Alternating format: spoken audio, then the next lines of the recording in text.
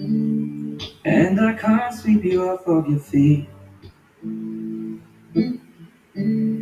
Will your mouth still remember the taste of my love? The smile on your cheek. Darling, I will be loving you till 70. Darling, I will be loving you. Heart is the bullet, heart is 23. And I'm thinking about how people fall in love in mysterious ways. Maybe just a touch of a hand. We are fall in love with you every single day. I really didn't expect anybody to be watching, y'all. So if you're watching, put a comment in the chat. I'm just playing around today. Hey, Mr. Best in the World. How's your spirit, handsome? I'm just up. It's not my holiday. My fella's still at work, and I just decided to hop on and play with some of my equipment, see what's going on with my people. I appreciate you coming through, but this one really ain't about nothing. Girl was just thinking about some folks that were out there and probably don't have anything going on today. What are y'all looking forward to in 2022? I know me personally, I'm just looking for something different. Thank you so much for that, Mr. Best in the World. How's the sound, you guys? I'm using a different headphone and microphone, and I've got a third speaker going. So if you could tell me how the quality of the sound is, I'd appreciate it. Is the music too loud? Is the whatever? That was the point of this, was just for me to heck cone and test out some things, do some research, that kind of stuff. Opportunity for me to work when I thought no one was up. But maybe be here for some people who were up because it's a hard holiday. I watched a young gentleman today named Slug King.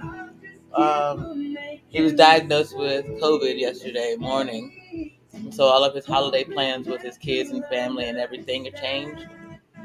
I should put his name in the title so he can. I wonder. Maybe he will, maybe he won't. I will put it up here.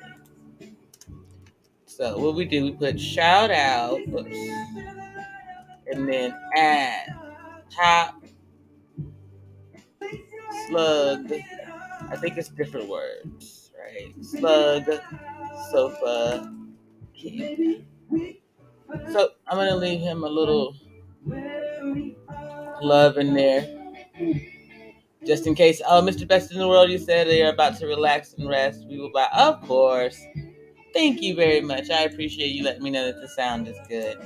I'm really more concerned about having this extra speaker on, and so that was the other thing too. I just want to let some stuff play and see what happens with YouTube. So if people happen to be around and want to chat, I'm here. But otherwise, I really am just working. So that way. That's why I didn't do, the opening or any of those things. It's not about that today. Yeah. Anyway, if you know someone out there who needs somebody to chat, though, keep them company. I'm around for a bit.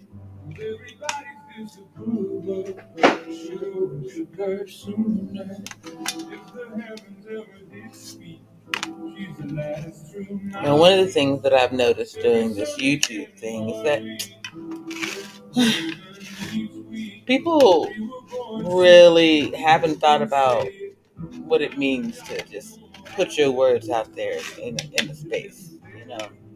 You really feel like YouTube, Twitter, Instagram is just their personal thing.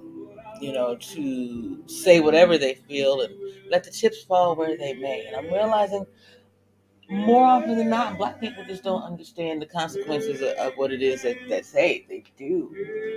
We're a lot of the people who are like, you gotta take me as I am, just love me the way that I am. And I'm like, really? you're never going to grow. I mean, yes, I can love the person and I can understand who you are, and then you got to go on a journey in this life. But the idea that your life journey is to just be the same as you've been since you were 19 or 20, and you're never going to grow into anything else. Peace and light, golden green book. Global green book. How's your spirit, sis? Um, I really just am on because you know it's not my holiday. I know it's not a lot of other people's holiday. I know it's a bad holiday for a lot of people. So I figured that I would just, you know, since I'm sitting around waiting for my fella to come home, why not turn on the camera and chat? I'm trying to find a strain of weed right now, y'all, but I can't really decide what I want. There's actually a little too many options because um, we split between myself and Portia Marie. We work together to make sure that the little community has everything we need. I say myself, Portia Marie, my fella, and some outside folks. We all together um, build and support one another. And I had somebody ask me that, like, why do I even think that's possible? What do you mean? Why do I think it's possible? Because I do it every day. This idea of pouring into other people. It just sounds like nice words to so many people, but it's the reality. It's the truth. You have to pour into someone, and if you want anything out of someone, well, not someone. If you want anything out of this life, you have to pour into it. You can be the same person that you were when you first started out in this world, but to what end? I mean, who does that do anything for? Right? Does it do anything for you? Does it do anything for your kids? I don't understand. What people keep saying to me, well, you had a different opportunity, you had a different circumstance. But I really didn't have a different, like, my parents were from Memphis. My father lived in one of them shotgun shanty type things. My mom and her family, something kind of similar for a while, and then over time they were able to change their life and glow up, so to speak. But this idea that I was magically privileged is insane. Like, my parents made choices with their lives. I made choices with my life. My children have been told that they got to make choices with their life and intentional purposes. And we aren't intentional about shit as Black people. And that's what I've learned in 2021 and what I'm going to take into 2022 is being more intentional and leading by example. Like, I thought that being intentional with my sons was enough, but man, we just and I listen to all of these older folks out here. Oh, that one's fantastic. I like that.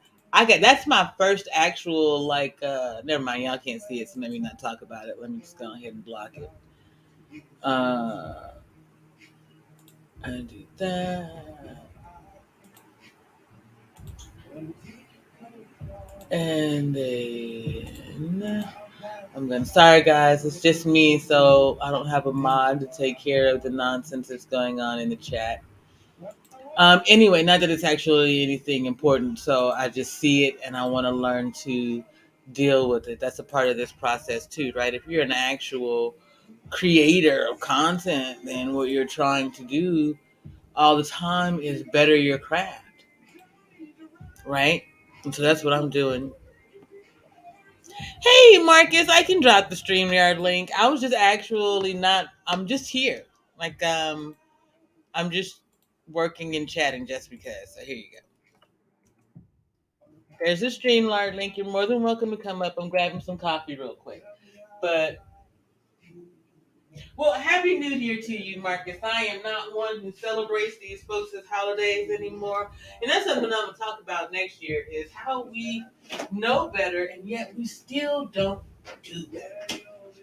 And the thing is I'm going to start having these conversations in the next year because, well, all of the asses stealing my content on YouTube can't, right? They can't talk to you about knowing yourself because they don't know themselves. All of the people stealing my content can't talk to you about what it is that I'm going to talk about because they're clueless about it. And that's That's cool with me in that way. Let them continue to argue. Hey, Marcus, give me trying to pull you up. There you go. Hey, handsome. How are you? How's your Hola, spirit? hola. Feliz Navidad. Feliz Navidad. Muchas gracias. Bien. How are you, sir? Good. How's everything going for you? I'm really good, actually. I was considering going live some time ago, like, earlier on Christmas Eve, because I know that there are people out there who need someone to just chat with. But then I was looking at all of the other folks who were just, commercializing yet again this Yep. holiday and people's emotions and using, a lot of these panels are using other people's talking because they can't, create anything. And so just I was like, you know what? Nope, I'm not going to. But I watched this young man's video, Top Slug Sofa King, and he posted it earlier, but he just had he was just saying he got diagnosed with COVID on Christmas Eve. And so all the plans that he had to spend with his kids and everything, now he's not going to be able to. And that video made me say, all right. And then my neighbor's fella and my fella both work nights. And so I was like, well, I might as well go ahead and get up and, since I'm going to be up, turn the camera on. So how about you? What are you doing up? But just my girl, she had to go out of town. I had to stay here, do some work, but she had to go out of town, visit her family. And Okay. then I was on a stream last night, but we were just talking about like random things, anything from like top favorite, like cinema to like dating to like, it was like a 5 hour stream. And then I had dinner, celebrated dinner with my loved ones for a little bit, and then just went to sleep and then just enjoyed and give some presents. But it was Yeah. pretty peaceful. And then I've just been on here. I've been awake and then just Yeah. So enjoying it, now, enjoying it. Mexican culture, do you all celebrate Christmas Eve and Christmas Day, or Yes, usually it's both, or sometimes it's just the one day. But for the most part, we start off on Eve and then we wait till midnight. At least when I was younger, we would wait till midnight to open the presents. okay? So people would be getting smashed like beforehand. For Latinos like to drink. They like to drink, especially in Mexico. If you they start drinking from the morning, they say, "Oh no, that's water for us right now. That's water." Yeah, I Well, was like, "No, it's not." to be fair, there was a long period of time when we actually didn't drink water as a people. So the Hmm. notion that we need water, Hmm. there is some question to it, because back in the day, before we knew how to purify water so that we could drink it, we did a lot of drinking of like ales and wines and things because the water was contaminated with the other things that were in the streams. You know what I'm saying? So Yeah. I think that we've come to take on things and accept them as ours and musts. But for me, I really want people to start looking at themselves. Trinity time travels. Not sure who that is, but I'll take it. Hi, Trinity. My thing is maybe we need to start being more explorative. All of us have come to Hmm. this understanding in these last, I don't know, I'll say 10 years, right? That we've been sold a bunch of lies from The history. government. Everything, though, across the spectrum, we've been sold a bunch of lies. So before we say that something is a thing that we must do, I think that we all need to be more investigative. Like, go looking. Is that something you really need? Like, I personally can't drink water. I have to drink water that has something in it. If I drink straight water, it causes me immense pain, and I'm out for like 4 hours. So So would you have to drink like mineral water or something like that, or flavored mineral water? I Is that drink like a? flavored water, or I drink a lot of coffee Hmm. because it helps me to stay warm. I have my internal thermostat's busted, so Mm, I'm more like a lizard at this point, where you got to go out and sit in the sun for a while and get you some heat to take back to your spot, and then there you go. my life is like that at this point. Well, you gotta need that vitamin D from the sun. You know, it's very important. Yeah, Vitamin and because I had gastric bypass surgery, oh Jesus, Jinkies Batman in 2007. So that's what 14 years ago, almost 14 years 15. ago. Yeah. I have vitamin deficiencies anyway. I can't Oh, absorb vitamins. And so I have to do whatever is most natural in order to get it. And you're right, that's the sun. But we all can really, that's the best way to go about it. But my thing is like, we don't research anything. We just accept it. We accept that the doctor said such and such. We accept that the school book says such and such. Well, we know it to be a lie.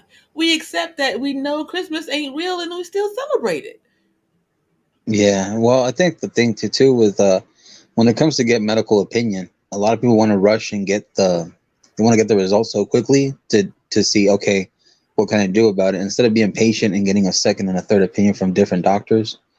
They tend to just be like, okay, well, now that I got a result from this doctor, I'm going to do it. I'm going to pay it, and my insurance can't cover some of it, but I'll try to do the best I can. So I think people need to understand that they got to be more wise and patient with results, because I don't know. It's just like, just because it's like, oh, you read it, so you got to do it, and no, not always. Like, read it, take it down, take a moment, take a step back, and then reevaluate. But you don't have to always just jump the gun. Now, how old, if you don't mind me asking, how old are you? I'm 27. I'm going to be 28 in February. You're such a baby. My goodness. I say that knowing that my fella is 6 years younger than you. Shh, don't tell nobody. Oh, dang. I'm just kidding. Yeah. Just kidding. If you go look on my Instagram, you'll see a video of us up there just hanging out this morning or yesterday morning and kicking it. It took me a long time to be comfortable with the idea of his age. My son introduced us a few years ago because his friend was like, "Yeah, I want an older woman," blah blah blah, and my son was like, "You should meet my mom," and that was before all of my own stuff and Hmm. me bringing them to Tucson and whatnot. Yeah, I don't think my son knew what we would have to go through and how this experience would be, but on the other side of it, it's the best thing in my. But I've never been loved in this way. I'm 46. I've been loved by a lot of men in my life to the point where I've had to tell men I don't want to marry you. I'm still married. I don't want to be in a relationship. I have sons that I care about too much to be able to pour into you. But then to meet this man with all of my disabilities, my high morals and standards, and he's there, uh, that's how I know it's possible. And I would rather talk more about that in 2022 than all of the BS. stuff. Yeah, you Yeah. know? But I knew that going into this thing. Like, I know a lot of people got onto social media after the pandemic. But for me, it started before that. I was, like I said, I was started my journey in like 2017 when I first found out I was diagnosed with fibromyalgia. And I have basically been sitting down or lying flat or whatever the new term is ever since.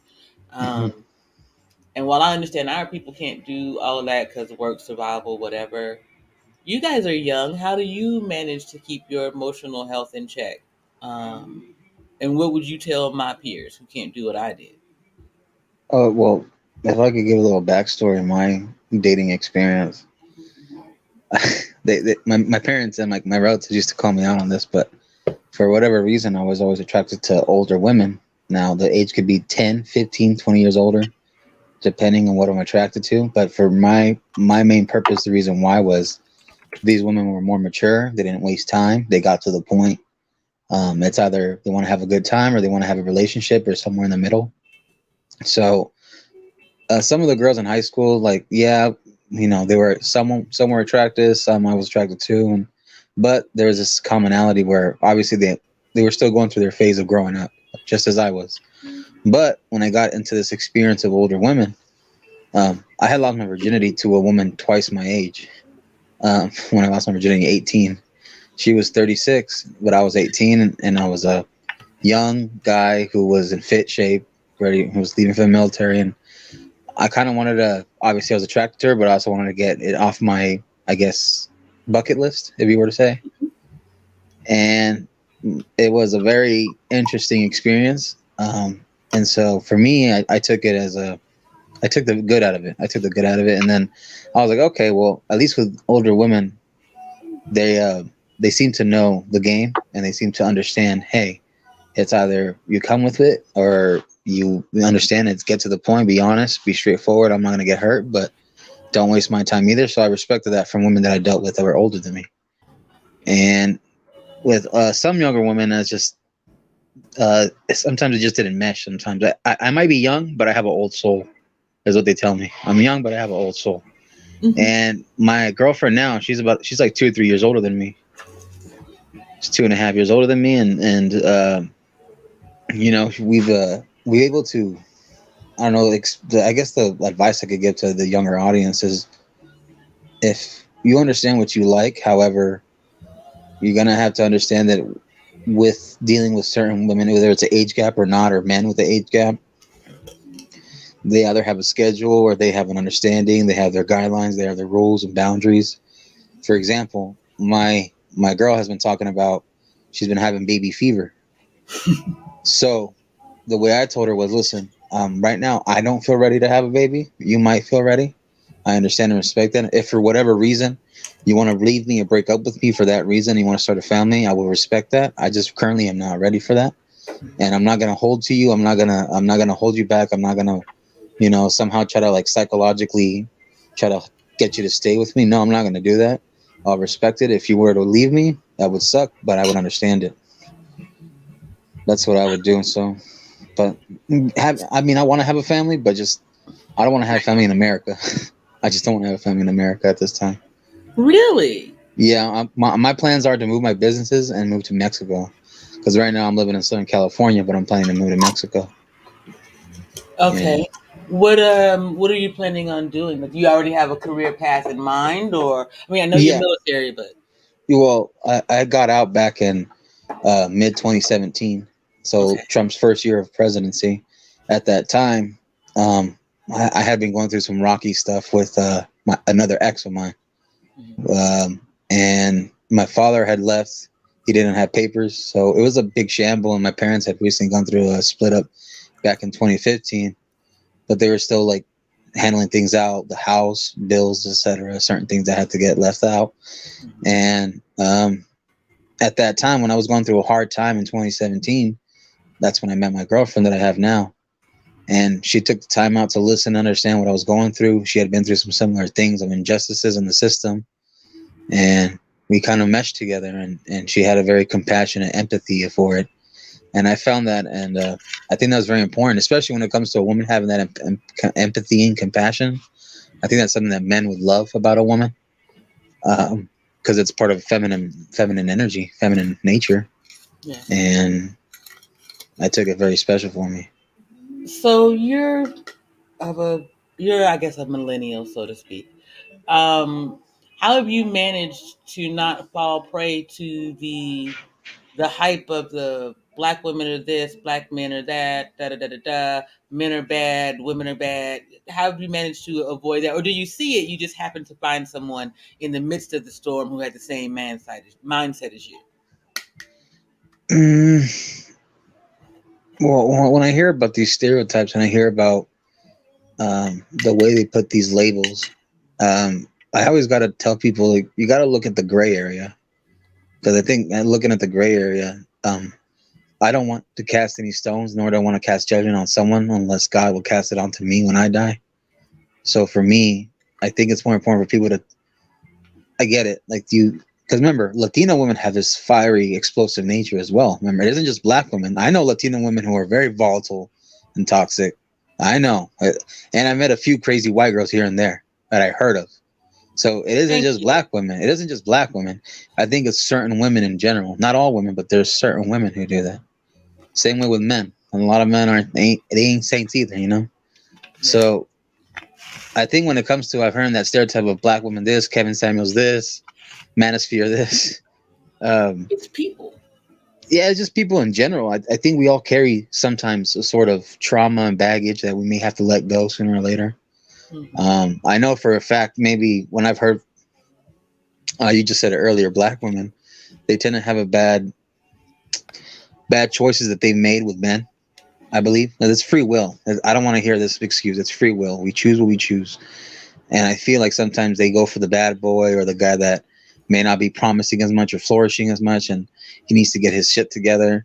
But yet you still choose those guys. So you just stop choosing Chad and Tyrone because he looks good and he has tattoos and a motorbike and is thuggish or is drug dealer. Like that's not conducive to your positive, healthy nature. It's not conducive to your health because But would you say that it's because they don't know or haven't seen better? I agree with you. On the one hand, yes, they do know that they could have better, but most, and I'm going to say this in the, let's just say minorities kind of way, most minorities seem to have an issue with getting outside of their perspective and recognizing whatever anybody else has, you can have too. You just gotta. But then again, I'm gonna have to take it back to my folks because it's really black folks more than anybody else. But they seem to have this idea that, ooh, everybody else has, ooh, the grass is greener on the other side. The younger ones, not so much, but the older folks are still educating y'all. So how have you avoided that pitfall? Well, the pitfall of them putting that stereotype to me, like, oh, I'll date outside my race and stuff, and check with the risky's on the other side. So I will say this because my father was very he's very old school Mexican. He's machista a little bit, you know. So he's very like he's the king of the house. He's the one with the iron rod. Like you do what he say. He busts his ass. He goes to work in the morning, and he comes back and no complaints. He just wants peace in his house. Kids do what you say, and these are the rules. You respect my rules, or you get the hell out. So I think it's important to understand that don't be afraid to date outside because my parents told me as long as the woman makes you happy, is peaceful, is loving, caring, and is very trustworthy and copacetic, that's all we want. You know, that's all we want because as long as it's peaceful, loving, and just understanding. Um, however, would they? Let's be honest. If I were to tell my parents, "Oh, I'm dating," she's Mexican too. She's from Mexico. It's obviously the language barrier and the culture is easier to mesh. Yeah. But I told them, well, I'm attracted to either black men and white women, Asian women. I'm attracted to women that are attractive and feminine and nice. That's Do what I'm you have attracted to. sisters? Yeah, I have a little sister and I have a older sister. Do you Uh, believe that your parents would be as comfortable with them dating outside the race? I believe so. Yeah, yeah, yeah. Because from the experience from my older sister when she's brought back, because my sister she's with a black man now. I think he's like 15 years older than her, Mm-hmm. but she's dated men of outside her race, and I think she prefers, I believe, black men Mm-hmm. more. But Mm-hmm. then again, it's like as long as the guy treats you right and you treat him right, that's all that matters. That's all that matters. Um, for me, being up here, doing this YouTube thing, people only get the perspective you're able to share when you're either interviewing or you're putting out a particular thing. And so they only see a certain part of you and think of you in a certain way. Um, and I think that this is true even kind of with my son. My son, all of my fellows, I think, have dated outside of the race at some point, and all but one has come back. And but for me as a mother, I was okay with it because I know men carry the dominant gene with them, right?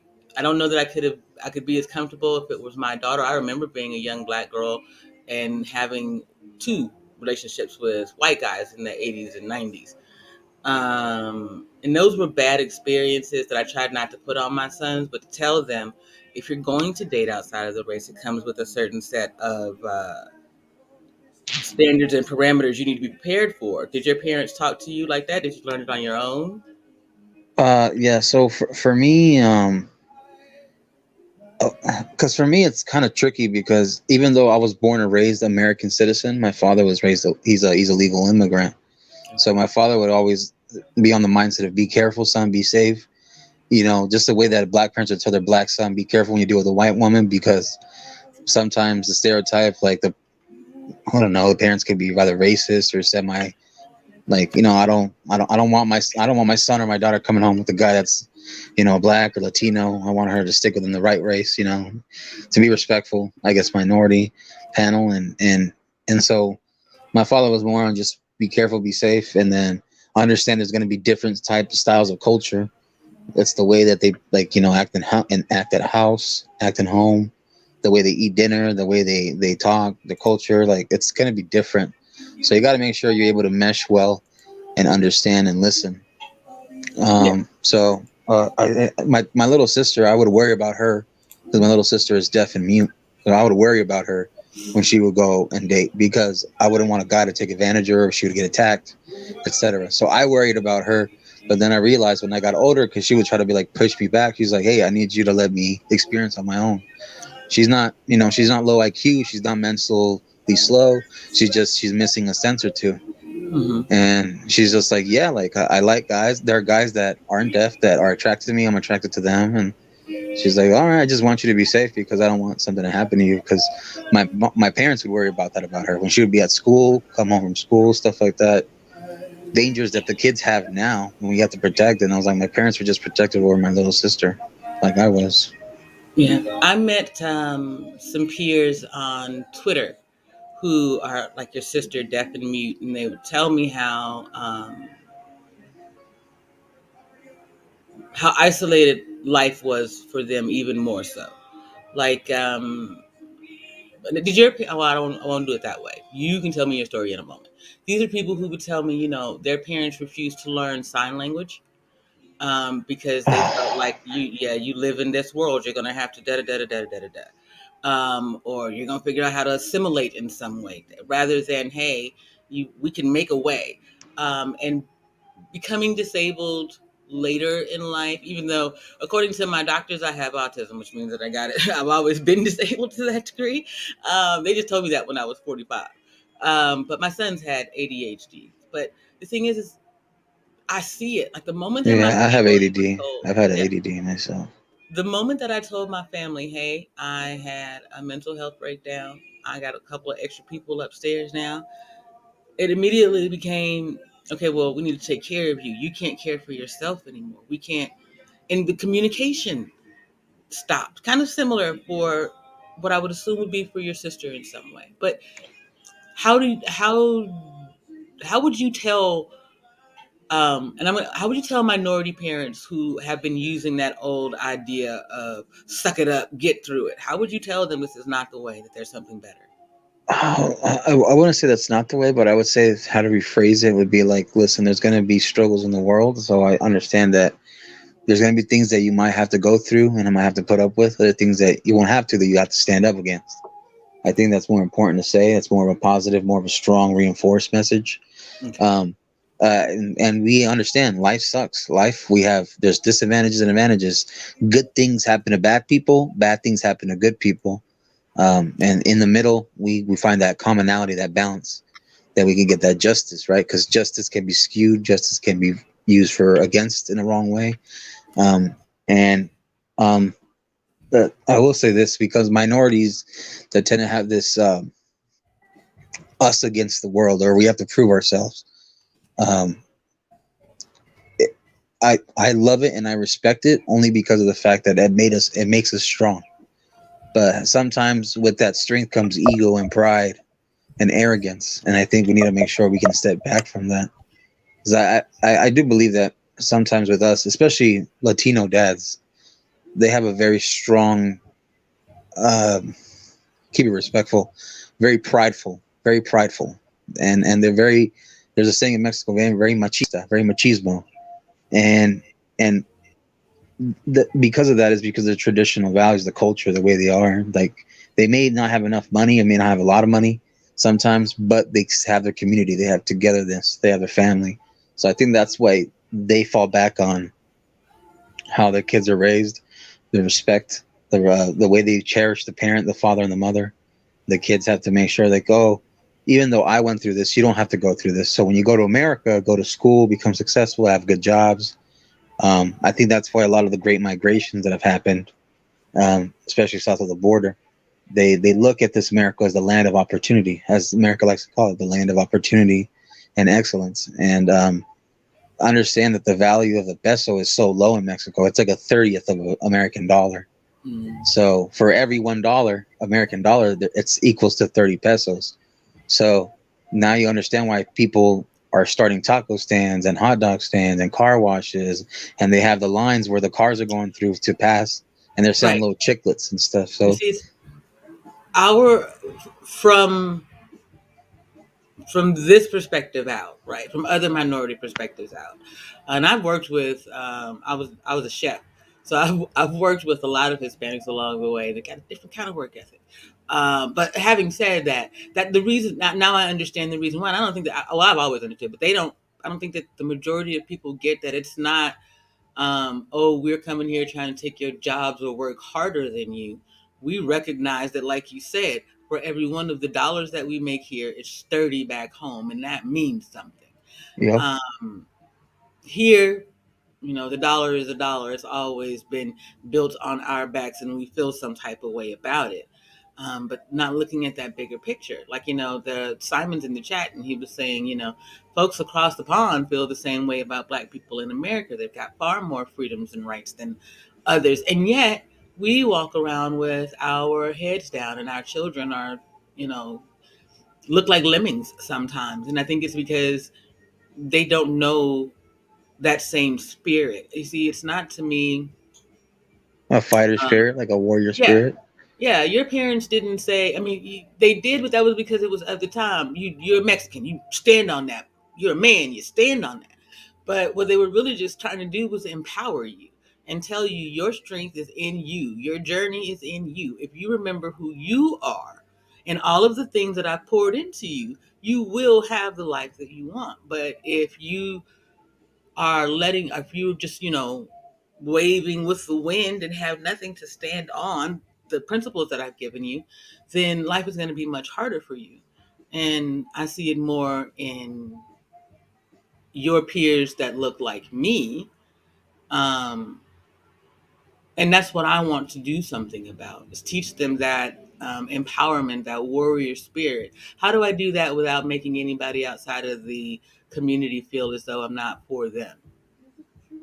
I think honestly, like, because I've been around the Black community as much as I've been Latino when I'm in America, and I notice, I think the best thing you can do is just say to obviously not give up, but persevere and understand that you know it's it's always been a proud accomplishment when you see, oh, Black people are winning, succeeding, Latino people are succeeding.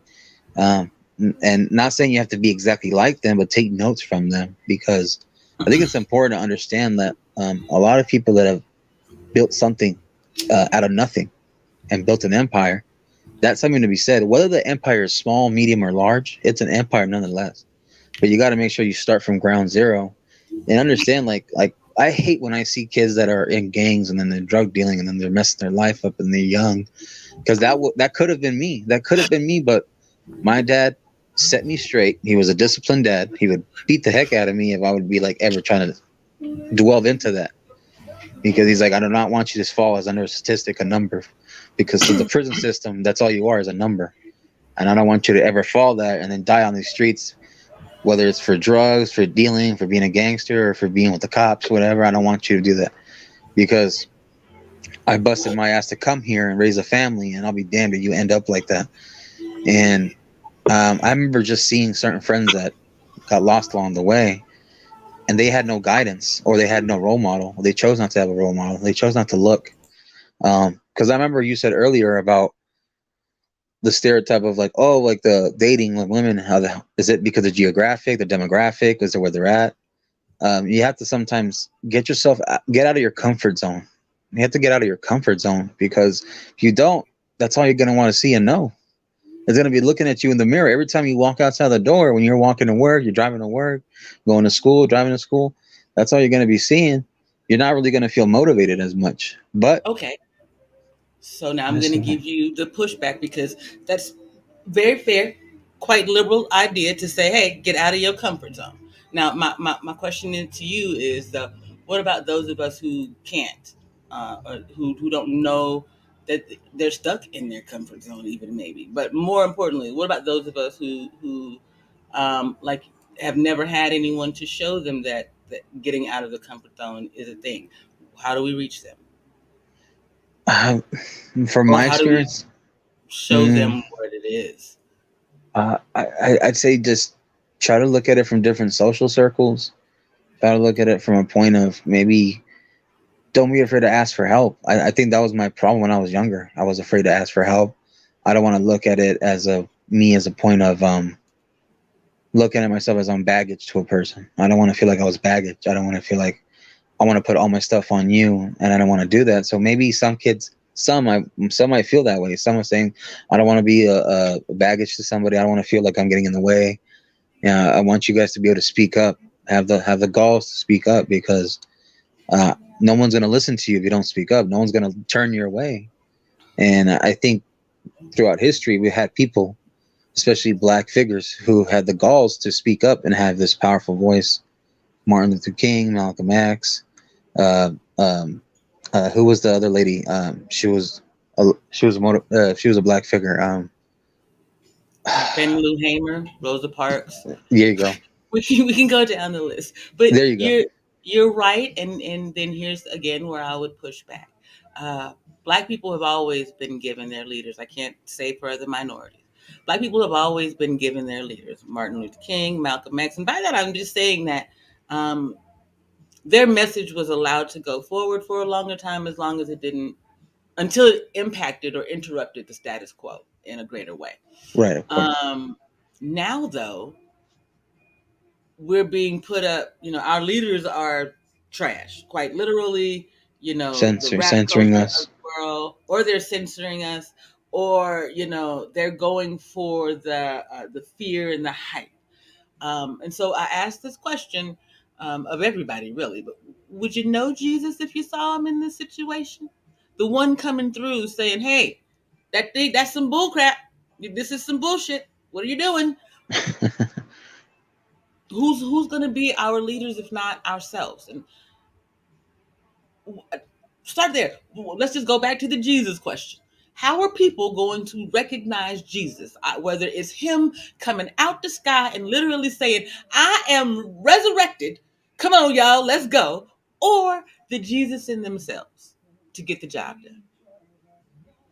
I think it's a combination of both. To be honest, it's obviously attitude reflects leadership, then actions speak louder than just the words. And that goes on both the follower and the leader, the shepherd and the flock, So the shepherd, will try to train the flock as much as they can, but then the flock also has to understand if they're going to fall in line, they got to understand this is how you play the rules. You got to walk this way. You got to talk this way. Um, that's the way I look at it. I think there's like a bit of, Okay. see, when it comes to that kind of aspect from the religious side to now the modern, to the regular world outside of religion, it all depends on how you walk. It's just about talking, because anybody can be a preacher. Anybody can go on up on a panel and start saying the right things. It's always been about saying the right things. But as soon as you see your so-called idol or figure fall down from grace, then you feel like you're hopeless. Then you feel like you've lost faith. And I think that's where people also have been kind of losing. They've been losing down their faith and hope. And I remember for one point in my life, I lost hope and faith when I was going through some rough things. Like, why am I going through this? Like, why is it happening to me? I don't deserve to go through this. But then again, people throughout life and history, they've gone through things that were unjust and unright, yet they somehow either became a martyr or they became something back, and they came back from it. They did not defeat them. So you can't have a defeated mindset. And I think that's what's important to have. It's, don't be so self-defeated. When the going gets tough, don't lose your hope and faith. I know it's more of hope and faith is one of those things where, you can hope and faith in one hand, but then the other, you're going to have to do it. You got to have a mixture of both. You have to have a healthy balance of both, because you got to feel motivated to go to work, right? So, okay, even though I don't like work, I know it pays well, but this is what it does for me. It pays the bills. It puts the food on the table. So it keeps my family fed, protected, a roof over their head. So I think that's the motivation. Like, for example, one example, I think for the young people, young minorities, they got to look at it as a lot of jobs you're going to get is not going to be happy. It's not about being happy. It's about duty. It's like, all right, fine. It may not be the most exciting job. Like for me, the reason why I had a trouble in my life younger with jobs was because I was an adrenaline junkie. I love the excitement, especially when I was in sports, the military, stuff like that. I like that stuff. I like the action. So that's why I kind of have the job I have now in Mexico. And I'm working on it. I'm trying to steer away from it. But I know, for example, that's the reason why I don't want to have a kid right now, because of the dangers that I go through. And I see other kids in Mexico that the reason why they get into trouble and they get into these bad lifestyles, that's either live a lifestyle of poverty and struggle, or potentially live a high life of luxury but being a bad guy or being a bad boy, being a criminal. Why don't we aspire to the space in the middle? Now, Yeah. I did a I did a bad job of saying it to my sons, but they got the message anyway. I would say, it's not okay to be average. You're better than that. You're smart. But what I meant was, don't be what you at this base level, right? You're already smart. Elevate yourself, learn, figure out who you are as a young man, go on your journey. Now, my problem was that it was just me talking to them. And there wasn't their father on the other side on a regular basis to pour that into them. Part of it was because he was military, and part of that was the makeup of the man. Okay. Um, but I look at it, and then I think about what you said and my youngest. I, I had another question, but I want to ask you about discipline because you did have your father in your life. Do you feel as though he gave you the discipline to succeed in the military, or did you gain discipline and perspective that helped you succeed in the military? Uh, mm, so I'll say this, because my father was not very happy when I joined the military. He was not happy. Yeah, he had this comment. He said, he's like, "You have no business being a politician's war or a white man's war." That's what he told me, and he was right, because of the fact when I got out there, he had disciplined me already. So like the rules when I would ever sneak out of the house, he found out that I snuck out or did something bad. I was like, I paid for the consequences when I got home. I'll just put it that way. So following that, what I learned from it, from that point on, it learned me. I was like, all right, I'll ask permission. If I can go, I can go. If I can't, I can't go. That's it. So all these rules, like as it went on throughout life, growing up with him in his house with my mother was a coddler and the nurturer. After my dad would discipline me, my mom would come over and be like, "You okay, son? You all right? Is everything good?" Well, as a mother would. But it just they have to understand this. Just for me, I always thought, well, does my father not like me or hate me? It's like, no, it has nothing to do with that. He loves you. That's why he's doing this for you. He's teaching you to be a young man. And so I was like, okay, I understand. Like I'm getting it along the way. And when I got out and I had joined the military, I learned a different style of discipline. But I saw a bit of the unspoken, uncomfortable truth that they didn't want to talk about, and I learned it through what they showed me, what I saw, what I picked up on. And my father was mostly right. And it's not what people say when they look at the news. It's the subtitles, the captions they put, but it's a false narrative. There is no war on drugs. The war on drugs is a lie. It was never a war on drugs back in the Reagan administration. It was a war on communism. It was a war on communism. They just covered it up to make it seem like drugs were so bad. Marijuana was never really bad. They just didn't do as much research on it at the time. But in reality, when they did do the research, they held back on the research and they hide it. They hid it. They did And it in until it reality, was taxable. yes, they hid it until it was flexible. Then you saw the benefits of marijuana, which I always say marijuana is like the seasoning of the food in your life. It could be. It's a plant. It's a That's plant. it. Your It's a plant. endocannabinoid system. What does it do? It homeostasis. It balances you out. Damn it, you need it. So that's why I sit up here and I'm willing to smoke and I'm willing to talk about it, even though I know YouTube ain't gonna let me have nothing for it because it's still not black culture, hip hop, those things are popular and sell, but no one wants to normalize it for their children when in reality it's best for everybody. But then Right. on top of that, it's just breaking through to my folks. I care about the rest, you know? Hey, listen, you're already doing it. Listen, let me tell you how to do it in a right way. You're already walking this life.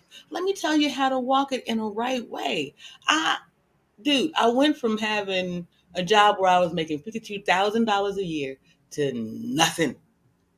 But the moment that I started to pour into other people full time, mind you, I've always been in service in some way. I was a volunteer coordinator when I was a stay at home mother. Then I did daycare and volunteer coordinating. And then I became a chef and volunteer coordinating. And then volunteer coordinating through AmeriCorps. And now I just volunteer. um, but I know that because I poured into other people my whole life. My slow fall has not been as painful as it could have been, even though my body hurts all the damn time. I've gone without having a dime to my name, but I've had food, clothing, shelter, and marijuana. God damn Yep. it. Yep. How do we get people to understand it's not about that big old bag? You're never, even if you do get the big bag today, if you haven't put character into yourself and the people around you, the bag won't last. How do we get people to focus on that first and not chasing the money? I think people's expectations is one thing, that people get high expectations of other peers, or people are too quick to throw the word friend out. You know, it's a lot of young people. Oh, he's a friend. He's not a friend. No, no. There's a difference between friends, acquaintances, and people in common. People of mutual common interests. There's Listen, a difference. There's this three different categories, and I think people need to understand. Vetting is one thing, and also when you have high expectations, you're gonna get disappointed a lot of time. And I think people need to understand. Hey, like, don't throw that word out there, because friend is something to be earned. Friend is a role to be earned, I believe, and showed. You show that you're worthy of that word friend. And on top of that, at some point, I don't even call many people. I have a small group of friends. I don't have a lot of friends, but because they've taught me throughout life, you're not gonna have a lot. You're actually gonna have a small group number, and in that handful, those will be no more as your brothers. Like, they become family. They don't become friends anymore. They become your family. And um, I used to do that myself when I was in high school. I was like, oh yeah, he's the homie, he's the friend, whatever. He's like, bro, are they with you when they're the funerals? Are they with you when they're your birthdays? Are they with you when your worst of times? Because believe me, a true friend will be with you there through the worst of times, not just the good. Anybody can be there through when the high points, whenever you make a lot of money, whenever you're celebrating, whenever you're drinking, when having a bar or party. Those are good times. I'm talking about the bad times. Family members will show, they will see, because even family that's supposed to be thicker than water, they might not even be there through the hard times either. I've gotten disappointed on that myself. I learned some listen, family members here and there. I have never told this story. I helped a family member out, um, and then ended up needing them for a period of time. And when they realized that I was going, my life was taking that next step, um, they instead of you know how it is when you see someone else achieving and you still feel stuck, you kind of want to either hang on to them or kick them away from you rather than just watch their growth. Hmm. um, they pushed me away, and I was fine with that. I understood what it was, but then later on I would bring them here, out of love and kindness, say, listen, all you got to do is be peaceful. You know, I'm at a different point and I'm trying to create that for other people around me. And then they would still hit at me. And that was just like, no, this is a family member. But then that's what made me understand that it's kind of on both sides. There are no friends. Family is family. You must accept them as they are, but you don't have to deal with them, Right, right? exactly. You step away from family. I don't do friends. I taught my children not to do friends. I only do allies first, which means that you show up, I accept your boundaries, you accept my boundaries. From there, we have a working relationship. Okay, now what do we have in common that we can work towards? We work towards that thing. When we have to go to war over that thing, we come together and go to war over that thing. Other than that, you kick it. That's what a relationship is in any form, in my eyes, especially when you're talking about someone spending the rest of your life with, but to build and grow with in general. So yeah, I think that's why I've been saying this for a long time now, probably about 3 years. But I think that that must be the thing that. How old are your parents? Oh, my parents are in their 50s, I think now. They're in their That 50s now. must be the thing that my generation, because your parents would be Gen X, so that must be the thing that my generation poured into y'all that we got right. Like, these people out here, they gonna tell you a whole lot of stuff. The love and the lie look the same. You gotta know what to look for to separate them. And I think it starts by understanding that Friends come with emotions and expectations, where allies is more about um, acceptance, acknowledgement, advocacy. Hmm. Um, Of course.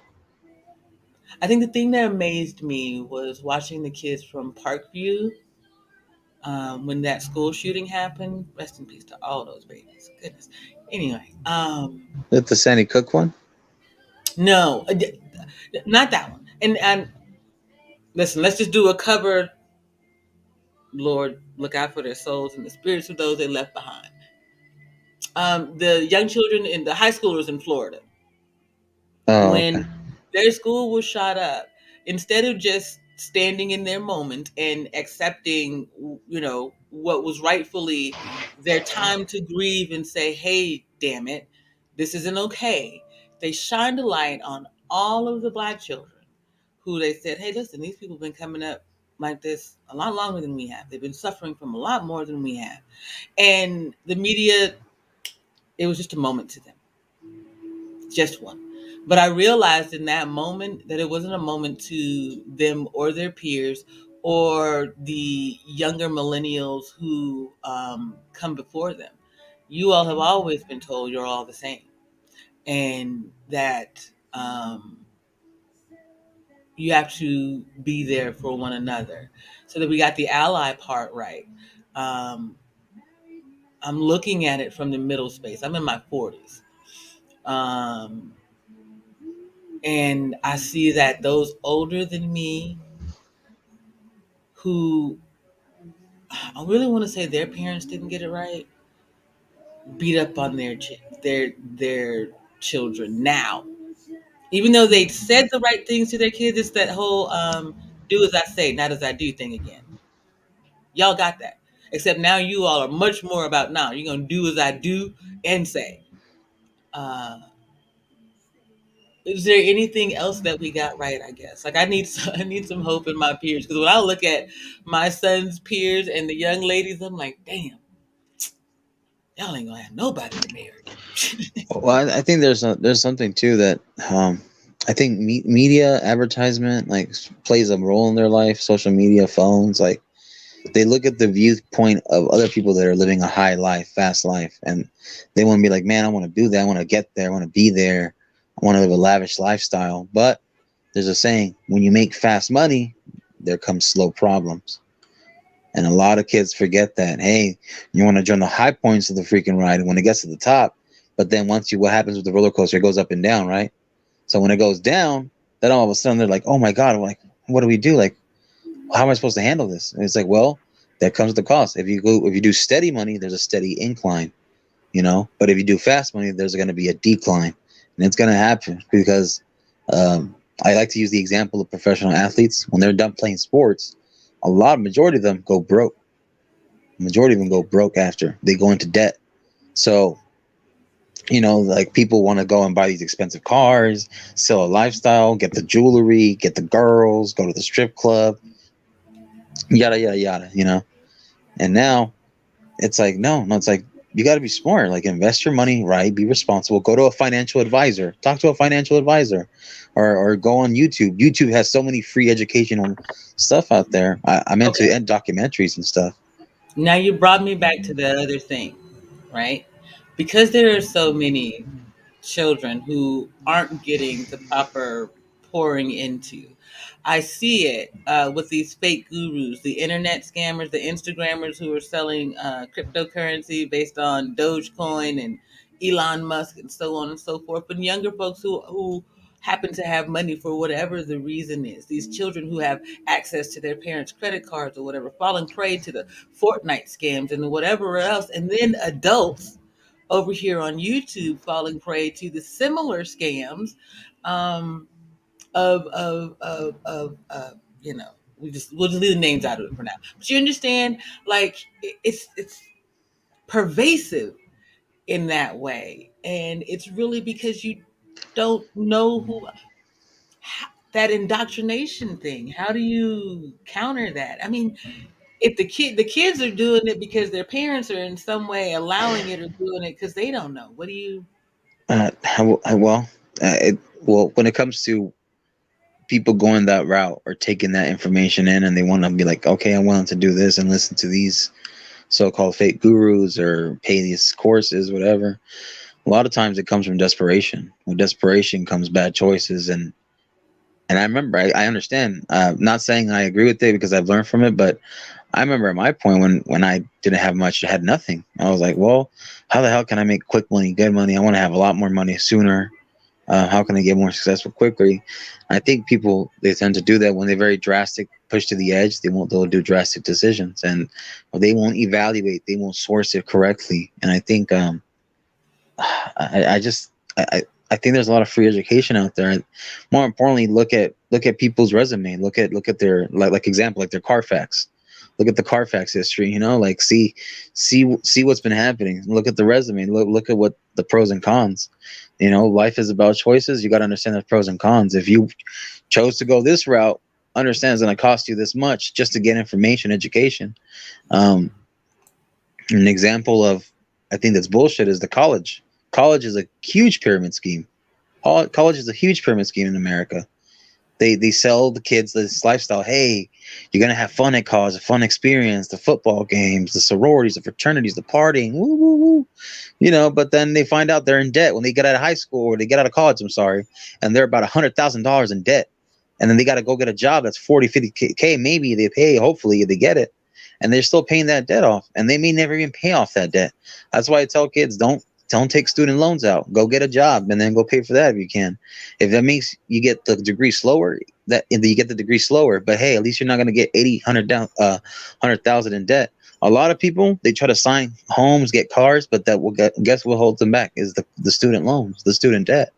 So they can't even take out the car, get the home anymore.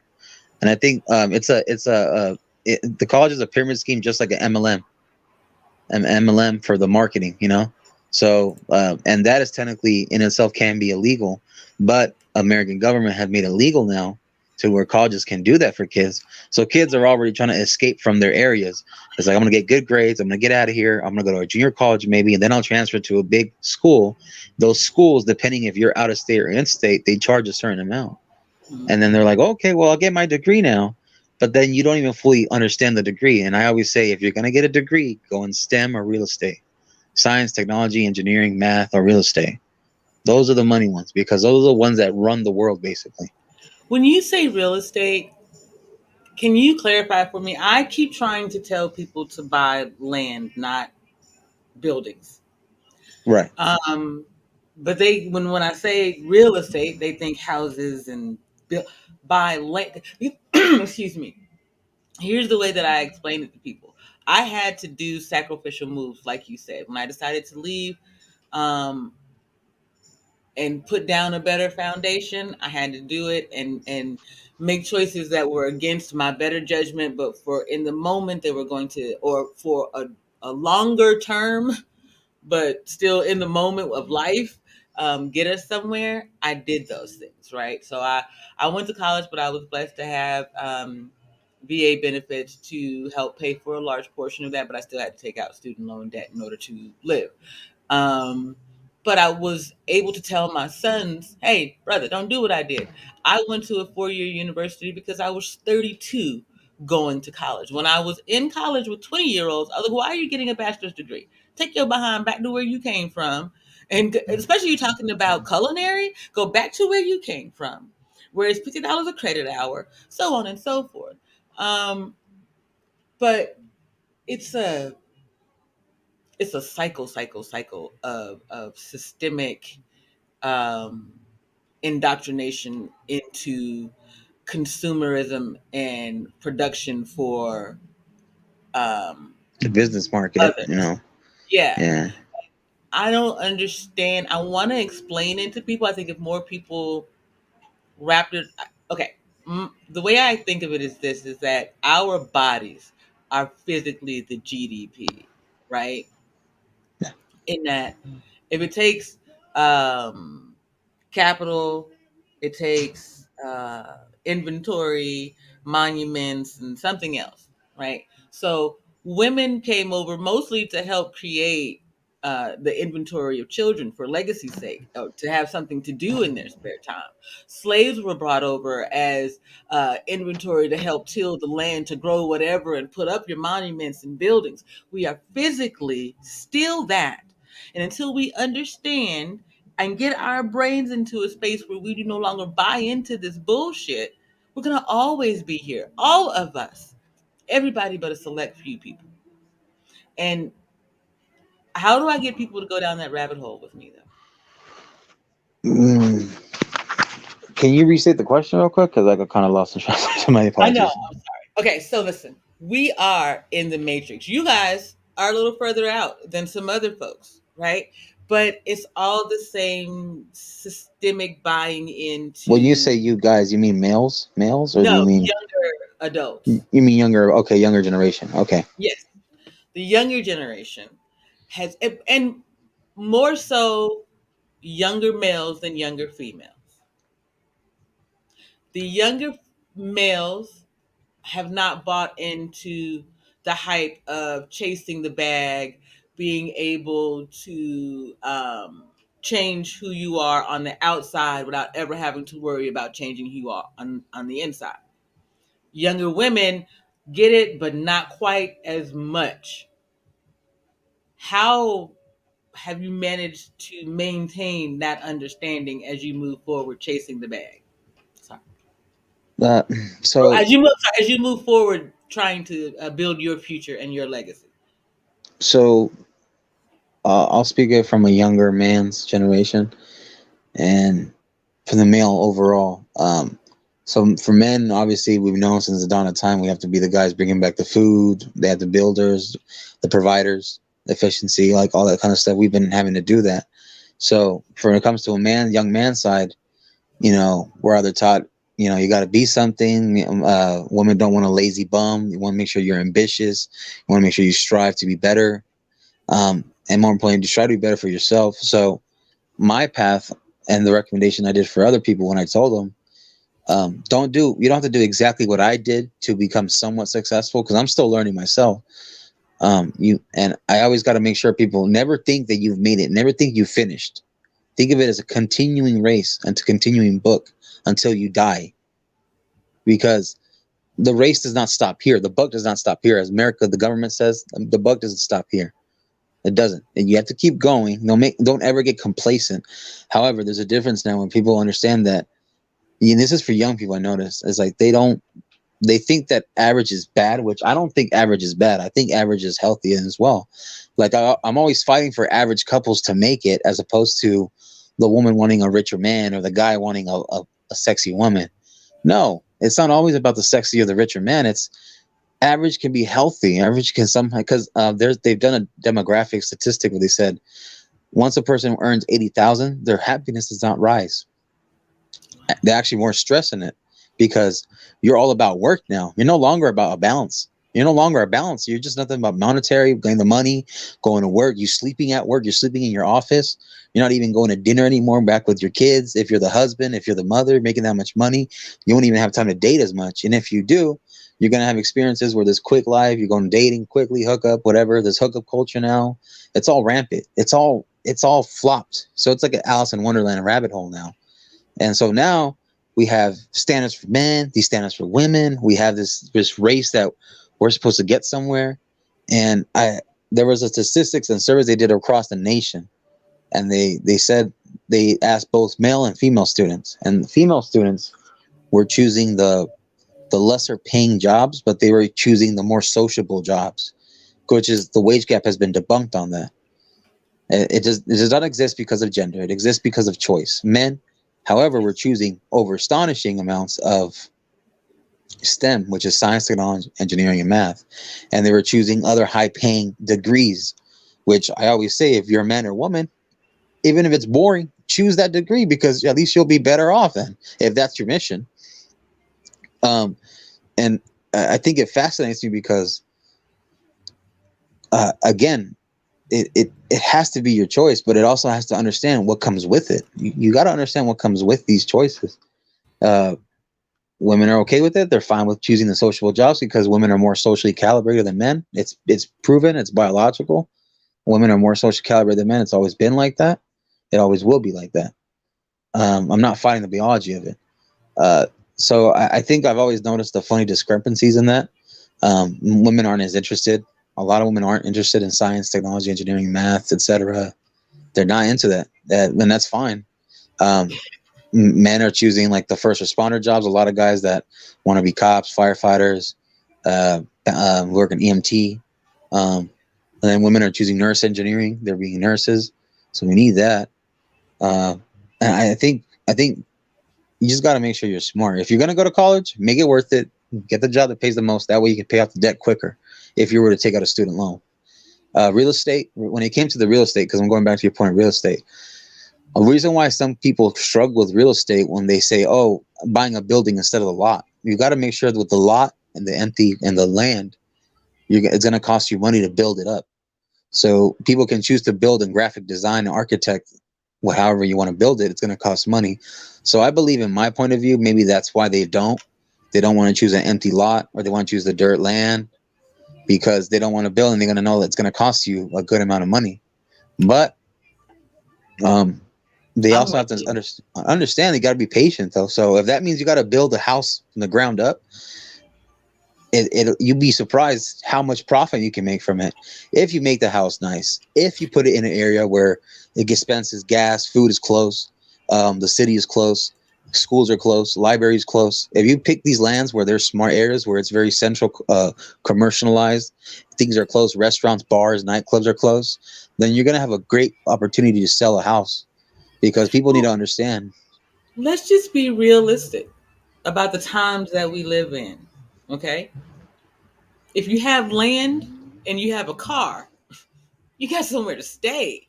It's just basic level bullshit, right? Mhm. If it's your land and your car, you put your car on your land and go to Yep. sleep. And And sleep can't in the car. nobody, hello, start at the bottom. Yep. Just know what you got and then move from there. Keep going forward from there. Think about it as if you are building a nation. I keep telling people, I really had this idea of using the TV show called Rise of Empires, Ottomans, because this is a young man coming into his dynasty or his legacy at like 19 or 21. He takes over Constantinople. Um, but in that way, people can understand it. He's young and he's got to take, this land and look to what he's going to do for the rest of his life. What's his legacy going to be? Right? Start with the basics. You got to have land to stand on. After land, you got to put stuff and people on. Like, we're not thinking about it that way. We're looking at the big picture down there. I keep looking at my parents and your parents, and the folks who came before. I'll use the analogy that I gave somewhere else. Do you really think that Harriet Tubman took all of those people to freedom so that they could chase the bag and live next to the oppressor? Hmm. Ooh, that's tough. I think what they did was just to have opportunity, just to have opportunity. And now this is the thing: people get very misguided. They get equal opportunity, but they do not have a right to equal outcome. That's the big misconception. People think that they get this entitlement. Man, I applied for this job. I did everything good. I'm gonna get it. I should get it. I deserve to get it. Now it's so twisted because now a lot of corporations, company policy, affirmative action is something that has been very um, lingering, that they have to use, because a, a person, man or woman, can be overqualified or very qualified to get the job, but she or he will not get it because of affirmative action. I think that's what's very messed up about it, because it shouldn't be about gender ratio. It should be about who has the good resume, who has the work experience, who has the good referrals, and we'll show you. But again, this is why I didn't add this to the point of the college thing with like people choosing their jobs. Um, when it comes to, you got to earn that stuff. You got to show for it. Remember Noah's Ark. Noah had to build the ark. The ark didn't just show up. Noah had to build the ark, and then he put the animals in there. People think, oh, I'm gonna get this house. It's gonna be already nice. I'm gonna buy it. No, that's not how it works. There's a reason why celebrities, they buy the homes and they sell them, and then they're worth millions. The homes, because it's the person who was living in there. Just because Jay-Z was shitting in the bathroom, it made the property even better. Just because Tom Brady was laying his head in the freaking pillow, it made the house better. No, I think that that's the Christmas message right there. Just because Jay Z was shitting in the bathroom and nothing and else. it made it so much worth it. It made like his shit is fertilizer. His shit is fertilizer. Now I'm gonna use that to plant my tree and bushes. No, that's not how it works. Or Beyonce, Nicki Minaj, they went and they did a music video in their backyard, and for some reason it went up $10 million. So people got to understand. It's like, all right, there's a difference between the brand, diluting the brand, and then uh what's that? There's like a business term for it, for advertisement. Um when you have all this endorsement and propaganda, it's like it's like those big old those signs when you're on the freeway. Hey, like, look at me, like, this is the house of this person. I guarantee you something happened here. Hugh Hefner's mansion, the Playboy Mansion. Like, it's the house may not even be that nice. It might be so secluded from the world, you're gonna have to drive 30 minutes just to get somewhere. Yes. That's the That's the thing. tagline though. Jay-Z's bathroom. He took a dump here. It makes it better. For some reason, you guys should go rent this house. Tom Just Brady, to Giselle. poop there. Like, You and know, then, looking at it again, the celebrities looking in these social media spaces, all of these people telling lies. When I watched this guy, I think it was Spencer Cornelia talking about how people are buying empty Gucci bags to take pictures with, to fool people so that they will send them money or believe in the hype. Like, are you kidding me? No, listen. Hey, my name is JP. I'm 46. I'm disabled. I don't have shit to my name. Let me tell you how to be happy in life. You can listen or not listen. I don't know what else to tell you, dude. But that, like, just looking at them, why would you even? These people look insane. I am mentally ill, but these people look crazy. Blue hair, fucking, just, I don't understand. What is? I'm sorry. I'm sorry. I I get you. had a little bit of a rant I, there. It's I just get you. No, mind because I watched Spencer Cornelia, and he does some pretty good work. I will say that he does some pretty damn good work. Uh, there are a few people that maybe he may have been misguided on throughout the channels, but for the most part, he's very spot on and accurate. Um, like, for example, um, one of the I noticed some of these people have to go for the gamblers. So how to be successful in gambling? But gambling is, a lot of it is luck. A lot of it is luck. It's not so much skill. It's like it's repetition and luck. And hopefully the ratio, the percentage, the more you get a bad hand, sooner or later you're gonna get a good hand. Because you're getting rid of all the bad hands.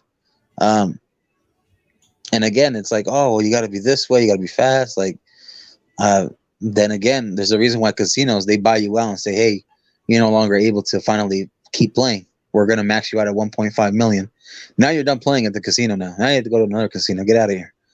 Uh, with real estate, I think a huge success for people that are going into real estate, it's the area where you are. It's how much it costs, property tax, um, how convenient it is for you to go get gas, food, etc., groceries, pay your bills, whatever you got to go through your work.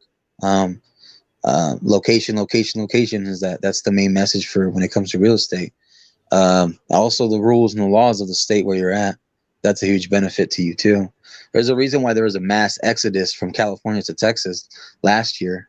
Towards the end of the year, even Joe Rogan left. Joe Rogan is one of my. I got to talk to him a little bit. I got to meet him in person, and wow. man, he which I'm still trying to schedule a interview with him. Hopefully, when I get on this podcast, but he's like, yeah, like, there's a huge mass exodus. People are leaving California. They're saying that Texas is one of the salvations, and it's not. Because now Texans are hating the fact that California's there, because now we have Californians trying to change our patriotic conservative culture that we have in Texas as cowboy country. Now it's like, and don't get me wrong, I like California, but at the same time, I respected Texas because they stand firm on their cowboy laws. They stand firm on their self-protection, self-defense. Uh, they're very strong on. They might have strict drug laws, which I'm against, because they have a serious issue with weed still, which I don't want. That's one of the only things I don't support about Texas. When it comes to weed, you can go to jail for a while. You can go to jail for a while. And I don't like that about Texas. Hopefully they can fix that. I know Matthew McConaughey was going to run for like mayor or something of Texas or something. But um, yeah, I'm with like you. yeah, I know. I remember I was planning on moving to either Salt Lake City, but Salt Lake City has a huge demographic of Mormons out there. And not that I have a problem with Mormons. I don't have a problem with Mormons at all. I just it's either Mormons or a lot of cocaine dealers. Hmm. A lot of Um, cocaine out there. I that's why I actually was looking again. My journey started just before the pandemic made everybody else take a similar journey. And I was looking based on two things. Basically the same thing. How could I move somewhere where, as a single woman, I would be able to protect myself with the smallest community possible? And how could I take care of my physical? Where could I go that would improve my physical health just by being there and allow me access to medical marijuana? So that's how I ended up in Arizona. Now, everyone chose to Texas over Arizona, and I believe it's because Arizona is a landlocked state. But I was like, duh, there's two things y'all need to know. First of all, Arizona will soon be beachfront property because California's going into the coast. Okay, that's not fair. But the other thing is there are a lot less weather emergencies here in Arizona because we are landlocked. So we just really deal with monsoon season and heat. Man, get you some AC and rain boots. And so I moved here. The cost of living was less here. And so I've been able to do that and then pour into other people. I'm working for AmeriCorps. I made less than $2,000 a month in total, but I was able to bring to create my own foundation. And then when the pandemic hit, I was able to use my unemployment to keep myself up, bring my sons out here, give other people an opportunity, and so on and so forth. So it's about how you build a foundation, what you do, starting with the least amount of stuff, and then moving forward. Only buy what you need. Stop this idea of credit. Oh my, listen. If I could, there are a bunch of people over on like the Instagram spaces talking about getting credit cards to start your business and this, that, and third. Do not incur personal debt if you do not have to. Period. If you have to work three $20,000 a year jobs in order to be able to save the amount of money to be able to do what it is that you want to do, then do that. But once you give yourself over to this system, you have given yourself over to this system. Period. Mhm. My sons walk a fine line. So people would ask me why am I okay with them joining the military. One, I believe that it's a good way for you to learn your 2A rights, and for you to be able to have all of the things, a career and so on and so forth, at their expense. Period. I believe that everyone should also serve, whether it was my own nation or this one. You should serve the country that you live in for at least 2 to 4 years. It's kind of like in culinary, we call it kitchen appreciation. But this kitchen has worked hard for you all week long. On Friday, you are going to bless this bad boy by cleaning it from top to bottom before you go out and enjoy the rest of your weekend, whatever it is. I think we need to do the same thing. Um, I'm sorry, I got off topic. It's just that we have this pie in the sky mentality. No matter what, every new thing that comes up, we think that that's going to be the way to get there faster.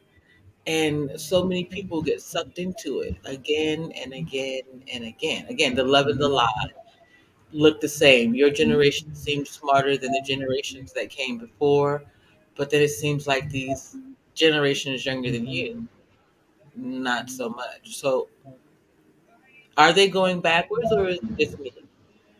Well, it's definitely moving in a different path. I would say that I would say that the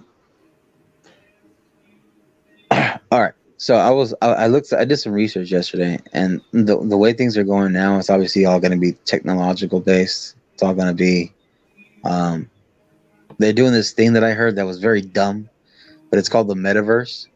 So they're buying fake virtual reality land. So people are buying this so-called, like, oh, like there's this guy that was like a neighbor of Snoop Dogg, and he paid 470,000 to be able to be Snoop Dogg's neighbor on this virtual reality platform. And so the reason why I'm going back to it, it's kind of like a lockdown thing where the government's getting ready to lock people down. In other countries, I think was it Australia or New Zealand, where they don't allow you to go over a mile and a half outside of your home. If you're only able to go and get your food and gas and other small resources and medical within a mile and a half to 2 mile radius. And once you pass that, you will be put into internment camps. So they will take you out of your home and put you in internment camps. And because of we got to keep it YouTube sensitive because of the COVID. I'll call it COVID. Um, uh, there's a reason why they're doing that. So it's gonna come down to the point where things are gonna get drastic. I know California, it got drastic last year and some of this year. They were trying to get rid of the governor and get a new governor in. Um, so a lot of these drastic calls were coming in. I'm not vaccinated. I don't have a thing. I'm not planning to have it. I'm not giving into it. I don't care. Some people have this theory that it's the mark of the devil, 666, just to brand you. I believe in it. Sort of to a certain point, you can put the tinfoil hats. I don't care. Anybody listening, I there hasn't been enough research for it to come out that this so-called stuff has been happening, where the so-called illness that's been spreading around. Um, when they made a cure so quickly in a year, but we got to understand there were so many great cures that they made but it took them almost a decade to make. Now you're telling me that this so-called COVID-19 thing is supposed to be a cure now, that you only had 1 year of experience to do to help people out. And so, like you said, going back to what this place is going towards, it's going to go obviously to futuristic. It's going to be more tech. It's going to be more virtual. It's going to keep us secluded. Hopefully it's not going to be like Blade Runner or something like that. It's going to be all divided. And then we're going to have you have robots now in certain countries where they taking people's like orders and jobs and stuff. Yeah, robots now. Japan is one of them. Japan is so futuristic already. It reminds me of this movie called Gattaca. Hey, Darrell. Peace and Hey, light, love. JB. What up, Thank B? you guys. Thank you guys for hanging out Yes, with my me. By the lord. way, you and this my lord thing. We have to talk about that. We got to have something. No, I refuse. You're, I don't know. Anyway, never mind. I can't tell you what to do. You're a grown man. I'll beat you up behind the scenes about it. But it reminds me of a movie called Gattaca with Jude Law in it. Um, and some of the things that he has to do in order to be able to get to where he wants to be, looking at the movie, The Matrix, and the indoctrination and the stuff, I'm like, bruh, we need to have a conversation. So that's what I'm really trying to get to. Like, I want to get my people to say you are indoctrinated into some bullshit, and I don't mean when I say my people, everybody, but my people who look like me, y'all got the longest way to go. Come on, we got to hustle now. Hey, my name is Harriet. Follow me, or you're gonna get effed up in the game.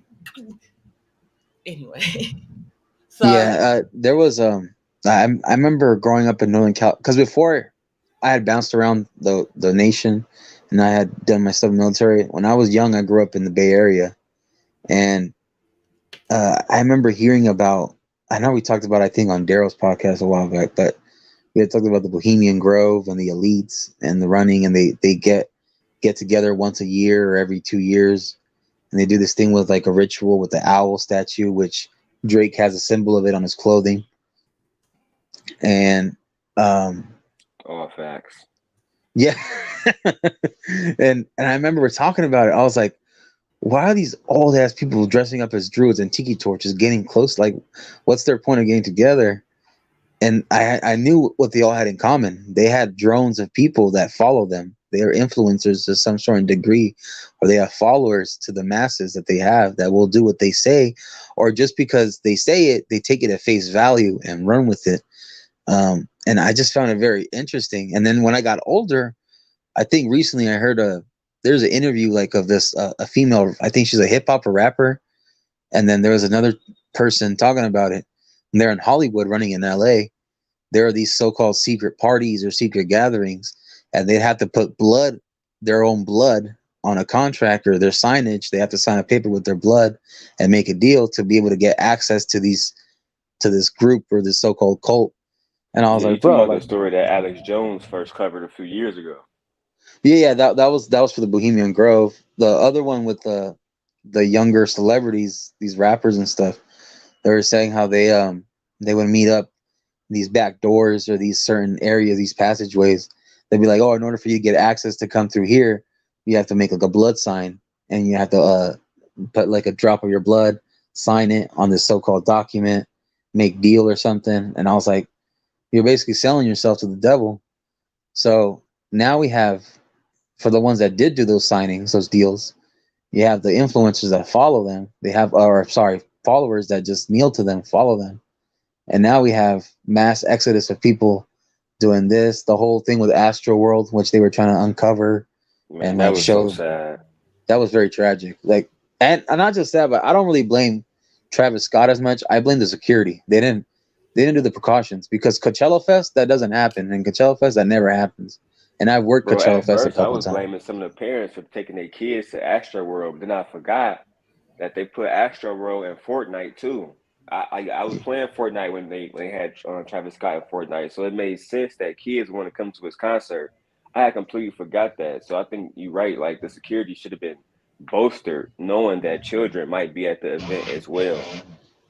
Yeah, because it wasn't just the security; it was the venue. The venue did nothing. Like it, they just basically put a fence or two, and then they had people bum rush, and then you had a low staff, and then you didn't have enough police officers there. I don't blame the police; they tried to do the best they could, but the police were so outmanned. Kids were out rushing it, and then you had that. There was something else happened. I think it was a concert outside of the country, but something similar happened, and like many casualties were happening. You had people ODing, like overdosing. You had people trampling each other at Astro World.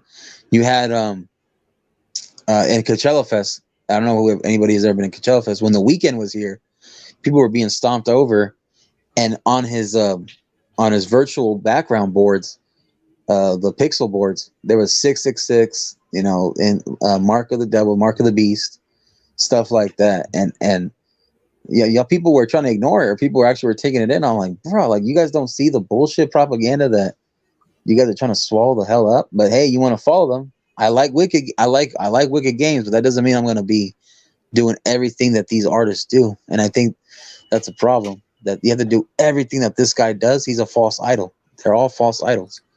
I'm about to say on some real shit. I think a lot of people in America, especially unfortunately black people, they really give into a lot of different forms of a cult. I'm not trying to attack nobody's religion this morning, but I always used to argue with my pastors and like the deacons, because I would say something like this: you guys don't want to say that your religion is a cult, but imagine if me and you, we had never heard of Christianity, and we was walking down the side of a road, I don't know, middle of Arizona, some shit, whatever, and we see five people on the fucking ground around a campfire praying, or like with their hands together and saying some shit. We had never heard of it. That in itself would look like a ritualistic type, what I'm saying, shit going Mentality. on. And yeah, real talk, bro. But because it's something that we've been indoctrinated in, it's something that we're supposed to do. And I just find it crazy that they would have like excuse me, they would have a different religion or a different culture doing the exact same thing on their knees, praying to their God or whatever, worshiping, and they would call them cultists. But in your religion, it's religion and it's respect and it's Jesus and everything like that. I find that crazy. And obviously, as you guys know, I take a lot of umbrage with certain people in these spaces who claim to be Christian, who claim to be pro-black, who claim to be a lot of different things, but when it comes to helping people, bro, they just follow the cult mentality. You know what I'm saying? I met a lot of people who would, you know what, young brother, I'm gonna pray for you. I'm gonna pray for you. But when it's time to actually put action behind their words, nothing. I was on, I saw Mr. Best in the World here. Mr. Best in the World did a show a few days ago. and I hate to even. I'm not even gonna bring him up. I'm not even gonna bring nobody's name up. But there's a certain Christian that live in Texas. I asked Hey, that Christian.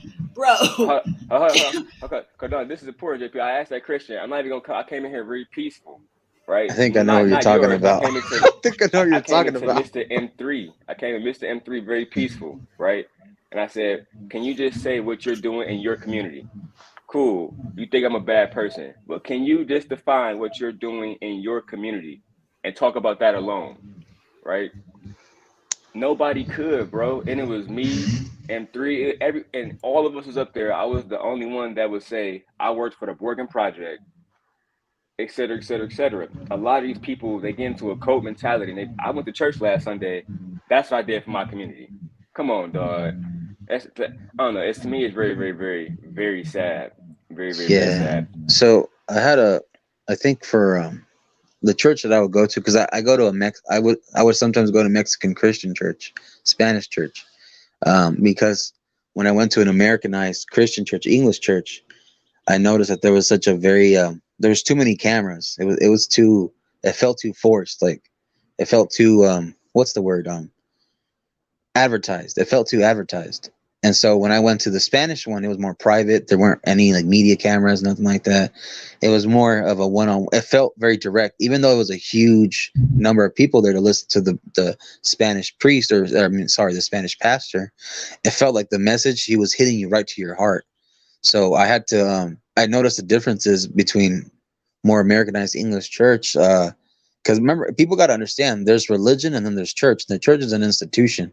The church is a monetary institution, which is very different. People need to understand that. Like churches make money, but the religion is religion. So it says in the book of Revelations, there'll even be false deacons, false pastors, false priests who will cloak.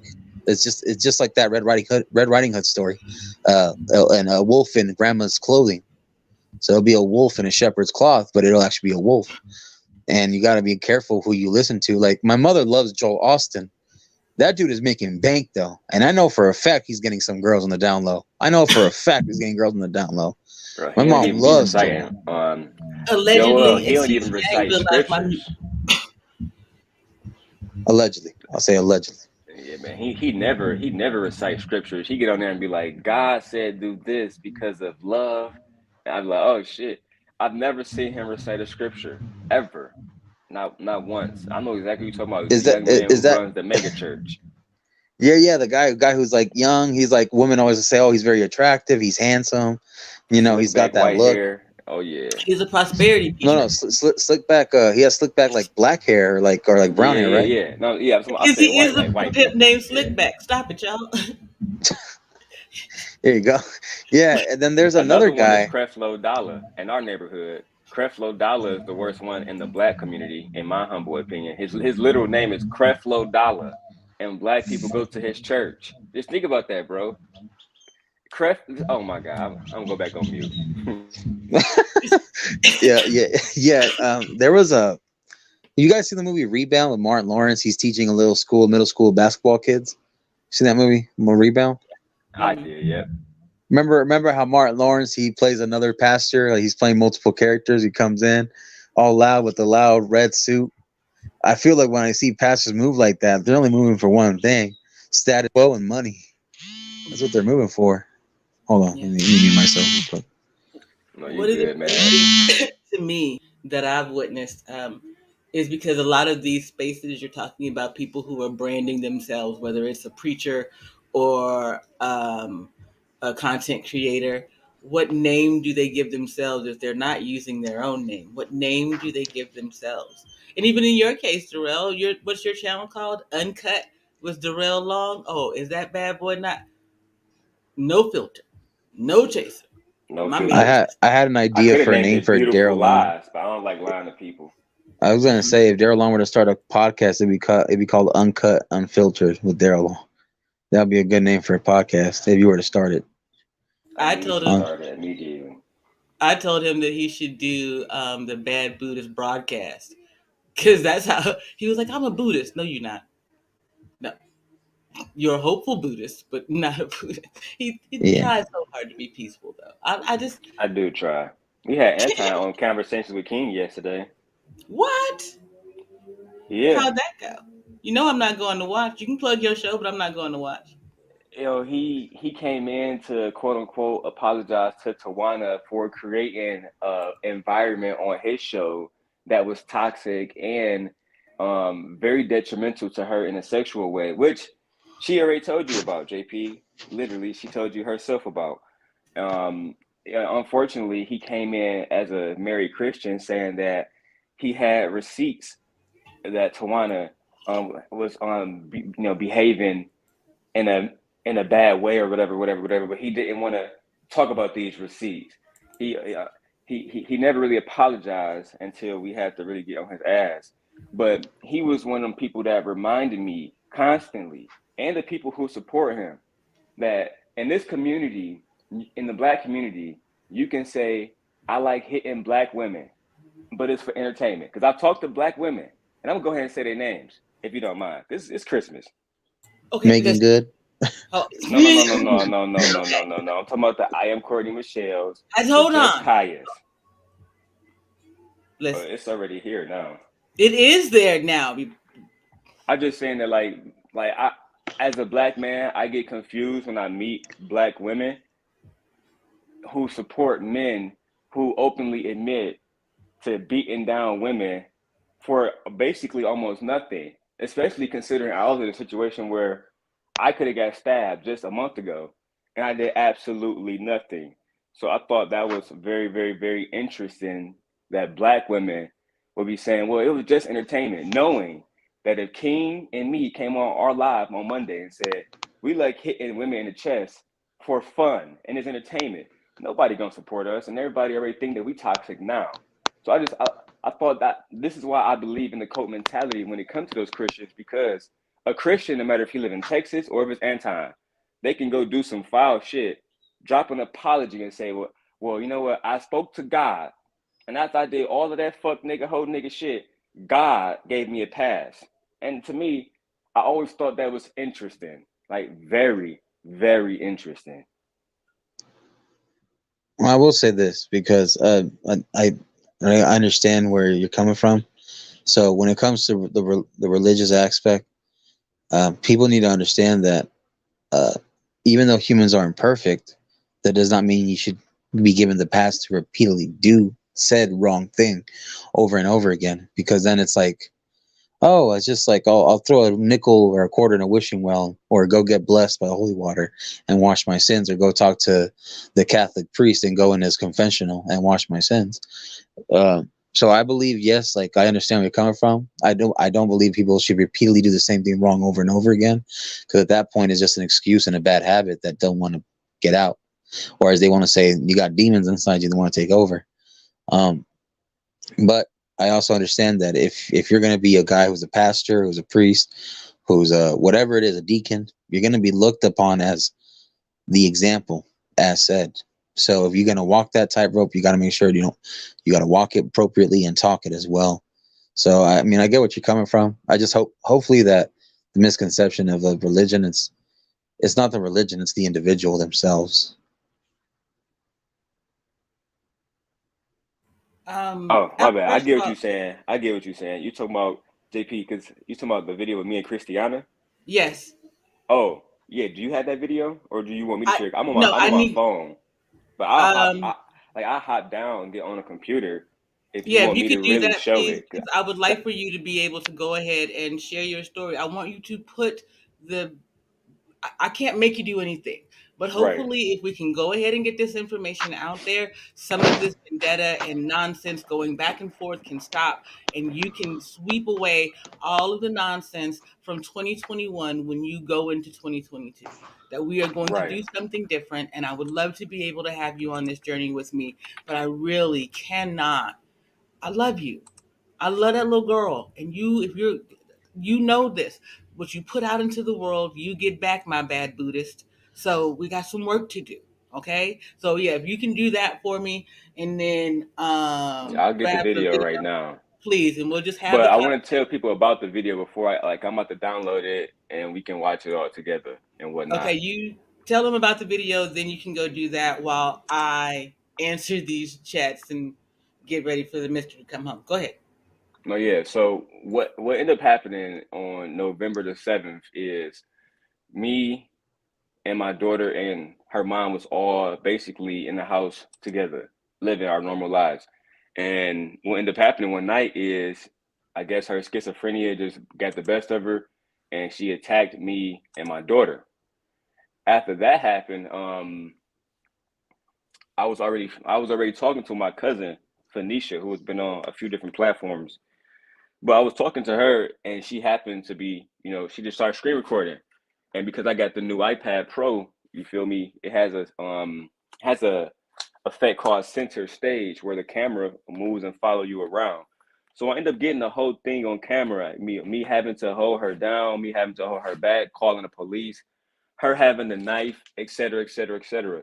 And that's why I don't agree with other men who say stuff like it's okay. Like the lead attorney, he went on La Let's Talk, and him and Anton both agreed, yeah, it's okay to kick women in the titties. It's okay to kick women in the chest. It's okay to beat the shit out of women. Yeah, E Black, I'll beat you down and I'll go kick K in the titties and I'll come back and stump you out. All that footage is still up there. And like I said, it was grown ass men, whether it was Chicago Rilla or JR or anybody else, and grown ass women. They never said, hey, that's not right. We shouldn't be doing that. But I actually lived through that. I've been through an experience where I had a black woman who could have took my life, and I never ever ever beat her to a pulp because I understood what a real man is. I understand how these hands actually work.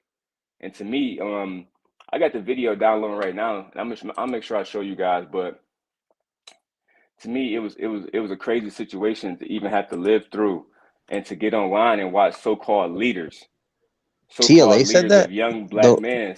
Yeah, verbatim TLA said that. Anton said it, and TLA agreed to it and laughed at it. You know what I'm saying? Kay actually asked, hey, have you hit a woman? Yes, I hit a woman.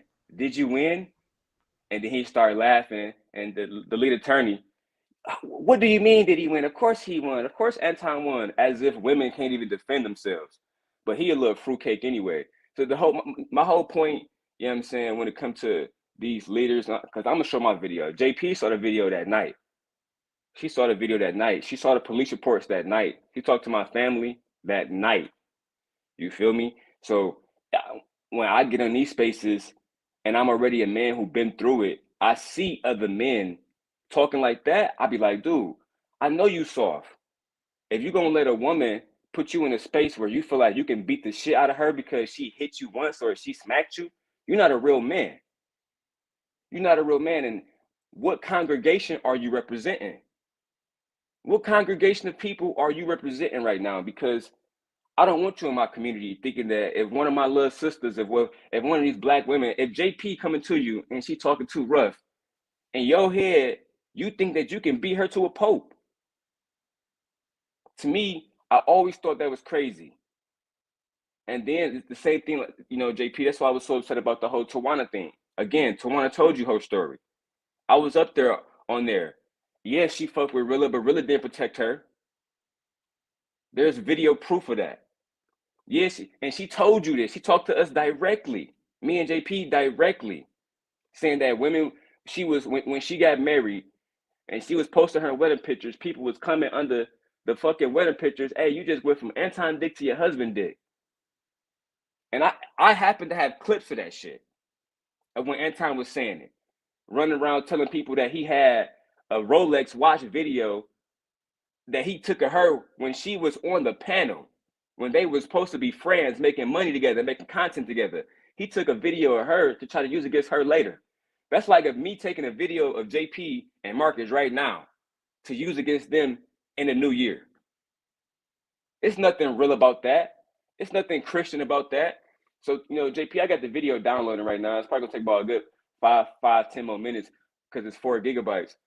But I want people to actually see what I went through. Actually see it. Because like I told JP, I was going to put the video on the internet that night. I was going to post the video that night, unedited. I was going to put no YouTube music behind it. I'm going to let you Why go didn't I ahead, advise you against it, Darrell? JP. You advised me against it because at the time, in my opinion, I was probably in a real bad mental space. You feel me? Like I already go through somewhat of a militant mental space every single day, but on that day, I felt at war. Not just at war with her, but at war with people like the Mayats of the world. I love Maya. I have no. I know I you love Maya. understand I'm that. just saying. Why can't I we had. just have the you listen? If you want people to know who you're talking about, describe them without using their name. Do the same thing that All they right, you're do, right. or All be right, above you're right. them. You're right. You're right. You're right. I should. Thank You're you. right. I That's had problems with people like that because, again, and you know that story through and through and through, right? But you was one of the first people that said, "Dang, I'm sorry for what you went through, young black brother. I actually talked to you. I know you're taking care of your kid. I know your daughter lives with you, and to see you go through that because you saw the footage, I ain't hear nobody talking about it. But these are the same people that get online and say, Daryl don't protect black women. Excuse me, my daughter is a black woman to be. My daughter is a 1-year-old black young girl. I didn't hear nobody with no turbans, nobody burning sage all day, right? All this good energy. Where was the good energy at for my daughter, right? These people, this is what I'm talking about, the YouTube coach shit too. Oh, I don't like him. It's not about what he actually is doing, because these turban wearing people and these people from Chicago who might be here as well, they're not actually talking about what they do in their actual community. We don't want to hear that. I'm not a hotep, stotep, blow step nigga. We don't care about that. What are you actually doing? What are you actually doing? The city of Chicago, 4 hours away from me. We happened to meet up with Fred Hampton Jr. because he linked up with New Era Detroit to walk around our cities holding guns to make sure police officers don't hurt nobody. What are y'all really doing in y'all communities? I haven't heard one person actually say, because, again, I'm not trying to call out somebody's names, but there's people who live in places like Chicago on panels where people say, I mentor tens of thousands of kids. And then this person, I mentor tens of thousands of kids in actual life too. I don't care about the internet, but none of y'all can actually bring somebody online that you're actually mentoring. Like actual kids. None of y'all can actually go and take your camera, go to the hood, and show us the kids that you're helping, like I did. So to me, that cult mentality is extremely dangerous, JP. And that's why I always hated it, because I was a young kid in Detroit. And when I was struggling, I couldn't go to the church. I went to the church. Like, hey guys, me and my two little twin little sisters and my brothers, we need shelter, we need food, we need help. We ain't got none of that. We can't leave y'all in this big ass church at night. Y'all might steal something. So y'all got all of this space, but it's homeless people around y'all. Y'all got all of this wealth and resources, but it's kids that turn out to be Big Meech and Terry. But y'all claim that y'all the leaders of the community. I always hated that, JP. I always hated it, and I hate it even more today. You know what I'm saying? Because what YouTube taught me is that I would have 50, 60-year-old women who educated, women who happen to maybe be in Divine Nine organizations, right? Whether it's Delta Sigma Theta, whether it's the Zetas, whether it's the AKAs, and they know exactly who I'm talking to. These people will support a man, not just Mr. Daniels, but men who say that they would hit women in the titties. I can't rock with that, having two daughters. I can't rock with that. And I can't rock with women who would defend them. That's why I really fuck with JP. JP has sons. She understands the the mentality of her sons walk around feeling they can hit any woman anytime they feel like it and beat her to a pulp. That's not cool, bro. The video almost finished, JP. I'm about to go ahead and I'm about to log in on my computer so they can see the video. Okay. All right. Um, Marcus, is there anything that Darrell said that you would like to address while he does that, and then I'm going to make it clear why I am allowing this to go on. Um, well, when I first met Daryl, I remember he was going through some things with people in the atmosphere. I don't really have much to say, but understand, and I understand where he's coming from, and I'm just listening. So he's providing the context, so I'm only willing to listen to him and shoot him. This is the reason why when I first got to meet Daryl on stream, I understood where he was coming from, but I also have given him those messages similar to what you tell him, which is leave them in your rearview mirror, let it go. People will always be certain ways. You can't change people, but what you can do is change your setting.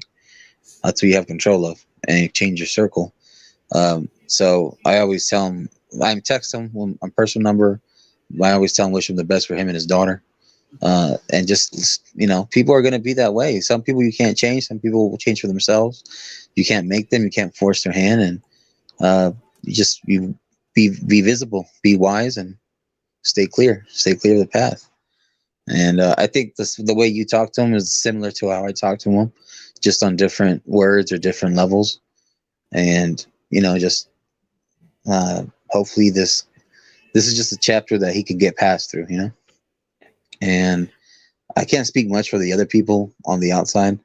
I don't really know them that much, nor do I talk to them, because when I'm on that Lapeef Network channel, I never get brought up on, and I never get a chance to speak. So, but that's why I'm thankful for your channel, your stream, and Daryl's, and a few others here and there, and I'm grateful for it. But I like to listen. I like to sit back and listen to understand people.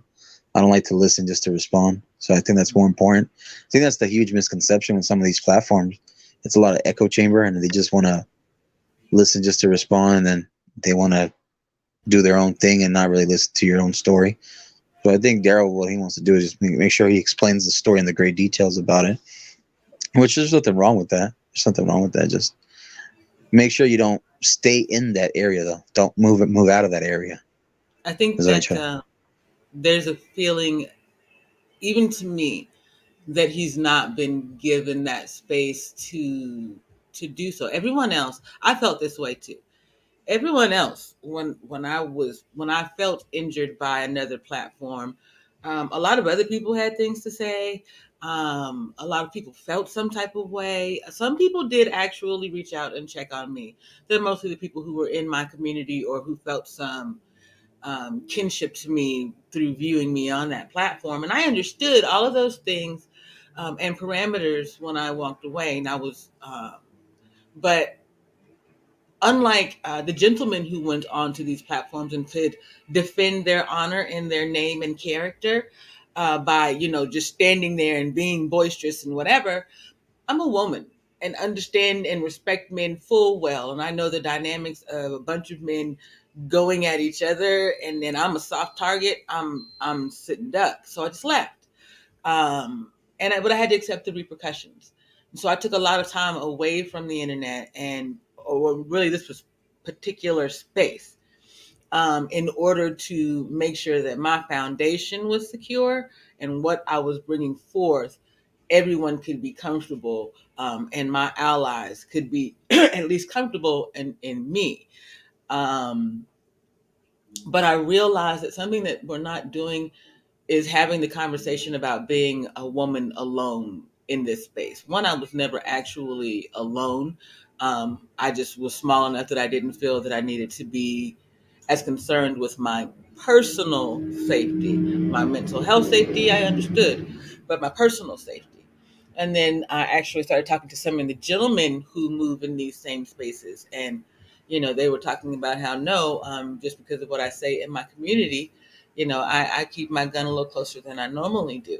And this is dangerous. And so that's my point to people who, this indoctrination into coming into this space because it's fast money and you don't realize the danger that really is out here when you put yourself into these media spaces like this. Not even talking about the spaces that are already full of the indoctrinated bull crap, like you were talking about the music industry and mainstream media. We're not even there yet. We're just talking about regular folks trying to come up with some type of tribal hype, mentality.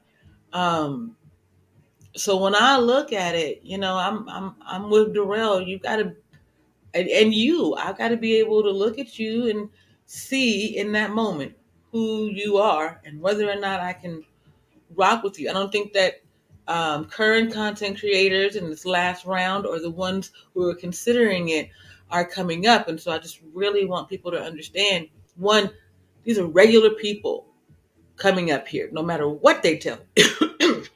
Excuse me. They're not some superhuman and Negroid at, wild Mexicana chica, none of that. They're not nothing. Okay, they are regular people who somehow have managed to get the courage up to put themselves on camera or whatever it is. If you rock with them, understand that more than anything. And as content creator to content creator, stop this trench warfare shit. Like this, we're all people. You're going to go through ego battles trying to figure out who you are in front of a camera. Don't stop doing this to one another. Yeah, so like I think the reason why with males it's been indoctrinated us since we were cavemen, since we were, you can use the example of gorillas, you can use the example of lions when they fight each other.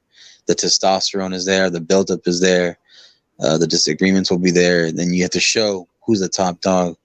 And sometimes certain fallouts can happen, but I think you got to look at the gray area, the context, the details. So I'm sure Daryl has his receipts and he has his proof, which I know he likes to post, which I watch from time to time.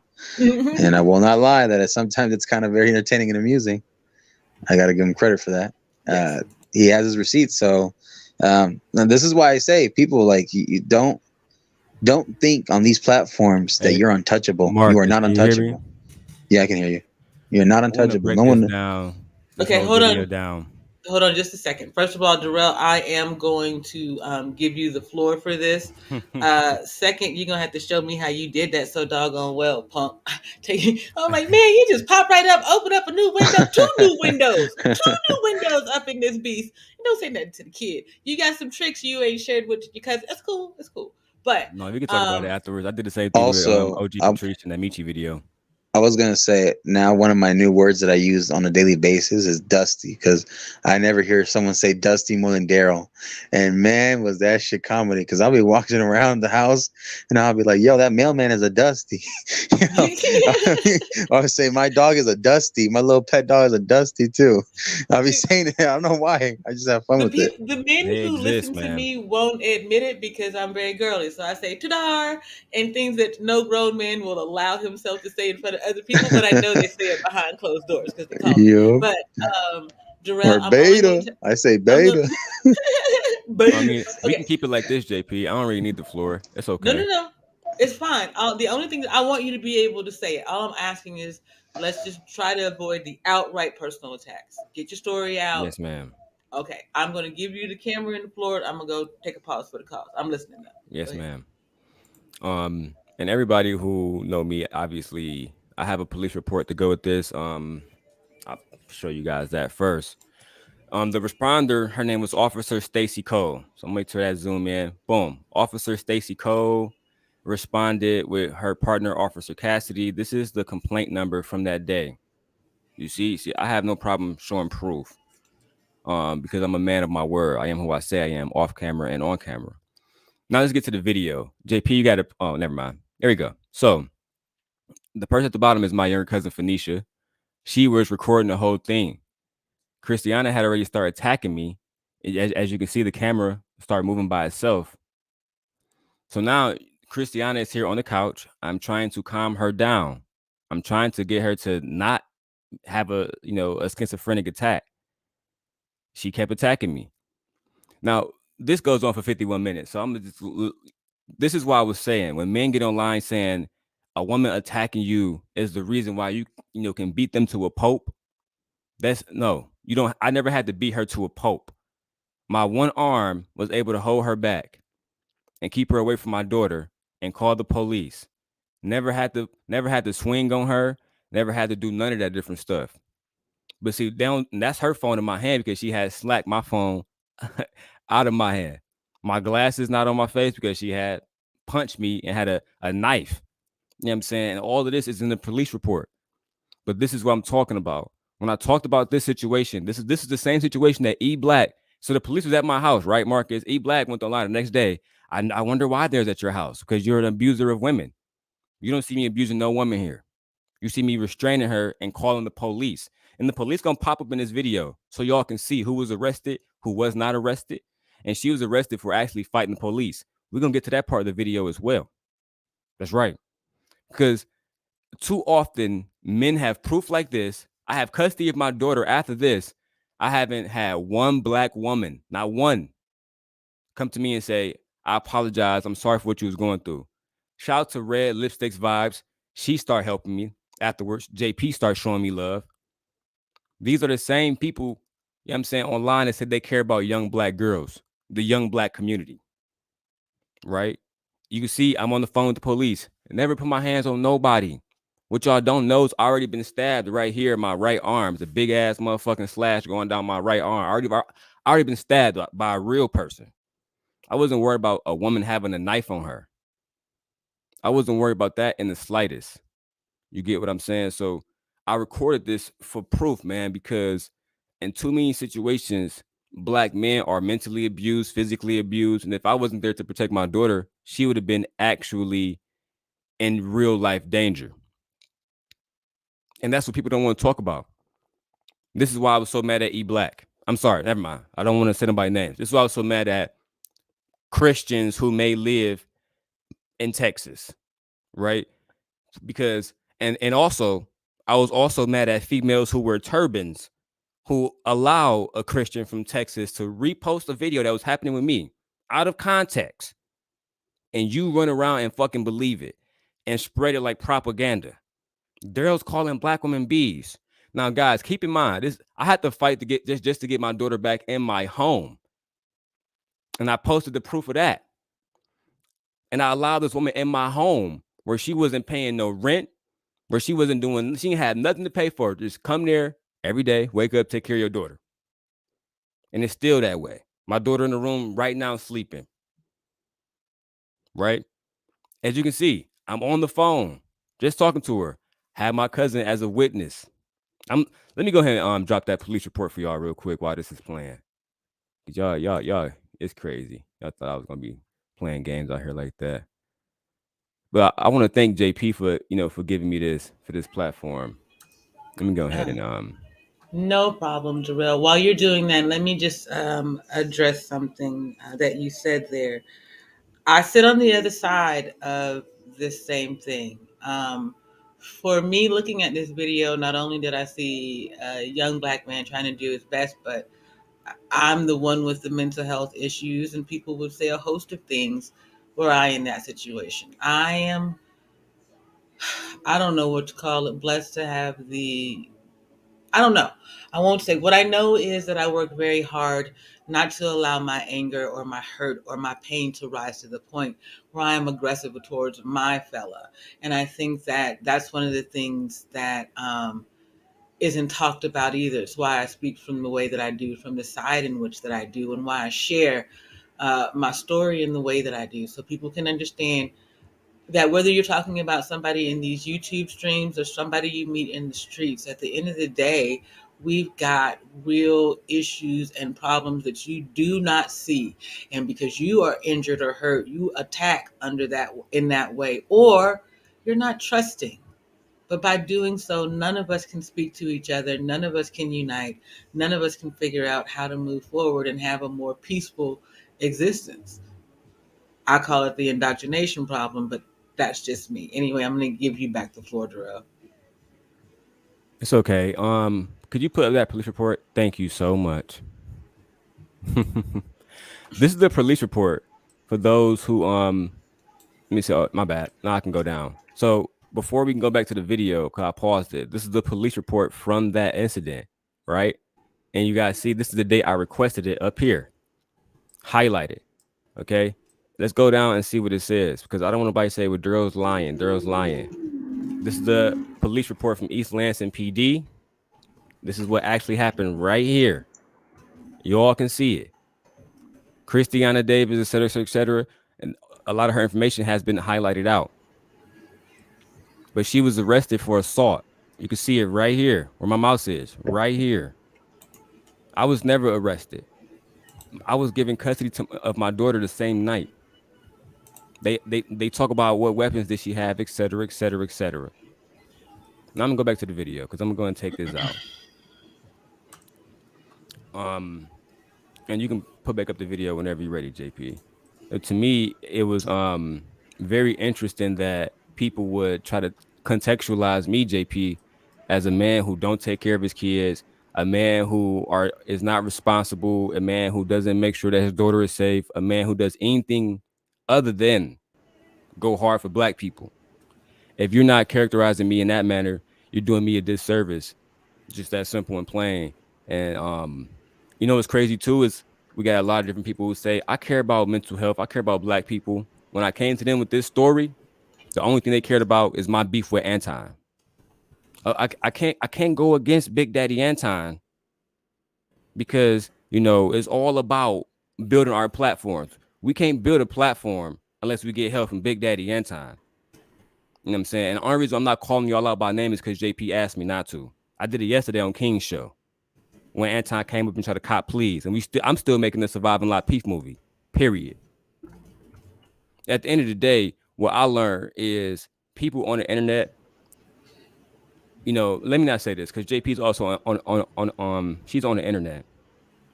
And hold on, Marcus said something in the background I want to address too. Marcus said my daughter could have been stabbed. That's a fact. And yes, Marcus, I could have charged her with attempted murder. The prosecutor told me to. I said no. I'm not charging her with attempted murder. I dropped all my charges against her. In fact, this is the mother of my daughter who has schizophrenia. I'm not about to go hard at her, knowing that she have a mental health crisis. Take her to the hospital. Give her help. And in fact, when the police come later on in the video, I don't know if I can just go. Yeah, I can't go straight through it. When the police come later on in the video, about right here, that's what I was telling them. That's what I was telling them. I'm gonna wait till Phoenicia get it back on full screen right here. As you can see, my baby is literally in my fucking hands. You know what I'm saying? Excuse me. This situation was very, very, very disappointing to me. This is Even rewatching it now, it's almost got me in tears. No cap, because it was so fucking it was so disappointing. The lack of um support that I got from other people, that, as you know, it created a rage in me. Cool. You if you're not with me, by definition, you against me, right? And give me a second, JP. yeah. Okay. I think that we need to talk about loyalty. Just came up when you're ready, Darrell. I think that we need to have a loyalty conversation. Marcus, I'm gonna bring you back up. Um, everyone likes to say, "Well, we didn't all grow up in the same way. We didn't all have the same experiences, so on and so forth." But it's just talking points until you're actually moving with real people and in these spaces. And when I talk about pimps and how much I revere them in some way, and Darrell talks about the Terrys and Meeches of the world, and Marcus, you mentioned Christianity and your particular faith, and it's because in all of those things, the one thing that we could see was the someone who stayed, who stuck with these people. When we're looking for honest, real people. The reason why I won't let Darrell drop any name bombs today is because I am asking every one of the content creators whom you know he is speaking of, get your life right. Check your ego right now. Check your ego, because the day after New Year's Eve, I'm setting the world on fire. I don't care what nobody says. Drop names. I'm gonna tell you how you pimping out, running little stables of girls and everything else. Get your ego right. Get back to why you came up here. You are grown-ups in your 40s and 30s. You've got children and grandchildren and younger children watching you do this. You are putting poison back into the community when they are telling you, did you hear Marcus? No matter what I said to him today about the negative things that I'm seeing, all he could do was bring it back to the positivity and the hope. That's because I know he already has that message. He needs to be able to see in us the better and the good and the growth. We have to be loyal to them the way that we're asking them to be loyal to us. And it starts by growing as adults. If you're going to bring your ass up here on this goddamn platform and you over 40 and I see you running anything other than the truth, I swear for God, I will get every young person I know. Y'all want to go for a fight? I got a war for you. Young people are looking for a reason to stand up and unite together. Give it to them in the government, or it could be every motherfucker on YouTube who won't get their shit together and stop selling these babies bullshit. I apologize. Go ahead. Are you good, Yeah. JP? Oh. It was. My bad, Marcus. I'm just gonna say, like, it was just crazy to me that you know what I'm saying, that I obviously I talked about Sharita Daniels and her being unattractive, but to me it was crazy that I had people in these spaces. You know what I'm saying? Christian dudes. I can't even say his name because he cool. He been on the show, but he's an older man who always went around from show to show preaching. Yeah, Colo TV. Yeah, I'm not gonna say nobody actual real names, but it's people out here that they claim that they for God, claim they doing God work. They know about this situation the same way JP did. They chose to alienate me. They chose, hey, no, Duro, nope. The incident he said about him protecting his daughter never happened. He got to show us proof. We only know him as Mr. Disrespect Black women because he called a Black woman a B word she after she unlawfully kept his daughter away from him. And I'm the kind of person where it's like, and I did all the court information. I pull up every court document y'all need me to. Y'all don't. I got other court documents that's far nastier, right? You know what I'm saying? And if JP want me to show him, I'll go get him right now. And it'd be nothing to show documents, very nasty documents. But at the end of the day, people wasn't concerned about my well-being and this little girl that I'm holding in my hand in the video. It was a concern. And once I felt that, once I got to that logic, JP, that's when I called you. That's when I called another certain African sister who might be bald-headed. Shout out to her. No, I love her to death, actually. I called them to explain what was going on, and I got no positive response still. I got no internet presence. You know what? We fucked up. We fucked up. We, the same young Black brothers, you know what I'm saying, that we claim we want to come help us and protect us is men like me. But y'all will alienate men like me. And even worse is when I go on a warpath against y'all. Now I'm the problem. But this little girl that's right here in my arm, what was y'all gonna do for her on StreamYard? If y'all wasn't gonna get up here and represent what really happened, y'all could have did the same thing that JP did. Right now, y'all got platforms too, but y'all didn't want to because two things: it was gonna make me look like the person that y'all. It's gonna make me look like the opposite of what y'all been saying about me. That's what it's gonna do. It was gonna on y'all platform where y'all have been demonized me, and the True Garden, et cetera, is gonna make y'all look bad. And on top of that, it was gonna create a conversation that y'all couldn't run away from. You can't run away from the fact that I'm not the. If you think that I'm the only Black father that went through this, then you're a fucking idiot. It's really just that simple. And even now, if I had went off on somebody, I guarantee the chats would be going up. Stop them. Stop them from calling E Black's wife a wildebeest or something like that. But nobody got nothing to say. And that's every time. Every time this situation comes up or something like this, nobody want to talk about it. And that's why I fuck with you, JP. That's why I fuck with Rico Young. Shout out to Uncle Rico and a few other different OGs. Even Uncle Stu, Mr. Uncle Stu on the block, Mr. Palmer. These are all older people who reached out to me, helped me get my mind right. Because my first mentality was put them in the dirt. Period. That solved all my issues real quick. Every time, put them in the dirt. Period. But when I called JP, she wasn't on that. Hey, young brother, calm down. Your daughter's still there. Your daughter's still there. I understand you got some enemies now, but not right now. Not right now. Had I done what I wanted to do, my daughter be in foster care this morning. That's a fact. But I went through all night crying, all night depressed. JP and my father's on the phone with me till about 6, 7, 8 in the morning. They ain't even getting no sleep. You feel me? But these are the only people I've ever met in these spaces like this that will hold black men like me down, and by definition, my daughter down. Like we don't got to watch the whole video. I'm going to take it off the stream now, and JP already saw the whole video. But I wanted to share just a little bit of it because even right now, it's just me and my daughter. You feel me? And I still have people that's trying to mischaracterize me, and I just don't like it. And that's why the next new year going forward, I'm gonna really try to rebrand myself and be a better Buddhist. I swear to God, I am, but they make it hard, JP. They make it so hard. I Christiana wanted made it to hard. I wanted to Go say ahead. something because Yes, sir. there's a it's been like an indoctrination, but it's been something very people gotten used to.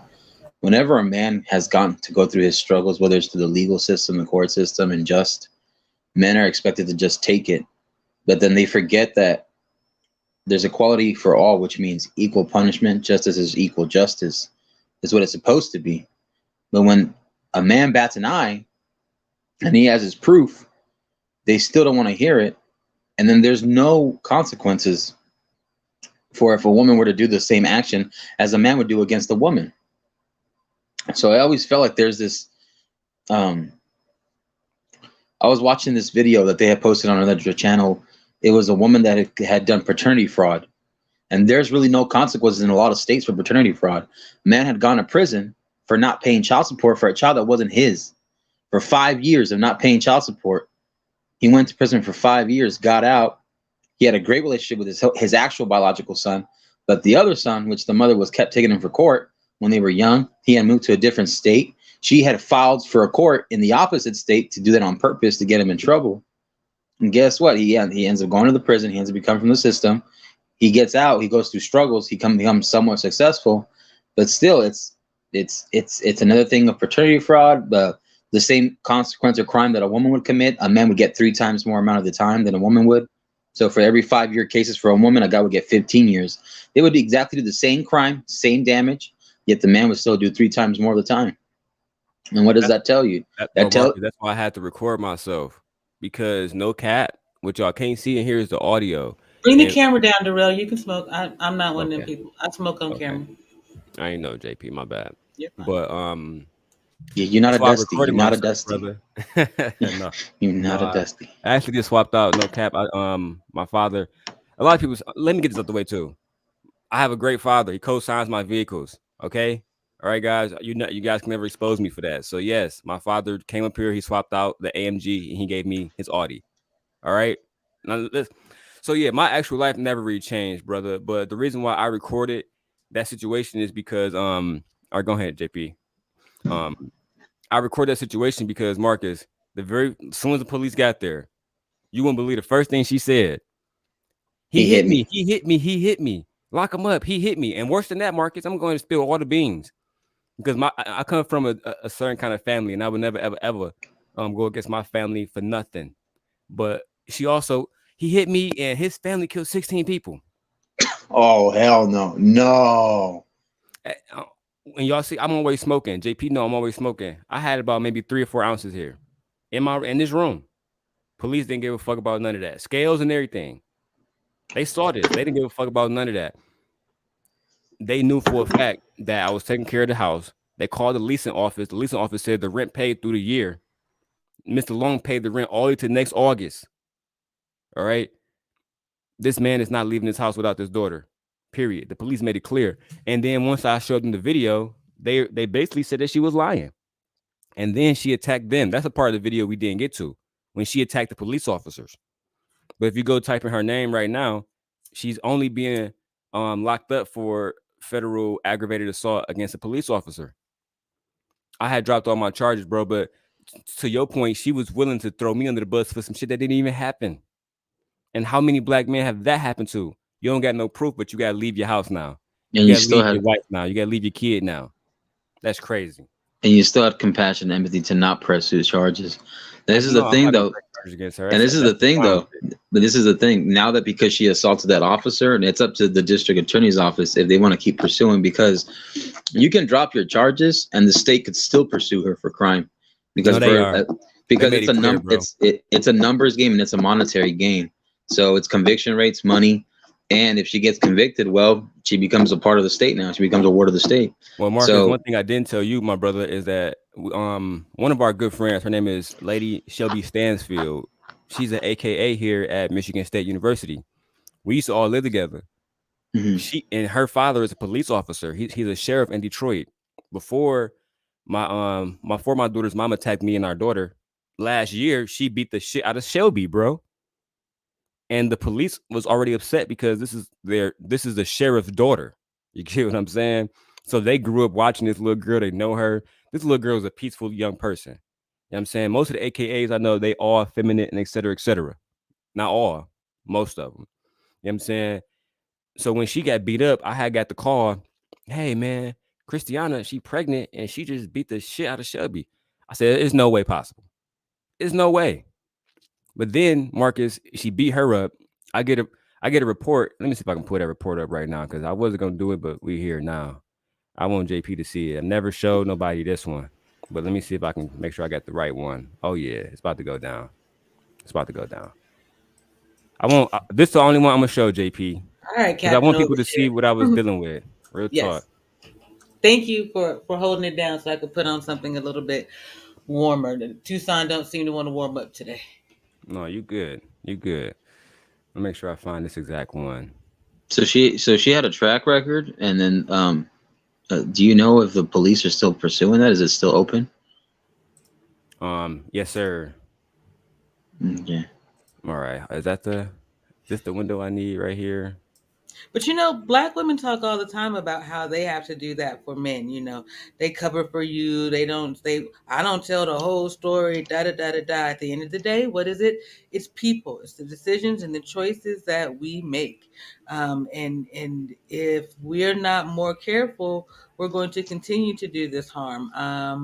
I was watching another platform, and I'm going to let you have it, Darrell. But I was watching another platform, and this man said, "You can earn a peaceful transition." And I look at all the Yep. violence in the world right now, and we may feel some type of way about the number of people who have passed of this current thing going around, but maybe they live an isolated life, and I want you. I don't want to. I'm never trying to say that this person's You're not trying to choices. demonize these people. Exactly. But as Right. those of us who are present, we need to look at past lives, present lives, and figure out how we can live better futures or different futures. Excuse me, I can't Right. stand the word better. Could you put that up for Different. me, JP? Yes, I got you. Hold on. Yep. There you go. Yeah, I Ta-da! know. I remember Um, earlier. Oh. My bad. I'm about to read this real quick, Marcus. I'm just gonna go back to my blunt. This is what happened, Marcus, after she attacked Shelby Stansfield. The date is on there, as you see right here at the bottom. It says February 2020. We're going into 22 now. So as you can see, I've been dealing with this for almost 2 years. I got this via my attorneys. Jail staff reports no verbalizations. Has removed all clothing and was hitting self hard all over body.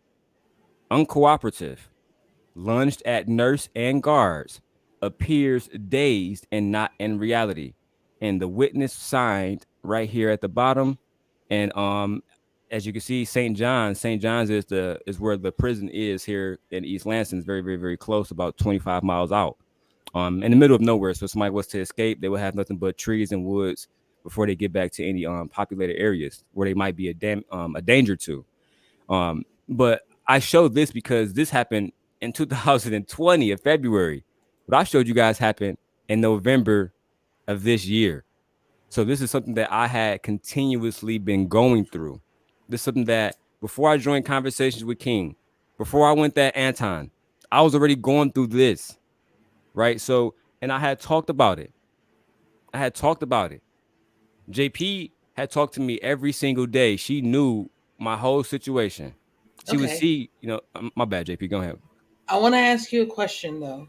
Hmm. Um, if you knew that this was a situation in your life at the time, Yes, why ma'am. did you come to social media? I was already on social media when I met Christiana. And when I met Christiana, it was some of the most splendid times of my life, actually. Christiana was very, very, very, very smaller when I met her. She was in shape. She was going to Michigan State to be a nurse. She was drop dead gorgeous, drop dead gorgeous. And on top of that, our sex, we had the same appetite for sex. So, that's how my daughter got here. And so As that, most young hung people in college. yes, sir. Yes, sir. So, um, she, in my opinion, JP, and this is something that I talked to her therapist about. When I met her, JP, she was the youngest of three daughters. She had owed 1,600 on her rent, and she had two sisters that stayed. Like, if I could leave my house right now and walk to their house, that's how close they stayed. They never, ever, ever accepted her because they had different fathers, and I thought that was crazy. So when she came to me, eventually, she was already stressed about all kinds of different things. Me and her father went half on the rent. You know what? This is 30 days into me knowing her. 30 days, cool. I, I call her father investor. You pay 800, I'll pay 800. Rent paid. But I start seeing the same things. Christiane don't have money for food. She got two sisters. They got all kinds of different people in there, white people, everybody. But you ain't got your own sister in there. And Yeah. she always just say stuff like, maybe I should start stripping or something because I don't got nobody to help me. And then she felt obligated. Hold on, give me just 1 second because you're speaking to exactly why I cammed up today and he's here.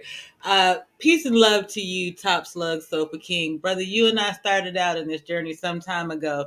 You're still at 9, I'm at 206, but you are still someone that I want to support. So I saw your post yesterday and you were saying that you had been diagnosed with COVID and you weren't going to be able to spend time with your family. I remember being isolated and alone and wishing that I had more than just myself or my tribe so that I wouldn't have to be a burden to anybody else or they wouldn't feel like I was somehow dampening their spirit. So you are more than welcome to come up, sir, but you are the reason, and young men like you, Darrell, Marcus, I've been a military wife, child, now mother. I know and I've always known that there are people out there who just need a family for a moment sometimes. Just a space, a safe space to be who you are, to unpack your black and talk your shit. So You know, that's what I'm here and you, for. JP, I needed a softer family because you got to know my father. My father, people think I'm bad. No, like my father is a very dangerous man, and he don't play games. He told JP about the story where he took a young man arm off. I watched it hit the ground. He told her, yeah, my son saw it. He didn't give a fuck. These are the kind of people that I was raised around. Real talk. I was raised, I think that's Darrell. Go ahead, Marcus. Yeah, it's just again, I got to go back to the fact that for men to be able to have a space where they can talk about their own struggles and then people bat an eye on it, but when it comes to the opposite sex, which I get it, women are the weaker sex. They've been known to be the ones to be protected for men by men. It comes a problem where that's acceptable. But the moment that man tries to say, "Hey, well, we're trying to speak up," there's a reason why they have so many female talking shows, and they have a whole bunch of for the opposite sex. They have men trying to get men to get laid, success, get women, get more successful, bring their empire up. But there is no platform to help women get sex because women control the sexual market value, sexual dating market value. They are the ones that have to give consent. Men can't take it because then what? That's called the EPAR word, right? Mm-hmm. And so for men, we control the access to marriages and relationships because the woman isn't going to be the one to get proposed to the man. The woman isn't going to ask the guy, "Hey, I want you to be my boyfriend." The woman wants the guy to step up and say, "Hey, I want you to be my girlfriend." So when it comes to I've seen some of these advocacy places where I've been in some of these and I've debated some of these people and I've talked to people, listened to people, and I hate to put it this way, but I'm not going to say their platform, but the Eminist, the Eminist platform with the F. Yep. They have very skewed statistics. They say, like for example, they say that only about 3 to 8% of men are the ones who actually are falsely accused. No, no, no, no. Oh my God. They leave out part of the paragraph. They leave out part of the paragraph. I want people to listen to me very intently. They leave out part of the paragraph where they say that's only 3 of 8% of women who have got the guts to admit that they were the ones doing it wrong. So, for example, in a scenario, because I used to work in law, I used to be in the rooms. I used to volunteer sometimes. I used to intern. I would see, let's say, for example, about 100 cases of false accusations. Only 3 to 8% of men would win those cases, only because a woman stepped up, and there was still no punishment, or even the punishment the level that the man would have received. Remember, paternity fraud, false accusations, false convictions. You have to still be able to pay it off if you can't afford it. Get an attorney. Hopefully, they can be pro bono if they want to be. But then again, these are all if scenarios. If they do say yes, if it does go according to your way. So that's one of the things that the BS feminist program has done to indoctrinate women and make it seem like attack all men. And even these women attack other women because they want to be traditional women. Can I tell you about a story that happened to me? Can you hear me? Yeah, I can hear you. Can you hear me, Market? All right, cool, cool, cool. I don't know, because sometimes this phone stuff be messing up, bro. But when I was at Central Michigan, after I graduated, there was this situation that was going around at every campus that was like expose people at campuses. So I apparently me and my roommates and some of the bruhs, we ended up on these like on these different pages, right? Saying that we had parties, we gave girls drugs and et cetera, et cetera, et cetera. I got wind of this, right, Marcus? I saw the tweets. You know what I started doing? I tagged Michigan State Police and I tagged Central Michigan Police. And you know what I said? I said, ladies, cool, y'all want to accuse me of doing stuff? I like that. I like going to battle. That's cool. Let's do it. But I'm gonna bring in a mediator. I'm gonna bring in the police, right? I brought in the police, and this is all black women. Daryl had me over his house, and I was getting so high that I ended up sucking his dick one night. That's crazy. So now it's my fault. That's cool. Let's bring the Oh, police into the situation. Before I did that, I documented everything.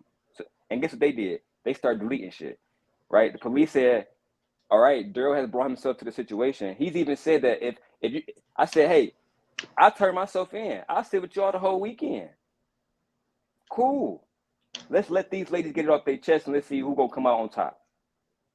Turns out that everything that they were saying online, they backtracked. They backtracked every single thing, bro, to the point where they deleted the whole fucking Twitter page. And then they made a new Twitter page and they put out a legal statement like, basically saying that, like, just retracting everything. And I also got proof of that to this day. Rest in peace to my homie, my big homie Rico, because he was the one who called me. He's deceased now. He called me on the phone and said, bro, they got you on a Central Michigan exposed page talking about something. You had girls over your house getting high, giving you and your homies head and shit. I said, wow. you know what? The We one joined word our that they're police missing, right now. the one word that they're missing out in that whole phrase, there's one word: accountability. There is no Yes, self sir. accountability when you're gonna go over to someone's house. You're already acknowledging the fact and giving consent, and you're entering that house by the given consent of the person who's inviting you over, and you're taking the drink, which you're obviously old enough. If you are saying you're old enough, at that point you take Right. it at face value. But So I wasn't that, on that, that Marcus, right? To no, me, no, it was no, just no. like, why would you tell a story? And then when I get the police involved so that justice can be brought, now you backtracking and apologizing. So you was never here for justice, really. You was here for attention. Yep. You was here to quote unquote try to put dirt on somebody's name. Why not tell the story to the news, to the law enforcement? That's what I brought. Because I'm messy. I'm called the police and I called the news immediately. Darrell, I'm not about to try to can clear my own name up against y'all. What I look like. can you explain why, as a young black man, knowing the high chance for trouble, you still would call the police?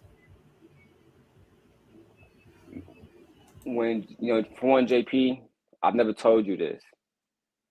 You know what I'm saying? But like the way I was raised, I just don't fear death. That's something that I've never feared. You know what I'm saying? Everybody gonna drop when they drop. And that's something that I don't really think about that too often, right? So when I called the police, this is all still happening. I was in East Lansing. They was at Michigan, at Central Michigan. I just called, hey, I need you guys to get on top of this. I'm gonna tag you guys in every single post because I actually knew some of the officers because I had went to school up there. So I just got in touch with those specific officers and I said, hey, I need you guys to go see what's going on. And I would come turn myself in. I drove to Central Michigan and I sat there with the police officers in the precinct. So I felt more safe, in that situation because I was coming in lawfully and they knew that I was coming in because I had talked to them. Because this is something I wanted to nip in the bud immediately. If you're going to accuse me of doing something, bring the receipts. I have no problem with sitting down doing a bid if you can prove it. You know what I'm saying? I was more concerned, Marcus, with the accusation because that's what you talked about. How like to me, what you was basically saying is they like to create narratives and projections, and I'm not about to allow my name to be swept away with these women who want to say, well, this man did this, but then when the police and the media got involved, they start apologizing, and I'd be happy to say their names too, but JP said peace this morning, so I'm not even gonna do it. But I have those receipts still, JP. You know what I'm saying? Because those women, let me say this last little piece, and I'm gonna go off right here. A lot of women graduate from college and they was whores, they was getting ran, y'all was coming to parties. No woman ever came to a college party basically sober, bro, unless they was like the DD driver for their friends. They all come high as hell. And when you come to frat parties, when you come to Greek organizations and come to places, they come prepared to get ran and all these different things. And I'm not even gonna put certain groups out there, I'll listen. right? So I'll there's say certain this. groups they walk around with their shirts off. Yeah. I'll say this as someone who went to traditional university, um, and in my 20s the first time, and I considered pledging fraternal organizations or a sorority in this case. I saw that in the hazing, in the stuff, and the things that had to be done. I was the girl who hid all of the guys who were pledging underneath my bed. It would be dudes from different lines underneath my bed, hiding from I don't know what y'all call them, pledge masters, whatever. And I was cool with the pledge masters too. Why? Because for me, I was there to get my education, to run my race. It was about JP and nobody else, right? And so I've always kind of been that person to see both sides of it, and it's just like. But we got away from that, But I was born in the 70s. I grew up in the 80s. I came into my own in the 90s, and then I parented for the last 20 something years. And I poured that into, he said, DP. Okay, you're DP or ADP. That was a lover boy Lewinsky. But anyway, we are revering things, that organization of people can give you a network, that supposedly that organization of people here on the internet could provide you a network. And I do really appreciate that, even though you are a part of those organizations, you can see, or I would, well, you said it to me behind the scenes, and rather than me put it out there, it seemed like words out of my mouth. Can you tell me what you're witnessing being inside of those organizations, what you were told versus what you've experienced, the way that kind of Marcus did early on with the military? I have nothing bad to say about no Greek organization. I never will. That's how I am, JP. But I what I know. will say, because I'm a die on my side of the lines. It's just that simple. But Talk about the people experience. I'm not talking about the organization. I'm talking about, because the organization came up with one thing. It had a doctrine, a platform, a reason. These religions let had me. a doctrine. You understand? The people. I'll What say happened? this. I'll say this. When it comes to the environments, the leaders could do more. One of the problems that I always had is, I was 23 when I got to Central Michigan with two children. I was already trying to do stuff like, I actually tried to create a Black Panther Party there, and nobody was really going for it. The idea of black men policing people with weapons, even though we legally had the right to do so, it seemed like what people would say about me, radical, right? Ultimately, that the, the Greeks and everybody else, they do it, in my opinion, a very good job of really trying to create a good environment. But what end up happening is, I hate to say it, but people don't police their homies. I just got to keep it. I got to keep it G, and that's why when that happened with with my situation, Marcus on campus, I police myself. You know what? Hey, they saying that I did this. Let me turn myself in until we get all this shit situated. You get what I'm saying? You muted, JP. Yeah, I was gonna say, because a lot of when stuff like this happens, and specifically this type of like event, this circumstance, you got to understand now that own specific person, for example, Daryl's peace of mind and anxiety can sometimes be changed. And now it's like I got to walk on eggshells sometimes, even though I did nothing wrong. The fact Forever, that yeah. the fact that due process, they get mad that you have to say, hey, no, we have to go through procedure and due process, and it's innocent until proven guilty. But in this society now, just because people say it on TMZ or some shit, they want to make it seem like it's because they said it, because the news bulletins have got it. Oh, it's evidence. No, you're just getting part of the story, and you can label it Yeah, however bro. you want. You can make it seem, for example, it could have been like they could have put in the newspaper bulletin for the college. They would have been like, oh, it's a gender war. Males and females are fighting each other and stuff. But it had nothing to do with it. It was more of a extremist action from a movement, which now they want to build their numbers up, and they want to make it seem like it's us versus them. It's never been us versus them. You guys are making it And that you, way. and you know what else, Marcus, that pissed me off, bro? Is I already had graduated, and it was people from campus saying like, yeah, they basically knew some. I was like, oh shit, you don't even know me. And everybody was going at me, but when the police cleared my name and said it was all allegations and all bullshit, nobody ever apologized to me. And that go back to the turban situation I was talking about earlier. Is that like black men can get in situations where our mental health, because now I don't, like, real shit, I don't even drink with women unless I'm out in public where cameras are. Real talk. Like, a woman can't have a drink in my crib. Why would why would I do that now? You got to You thank know what the I'm Me saying? Too movement for that. You might betray me. So like, and that's been my mentality. Like, real talk, it really made me not trust women at a certain point, which is why when I made that certain video that the Houston Christian took advantage of, I was already in a mental stir, because I'm like, damn. So I had black women accuse me of doing something. I bring the police in to give them justice, and they clear it for them. But nobody apologized to me. Hey, sorry, black man. I hope that your mental health is okay. I had to go see a fucking therapist. You know what I'm saying? Pay for that shit. And luckily, General Motors, I'm not gonna say I did. General Motors paid for that. But at the end of the day, I had to see a therapist for like a year and a half, brokers. And then the situation with that I just showed y'all happened. You know what I'm saying? Like, so the mental stuff was crazy. It was crazy, crazy, crazy, bro. It was absolutely astonishing to me, the lack of support that I saw black men have. And that's the last thing I'm gonna say about it. Yeah, and I like I said, you did everything appropriately, and you did everything the right way when you called the police, when you did all that you had to do. Because knowing my experience, what I did in the sector of military, what I do now in Mexico, what I do in America, what I've interned in laws and courts, I myself have been a casualty and a victim of being falsely imprisoned, falsely convicted, and false that. And I still didn't villainize women. I didn't villainize women at all. I still loved women no matter what. My mother's a woman. And then I respect my mom. I love my mom. I love my sister.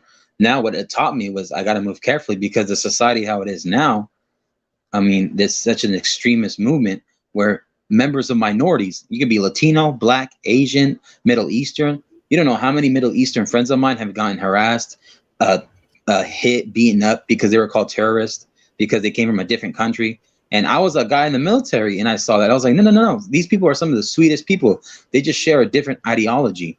Just imagine if you're a Middle Eastern person and the American government and the military is going to war over there in their land, destroying their towns, destroying their villages. Understanding that there's bad terrorists here and there, there's terrorist organizations, yes. But just imagine, you got to understand where they're coming from. You're coming to their land and destroying and reaping benefits of war. People want people to understand that the system, how it is, the government, how it moves, this ideology, these extremist movements. You got to make sure people defend themselves, and they got to defend themselves the right way. And this is to protect the young men and obviously young women, but most importantly, young men, because they have to be wise and they got to be careful. Wow, Darrell just dropped out. But anyway, let me just say this: this is the spirit of the hour, as it says in the banner, fella. I don't know what I was doing last night, but your video popped up, and as soon as you were on TLA and you were like, "I'm gonna start me a channel," I was like, "Yep, I'm gonna follow that fella," and I've been waiting, and then here it was, and I was like, "Oh." My spirit was like, okay, well, I know what I'm doing today. By the way, you all, this is my Mr. Daniel. Hey, what's up? How's it going? Hey, how are you, brother? How you doing, man? Got on board. Blessings. I literally walked in the door and got ready, sat down. Is the sound Take a okay break, with us man. each having a headphone I in? appreciate it. Yeah, how is the sound? Can y'all hear me? I can hear you okay. Can you guys hear me? Yeah, I can hear you guys. Okay. Okay, so but I posted the video in my Facebook group, and then I was like, well, I'm waiting on him to come home anyway, so might as well just go live. And I was like, if you see it, you see it. I'm gonna put your name in there. But the same thing that Darrell said, even I reached out to Darrell to fuss at him the first time, but then I was like, all right, now that you done fussed at this little brother, you can't just leave him hanging. And I've been there. People have been beating me up about why would you continue, because he just keep going back at it. Even yesterday or this morning, he is posting videos beating up on somebody's woman, and I just want to wring his neck. But then there's you all, and I'm like, y'all also need somebody on a day like today where you had all the plans in the world, brother, and it was snatched from you, no matter what it was that you did. So how's your spirit, and what can I do to show you some love today, other than this? This is enough for me, to be honest with you. I'm feeling good, to be honest, with everything that's going on. I actually just was able to watch my kids open gifts through FaceTime, so that helped a lot with just what's going on. But nah, I mean, any love is much Aww. appreciated, and is more than expected. So I mean, for me, this is more than enough. I saw my name and I'm like, huh? And then when I saw it was you, I was like, oh no, that's JP. She's just showing love. So I definitely appreciate it. I mean, it means a lot. And I mean, obviously it's Christmas today, and not ideal situations, but I'm really big on making the most and the best out of whatever you have to deal with. So that's just where I'm at. Get to be living proof. So Condolences too, man. I heard that you got the sickness right now, but hopefully I'm praying for you. Make sure you get healed up. It, right? I'm sending you prayer right now, man. Yeah, no, I feel good. I mean, I'm biggest thing was my situation with the children. As far as my health, I'll get through that with the grace of God. So, yeah, I'm here though. I appreciate it. I'm already rhyming. I'm already in shabo da da da shabo da da da da da. Don't do it. You know what I'm saying? I'm doing that for you, man. All right, man. I'll take it. Amen. Hallelujah. I appreciate y'all showing up today and showing love. And I'm gonna tell it, even though it's back chat. I'm gonna tell it because I really feel some type of way. I love Black men for this reason. I said to him, I wasn't going to ask for anything today. I wasn't even going to put up banners. But as people have said things, I'm like, oh, that's pointing to what I normally say. So I put it up there. But in the back chat, as soon as he came up, I was like, hey, listen, how's your spirit? What's your cash app? I know you may not feel comfortable, asking for support during this time, but I know that, you said you're not able to work in your video. Nobody else may have seen your video, but I want to do that. And what'd you say to me? What'd you say to me? No, I mean, I'm not, obviously any support I understand. So I'm not above getting support or help or anything like that. I don't want to make it seem like that. But, fortunately, it's a situation where it's not affecting my life that direly, and it's not going to be that type of situation. So I wouldn't even want to, put it out there like that. And if somebody was going to support, I would want them to support you, just for everything that I've seen you do and watching you kind of grow and what I've seen you try to do for people with your platform. So to me, that would be kind of the gift that, gave back a little bit. So, I mean, you put your cash app up, maybe I'll send you something. I'll do it because this one here will make stank faces at me if I don't for the rest of the Yeah, stream you got to. anyway. Hey, look, you got to ask. But that's one of those things that I say all the time. I'm not good as the fellas are at hey, that this is providing you good information, so why won't you support? Because I've always been a service minded person. So to No, that's me, true. it's eventually it's going to come back. Like I tell people, the universe's big bank account is bigger than yours or Darrell's or Marcus's. Now combined, the three of you brothers have a nice little bit of something that y'all might be able to put into the cash app along with everybody else out there that's watching this stream now or later on. But my spirit just has a hard time with it because I would do it whether you had a dime or $1 million. I'll So do something strange for a little piece of change. You know what I'm saying? hey, chill out, bro. No, I will not. I would do something. Oh, okay.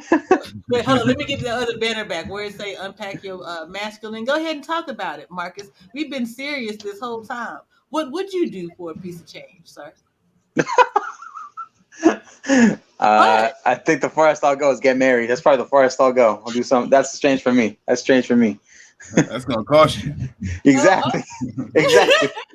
Which is why I said for a piece of change. All right, Darrell. What would you do for a piece of change? It'll depend on how big that piece is, JP. I'm playing, man. Y'all know how I am about when it comes to money, JP. We don't got to get into that conversation. Yes, we do. It's Christmas and I need a present right now. I mean, I don't celebrate that satanic thing, but since we own the let's get devil, into it. What's your thoughts on money, you man? know what I'm saying? Yeah. You know, brother, growing up in Detroit, the people who really had the money to really, not just money, but resources and infrastructure and most importantly, influence. Those things really make power, right? And the power to do good or bad. Or the power to stop people from doing good or bad. Growing up in Detroit, those people were YBI and BMF. So my father, my grandfather, God rest his soul, John L. He told me about every single gangster he was arrested and incarcerated during the Frank Lucas arrest. So my grandfather was caught up in that situation and he was arrested, and he used to own a place called the 19th Hole. If anybody ever golf, everybody knows only 18 holes. But they call it the 19th hole because he was a pimp and you can come there and there was always an extra hole. This is a real place. You can Google it, the 19th hole. And the building is gone now. We got pictures of it, et cetera, et cetera. But growing up in my family and under the structure that I did, money was always about just survival and power. And I always looked up to people like Big Meech and Terry, and I always tell their story fully because people like to say, well, they are menace to their societies. But these were two young Detroit boys. People got to remember the 50 boys started when they was in high school. Terry Fenori was arrested at 15 years old. At that point, he was already a murderer, and they had millions of dollars. But the story really starts with their father, Demetrius Sr., because he was working at GM 70 hours. Pause. If we would like to find out anything about all of those people, they got a whole documentary and some series and some whatnot. I asked you, what would you do strange for some change? And you try to take me down a rabbit hole like the ladies over there in the other sphere. All right. You had to unpack. Hey, you want me to put it on the banner? I had to unpack it. I ain't high enough yet. No, come on. All right. I just smoked the whole blunt. I'm high as hell. Right. So when it comes to me, I do then there, maybe anything to take care of my family. I just put it like that. OnlyFans. Subscribe to Daryl's OnlyFans. Just kidding. Hey, yeah, and I'm gonna post the same picture that's on my Instagram, like Ruby Rose doing all the smart models. I'm gonna post. Hey, that's the finesse. Hey, I'm a finesse system. I'm telling you right now, don't do it. Don't hate the player, hate the game. With me, we got all these resources that can be sold, man. They already doing it. Like in my city, man, weed is legal. And it's people in Michigan that's locked up for marijuana. So yeah, get to the money, man. That's all I would say, by any means necessary, like Malcolm X said. Well, there's people in Texas doing hard time just for weed, just having a blunt in public. That shit crazy. I could never live down there. And here I am dancing down the steps to go and grab my weed from the delivery man. It's a shitty Yeah. system. Go ahead, Nah, yeah, Tyler. that's crazy. Yes, man of the hour. Go ahead and tell us what strange you would do for some change, and if you got one, go ahead and light it up. I'm Oh well, listening. yeah, I'm trying to get one ready myself, but no, I think the strangest thing I do for change is go to work every day. Just honestly, in the system that we have, Yeah, trading like time yeah, for that's pretty money. much me too.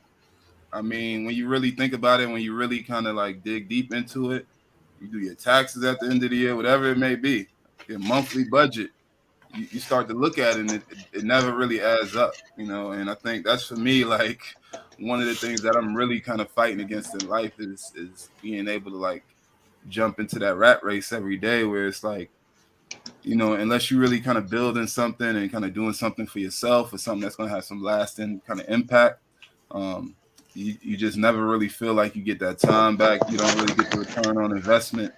And a lot of times you wake up just to do it all over again, the next day.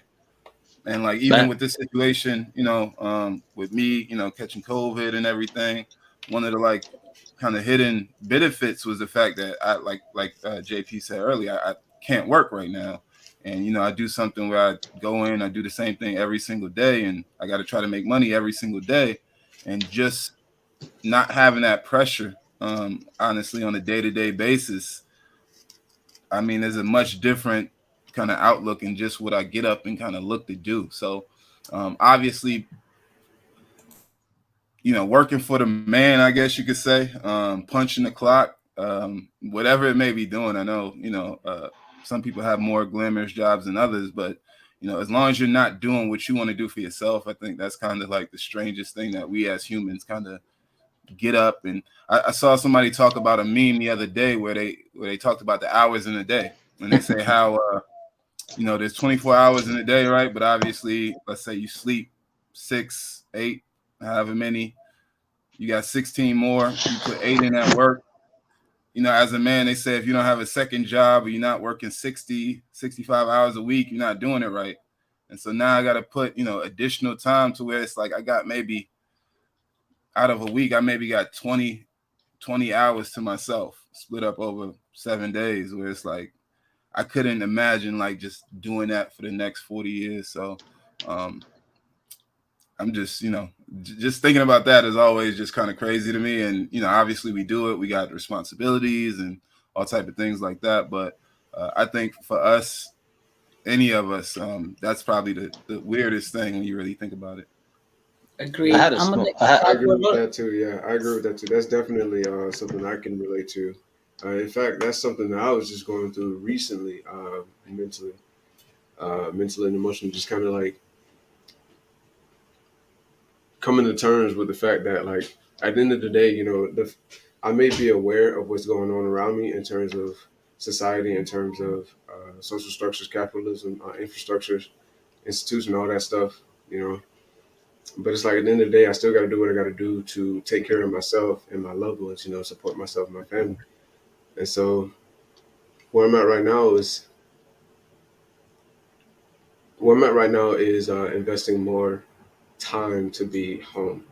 Part of the reason that I'm only just now showing up on the stream, like being on camera, being like actively, somewhat semi-actively involved in the channel with JP is because I've been working so much. Like I've been working so much. I had 2 jobs. I was 6 day weeks. Mm. 6 day weeks, months on end. And I only just now quit my second job like a couple weeks ago. So now I'm only doing one, which is why I'm here right now. Because otherwise, I'll be asleep, getting ready to go clock into my other job. You know what I'm saying? Yeah, you'd be trying So, to squeeze whatever you could in, right? right. So it's like, so that point that you made, I can definitely relate to that. Me being young, I can't really relate to a lot of the stuff that you guys were talking about because I've been listening to the stream like on the way. I was on the commute home from work listening to the stream. Back when Brother Darrell was talking about his situation, and all that, and I was listening, on the way home, and I was just like, damn. And it's like me personally, I haven't really been through or experienced any of those things, so I haven't really had a lot to say because I can't relate to it. I'm kind of a sponge right now, just kind of absorbing and listening, to experience gathering insight and wisdom from the experience of others, right? And so when you said that, I'm like, okay, well, that's something I can relate to and I can speak on personally. So when the question came up, what would I do strange for something changed? When you said that, I'm like, damn, that's spot on. Like, 'cause I do this shit every day. Yeah, crazy.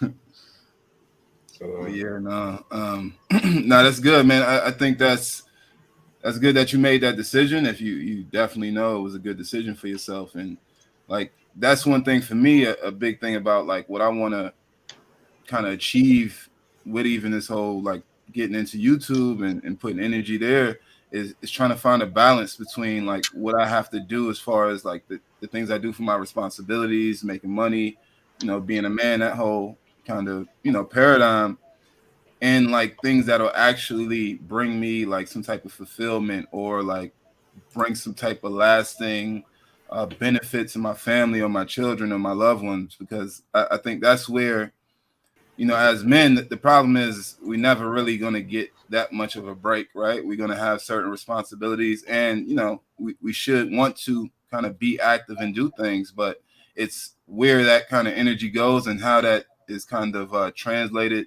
back to us, that we can kind of control. So um hopefully, that you've stopped that second job, you can find some type of supplemental income stream or something like that, so things don't have to change as much, and you can still get that additional time that you want with the family, man, because that's important.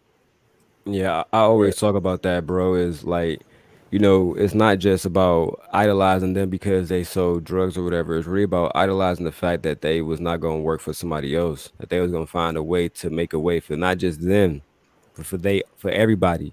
You know what I'm saying? You go back and look at the beginning of Bad Boy. They are there. You get what I'm saying?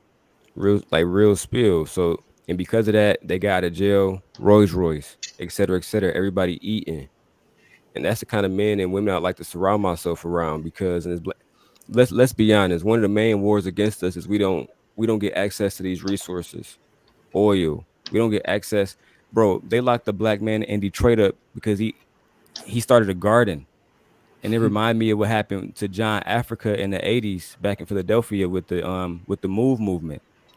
Right, if y'all not familiar with that, y'all just Uh, type it in Google real quick. John Africa, they bombed them because these dudes basically was creating gardens, like actual gardens where you can grow anything, and they was saying, "Hey, black people, stop shopping at um, Kmart, et cetera, et cetera, et cetera." Like we can destabilize them completely, and we got everything that we need here. The same way that they grow it, we can grow it, right? The same way that they do everything, like from harvesting chickens, we can do the same thing, but we don't get access. We don't get access to those type of different things. They got slaughterhouses. How many black men own slaughterhouses? You get what I'm saying? And There's yeah. Go for it. My that's bad. just the I'm tip of sorry. the iceberg, brother. You know what I'm saying? That's just the tip of the iceberg. In my city, one of the things that I always talk about is the men who sell like diamonds, the men who sell jewelry to all the young drug dealers and young rappers who come up, and we gotta have the iciest shit, bro. So we gotta be able to compete, right? You know what I'm saying? So we go give him 50,000. You know what I'm saying? Shout out to Icewear Vezo, et cetera, et cetera, et cetera. The real street lords of Detroit. But we go and we spend this 60, 70,000 on a real kit. We not asking ourselves, where did they get these diamonds from? What river they pull these diamonds from? And why can't how many black men are own jewelry stores? And people would say, well, black men don't have the capital. Bro, a lot of these people come into the country with more access to loans than black people. That is a fact. You know what I'm saying? So, in my opinion, I have no problem with everybody that's out here making shit shake, no matter how they doing it, because we being left out so much. Ain't nobody really talking about it. They only talking about hypothetically what black men not doing. You know what I'm saying? Like that's certain. I'm not gonna call her channel out, but it's certain people again, they go online, they wear turbans and shit. And I'm not talking about somebody who has a big channel right now. And every video is black women does this wrong, black man does this wrong. And I just like, damn, are you ever gonna talk about the ramifications that black people are actually going through? But they call that the victim Olympics, brother. And this is one thing I'm gonna say right now too, live. The same people that would just call the ramifications of what black people go through victim Olympics, they would never tell Jewish people, hey, you were today Jewish person, you're not in the Holocaust. But the ramifications of the Holocaust, if you say that those are affecting you today, victim Olympics, Jewish people, they would never say that because they would become Nick Cannon, right? You lose your platform. You get fired by Viacom and you got to go do a show with a rabbi and apologize for an hour, right? They would never do, hey, gay people, which what you're going through is victim Olympics, right? What's happening to trans people, victim Olympics. They would never say that. But when it comes to our pain, the things that's setting us back, and if it's setting me back, if it's setting with the funk back, then by effect, you're setting our children back, in my opinion. Yeah, and real quick, Dora, not to Yes, interrupt sir. or anything, just real quick. We just want to know if you can hear the air conditioning in the stream. Is it bleeding through? It's bleeding through a little bit, but I mean, It's I got nothing major. headphones on. It's not a problem for me. Is it a problem for anyone else? No, you're No, good, not man. really. We You're But still yeah, good. hear that's you. I, I'm gonna I, wrap up by saying that because what the fuck be going hard? I, Jump in real quick. yeah, go for it. What's the phone? All right. What's your earphone? Yes, sir. Daryl, It's you're good. right, and yet you're so wrong. Let's talk about alcohol. Everything you said is completely 100% correct. But the issue is that when you leave alchemy out of it, you kind of forget that what you do affects others, and it comes back to you. So the people who did those things to get the flash that hurt other people, that's a problem. And yes, they took care of their own. Yes, they took care of themselves. But in a sense, that's the pyramids.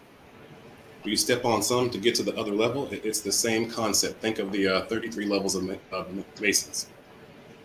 I'm sure you already know about that toxic um, organization. And we keep forgetting that a lot of those people who are in our communities who have gotten to that level have worked with police. I always laugh when people say there's good cops and bad cops. No, they're all bad cops because they all understand the police union. They all know that they work with the dealers. They all know that's been pushed inside the community. And that's the poison apple that a lot of our men felt they had to take because it gets you clout, it gets you women, it protects your family, it gets you protection from those around you. It puts you in a better life, but it puts you in a better life inside of a prison. We are all in a prison, and some people have better cells. Some people get to become guards. Some people even get to become wardens, but they're still in a prison.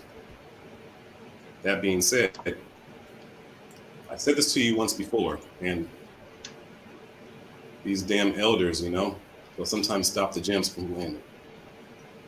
I honestly see that you are educated and well spoken, and you are a voice that this community needs, but you need to have a mushroom trip so you can truly understand that alchemy is in your head. I know you laugh, but you do. And you got to put down the spirits just for some time. I say speak to your therapist about it. And if the therapist agrees, you guys will set up a plan to do this. If he doesn't, then take my information and cast it aside. But please remember also that the therapists are educated in white supremacy. Our doctors are educated in white supremacy. People laugh about Karens, but Karens are our children's teachers. And this whole thing is connected. And there is one enemy and one enemy only. There's one enemy of the natives, one enemy of the blacks. There's levels to this shit. Asians are a little bit higher than us.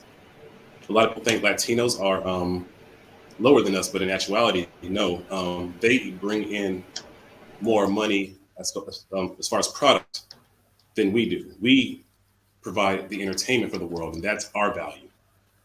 The Latino culture, they bring in product and the pushing and the drugs. We just distribute the drugs. And on the other end, the sports and entertainment and music, we have value in that. But that's our role. Daryl, you're Yeah. almost there. You really are. You're 100% correct. You're still 100% wrong. And that's how alchemy works. When you finally do get it and come out of that, there is no limit to what you will accomplish. And the last thing I'll say is, with that philosophy, there's no limit to what you can accomplish in this earth if you're willing to give somebody else the credit. It will come back to you. Don't worry about credit. Just do. Just plant seeds. And if they come, they come. If they don't, they don't. But you've done your part. Have you ever had a dream about somebody where it was just like so vivid that you had to, even though it might have embarrassed you, you had to call them and tell them the dream because you felt that if you didn't tell that, it's on you. And all you was like, shit, I just got to let you know this, man. Maybe someone's trying to fuck you over. I don't know what this is, but I have to let you know what I dreamed. And now that I told you, it's off me. It's on you. That's also the way that alchemy works. I I appreciate it, bro. With me, as you know, as I show, pretty much this whole episode, um, when you go through certain things, you want to deal with it Let your me close certain my way. window because let me close my window because I can't hear you. 1 second. Okay. Yeah, maybe he is right. JP, I do got some work to do. I'm a very bad Buddhist. Very bad Buddhist.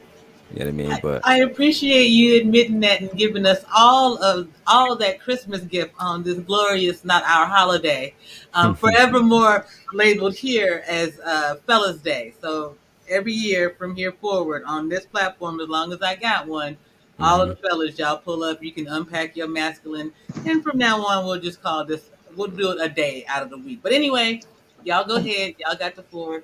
I gotta. Go ahead, I had Marcus. two. I had 2 points because I wanted to add on to what the fuck's point. Because there's one thing that I always hear about, like, oh, there's good and bad cops, and I agree mostly with what the funk was saying about bad cops. But there's this thing that I've also seen many times in law enforcement, where a good cop will see a bad cop do bad things, and you will still see them do nothing about it, and they'll be quiet. That is still a bad cop because you're willing to not do anything about it, letting the bad things still happen out there. And another thing, on my experience, I've seen, I want to break a statistical fact, and these are actually from the census and like from experience.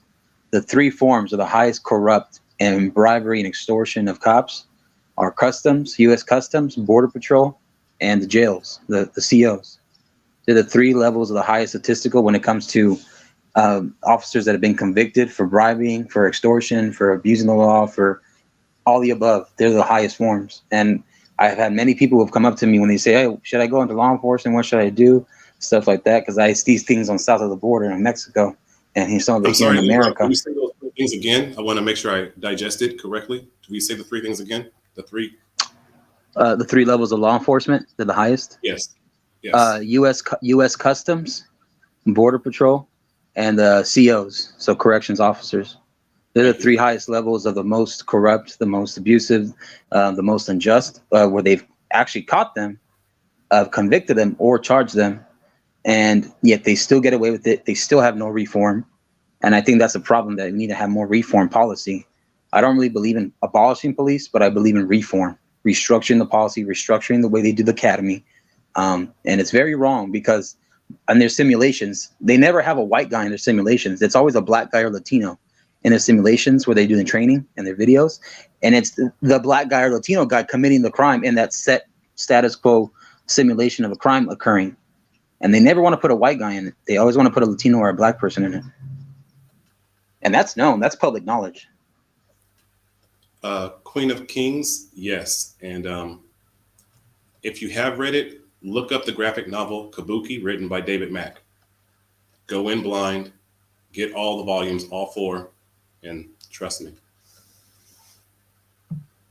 I just want to say, like, I'm really thankful for everybody who really been supporting me with the new channel too, because I am like working on rebranding myself. You know,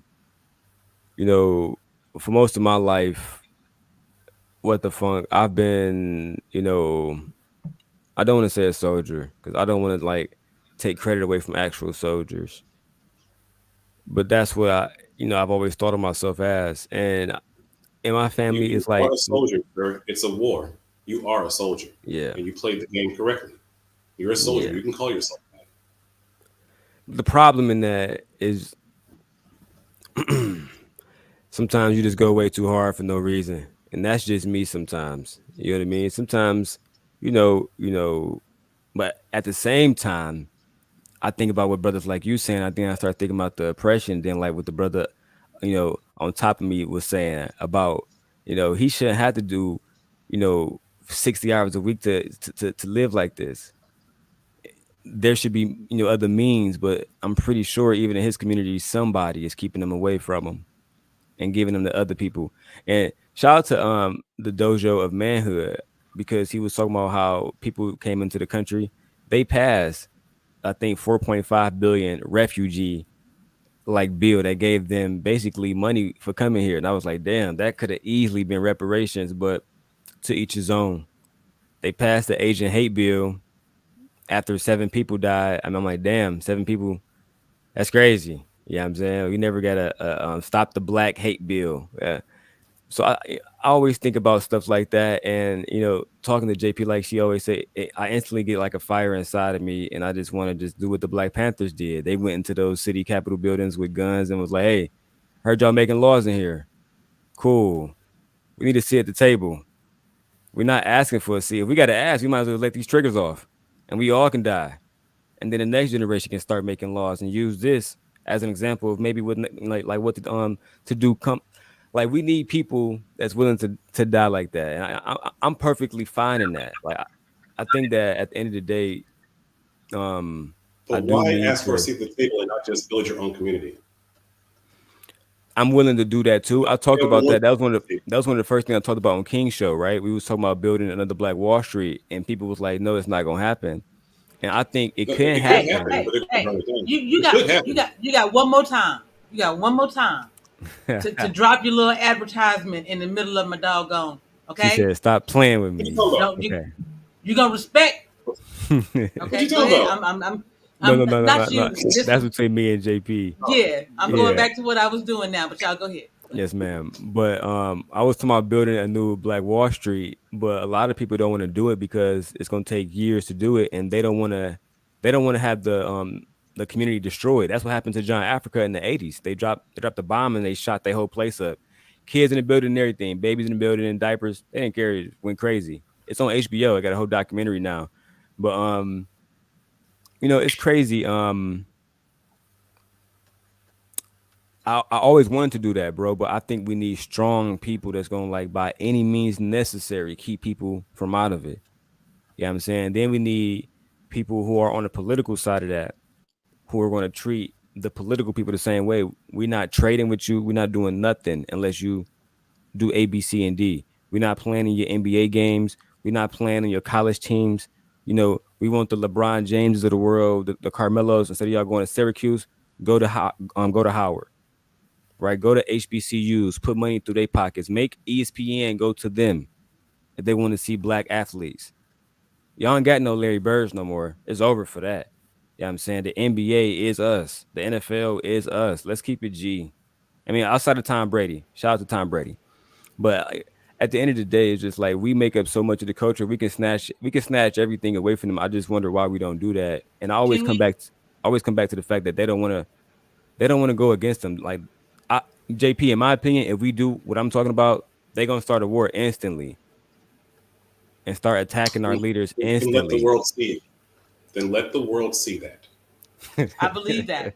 I believe that. I Then don't let know the who it world was. see it. Yeah, let the I world don't see know it. who Show them. just sent me that information, but Let them know. Iran Let the has world already know said that. how the system really feels. Then, if that's We're what it too takes. afraid, but that's what Dojo's question. If we have a 3.1, damn near $4 or $5 trillion spending power as a combined melanated community, if we can bring ourselves together, we can bring others along. We are the culture starters, right? So if we can bring ourselves together, we can bring other cultures along when they see it done properly, then we can, it's a groundswell movement, the way that people took out monarchs of the old days. We're so stuck in the mindset that we have to listen to them tell us how to move versus we need to come together and move against them. We're afraid that but if again, at the beginning of the stream, I talked about January 6th. That's the thing that changed for me. Did you see all them people run up on that damn building? What did they do? Now they see the weakness in that part of their system. But what I'm telling That you was my is you still have birthday. more of those. Yes, it was. And happy early birthday. Ain't nobody gonna be showing you no birthday love now, though. See, I don't that's care. what you I'm just get. talking about there was Damn. light anarchy on my Damn. birthday, and I was sitting Because back it laughing and takes eating little popcorn. it takes little brothers to derail a conversation. I was in a very good place, and then here he go. What's up? You know I love you, Jay. So you see how many people left? It's because now I said you have to talk about going away from dealing with them. Why? Why are you so afraid of hearing somebody say that white supremacy is bad, that capitalism is bad? Come together and get the fuck away from these people. Merry Christmas. Why is that so bad? Why is it so scary? I'll wait. Any gentleman, you, Dave, come on. Um, No, it's that gold chain rock. He hasn't said anything in a while.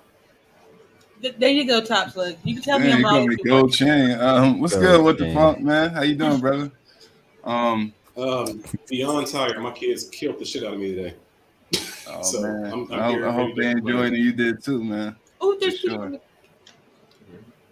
But no, I think as far as what you was just saying, JP, I don't know if it's always people are just so much scared. I think that one thing that we don't really um, maybe always can't really see as easy as we see it sometimes is that like whatever we want to call a system that they have in place, like it's an all encompassing thing, right? Like it's very hard for somebody to kind of find their way or see a real path just to completely break free from, quote unquote, white supremacy or the powers that be, or however you want to, title it.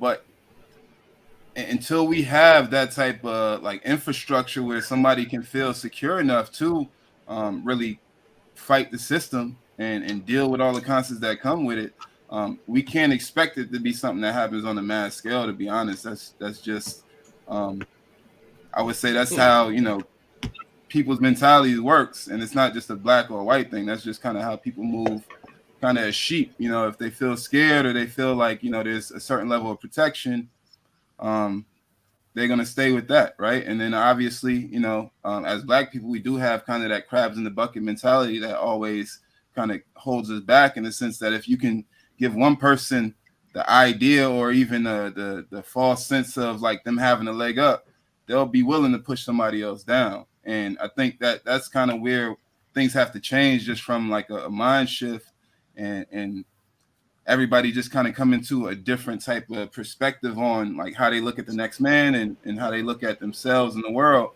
But to be honest, from my standpoint, we have to do things that kind of take advantage of the system that's in place, right? Like I know a lot of people are making money on crypto, and I know somebody spoke about, sports. Those things can be avenues for certain people to then be able to build those type of infrastructures, right? Like, like LeBron James, for example, right?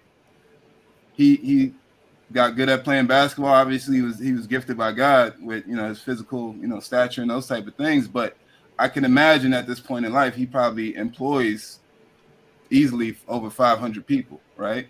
And all the different endeavors that he has. And so maybe more of us as black people or people with that mentality kind of getting in those positions can then, exponentiate it.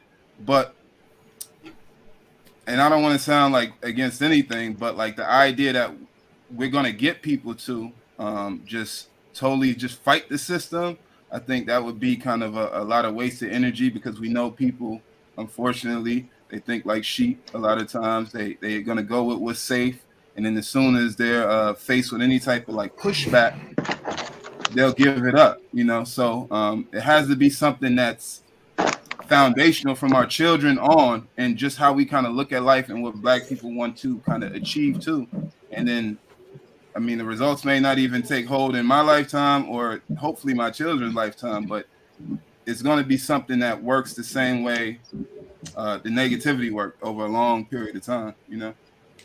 Thank you. I appreciate that. So, what I want to do, because this is a little bit of a more uncomfortable part of the conversation, well, I want to make a little bit of order here. One, people, you're more than welcome to click the StreamYard link. If you come up in the back and I see you are a person, I will bring you up. If you are an avatar, I will not bring you up until I see you are a person. Once that happens, you can come up. Now, if you want to be an avatar after that, that's fine. Jay, welcome, because I don't know you unless I know you by another name. Welcome to the conversation. I appreciate you. Happy Fella Day to you. But I want to give Ula the floor, and then you, Jay, Marcus, Darrell, and then what the fuck? Go ahead. What up, Jay? How you doing? I know Jay personally, but yeah. How you doing, Marcus? Merry Christmas to you, brother. Merry Christmas, man. To everybody here, Merry Christmas to you too. Yo, love the Merry Christmas, love brother. the beanie.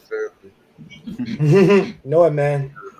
You got to match what you wear, man. I tell people all the time. Essentially, I would just say we got to stop seeing ourselves as enemies.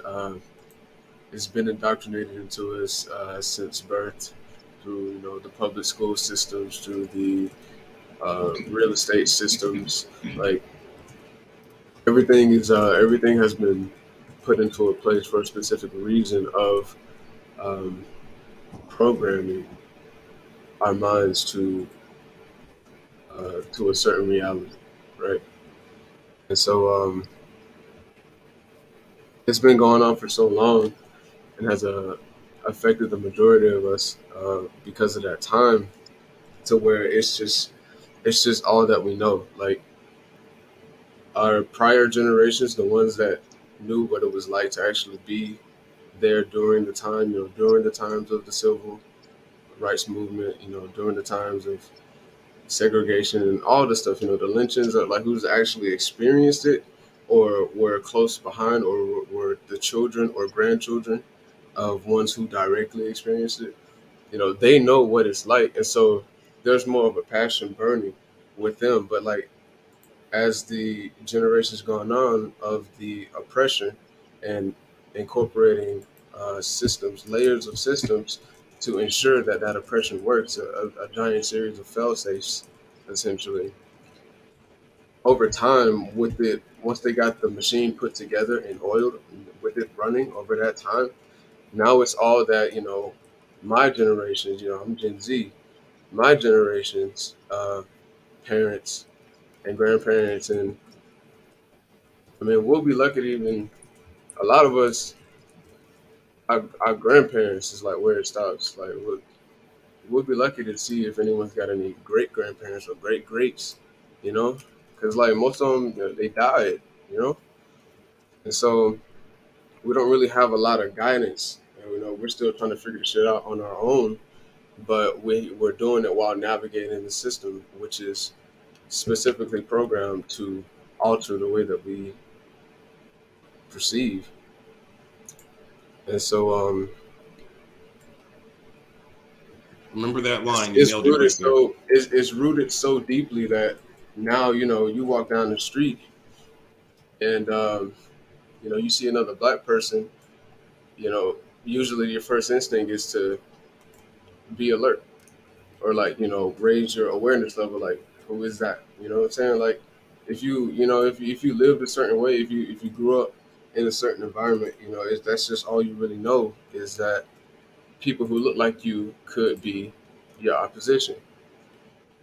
And it's like it's been beat into us systematically. After school, you know what I'm saying? When you go to school, you sit in class. You got the teacher as the overseer, and just kind of ensuing that, And then you got our neighborhoods. You got the '90s. That was the '90s when the crack epidemic. How was the 80s? It was the '80s. Ooh, The '80s, when the crack epidemic, happened. It was all planned. And then when that happened, now the we're divided even more, because now we see each other as opportunities. Opportunities to make money, or opportunities to profit from exploitation, because we've been getting exploited for so long. Now we want to do it, and we want to chase the bag. Essentially, that's where chasing the bag started coming in, because it's like you see this potential to make so much of it. It's like, I gotta have it, and since we haven't had for so long, it's like a big juicy steak. You know what I'm saying?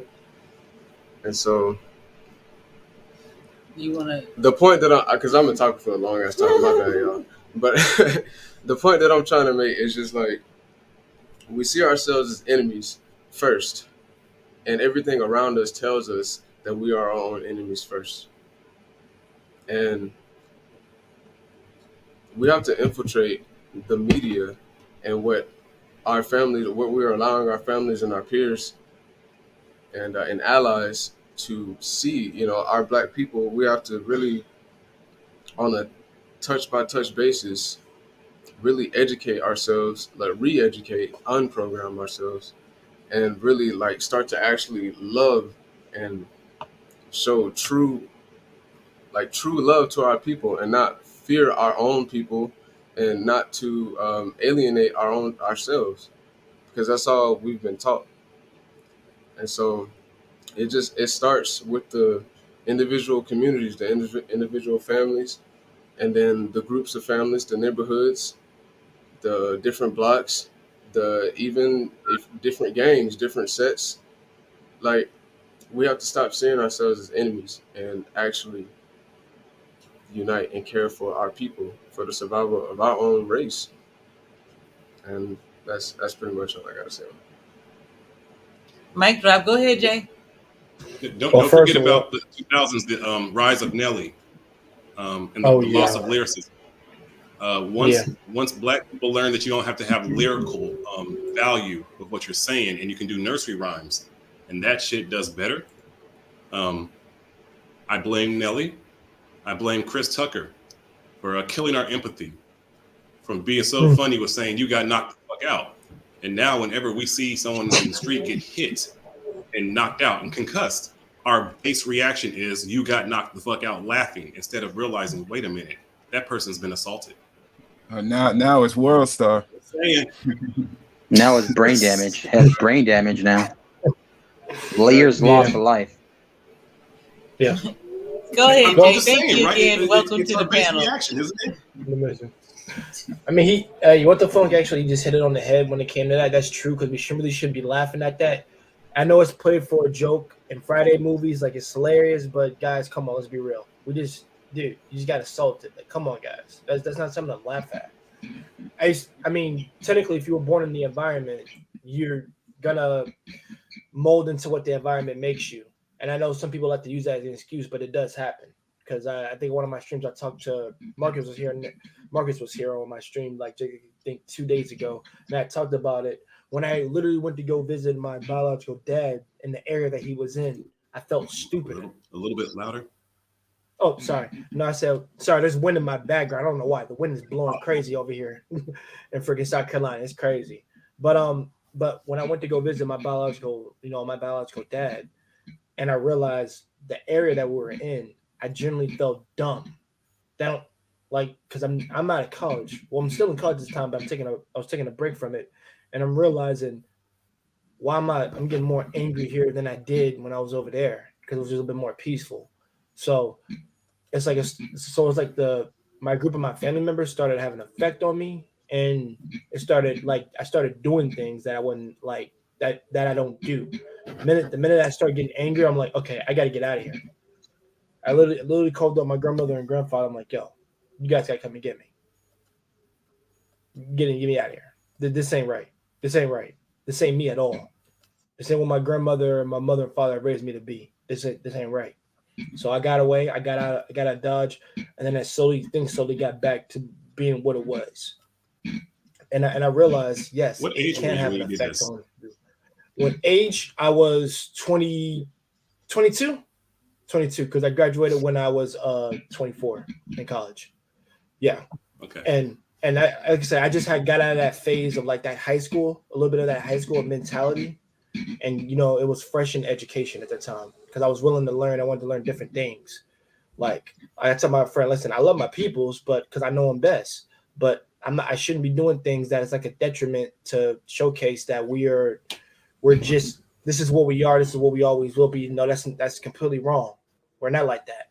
We're intelligent brothers. We got a brother up here technically we got two brothers up here who are well dressed, that are literally not the example that you see on freaking media, that actually do care about their image. And I think right now our lack of image and of our importance is what's really getting me now. Once we start dressing like freaking No, I can't say Mr. T because that's a stereotype, like a mother. I can't say that, but we love them. But brothers, we should be wearing suits. We should be styling out, and I'm gonna be controversial. We should dress like the brothers in New Jack City. All them brothers had a suit. They look stylish. They look fly. That's how we were back in the day. And I'm a '90s baby, for example. I respect the old school ways a little bit because some of the stuff that worked back then can still have some hard work and labor for us today. So that's an important thing for young cats that are coming up. Always dress to impress. Never think that you're a square because of words. If anything, you're more likely to get more picked out and succeed more because you dress like that. The one thing I would tell my nieces and nephews, literally, I would tell them, listen, I don't care what those other cats go on. You dress the way your mom and dad tell you to dress, and you definitely move and carry yourself the way that you want to be carried. Because that's gonna come a long way for you. And it's gonna showcase, God Christ. Freaking win. I think it was a tornado here or God something. Christ, I've never heard. Yes, he did. Yeah. God Christ. Sorry about that, I guys. respect it. Okay. This wind is going crazy, but I'm saying like it's gonna go a long ways for you. And like I said, Gen Z. I mean, I know the kids coming up now, but the brother here that's speaking, I know it looks tough, brother, but listen, you gotta literally, like I said, your mother's with you. If you're willing to learn from other like male mentors, especially there should be men in the whose church. mother's with him?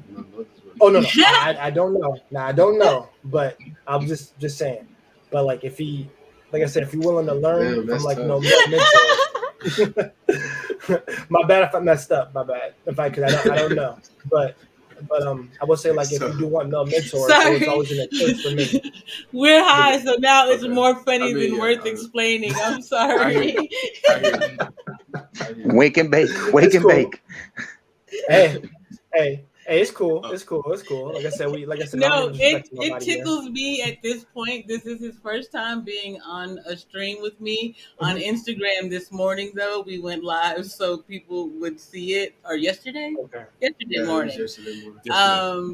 Because I knew that with the wake of all the things that happen throughout the world. Let's just address it real quick. Everybody has their opinion of how two people come together, especially with our age difference. I'm 46, he's 21. I'm 22, so. Yes, he will. My son did introduce us. But as you've seen since he's been here, I don't lord anything over this man. I respect him outright for the man that he is and for the fact that when we met, neither of us really had anything. And I still don't. And he chose to cover me after knowing everything about me, seeing my everyday movements, the cover about what my life is truly like. And that's what people don't get to experience because we view each other through this lens of lust. One of the first things that I told him was thank you for being the kind of guy that I can drink around and not be worried about my safety. That's huge. That's not cool. And it's not because the media has beat me over the head with anything. I'm not that girl. I have lived that life. You know what I'm saying? I've been out here and experienced human beings and what people will put you through in order to get themselves a step ahead. And I have chosen to do different. So that was it. But anyway, just the point is, yeah, he's not my son, but it tickles us. It tickles me. It tickles me. But anyway, thank you for that. Giving me the opportunity to say it. But what the funk? I just, you know me, moving forward, all I want is to figure out how people can do that. See each other and respect each other for who they are, especially our people, like he said, and come to an understanding. It's not always going to end up in a relationship where it's love. We should have probably known better. But anyway, the moments that you spend just getting to know people for the people that they are, create networks. All of this right here, all of you gentlemen being here, is because I created a spirit between my spirit connecting with yours. Ignore the skin. Yeah. The spirit. It's down to who you are at your core, your spirit. And yeah, for sure. That's my goal with this channel and what I do in real life. This is a learning moment. I'm not pushing. I just want to ask to dive a little deeper. You said about dressing how your mother and father tell you to dress. What if your mother and father are having you dress in a toxic mentality? What if your mother and father are teaching you to dress the wrong way? How do you get past that when they have imprinted that on you? Okay, that's actually a good question. I actually had somebody ask me that 2 days ago. How do you get them? How you get them from dressing you up in that toxic stuff? So okay, this is basically what you would do. No, So basically, well, you said how do you get them? How to tear you from that? Basically, so basically, if you have if your friends dress a certain way, you'll want to dress in that also. Because I had a lot of people. Well, first of all, I'm probably an oddball out. I had a lot of people in church, like especially older male black men around me, and they all dressed in suits. No matter what day, they never took a day, had a lazy day to come in like wearing some t-shirt or something.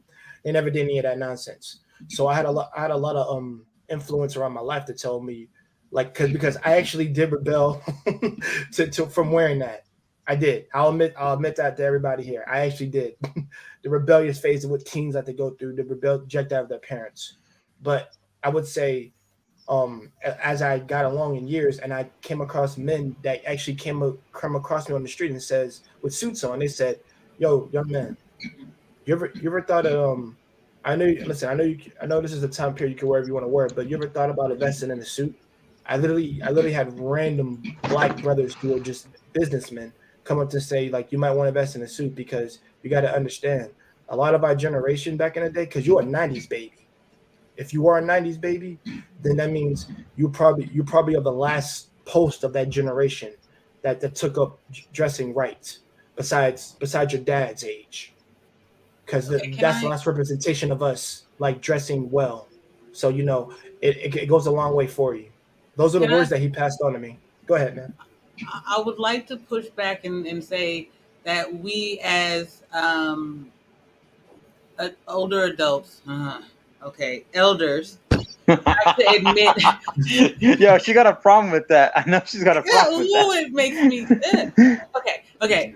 As elder adults, it's fine. As elders, we have to admit our mistakes in the language that we use. When he told you to care about your appearance, what he meant was it's your spirit.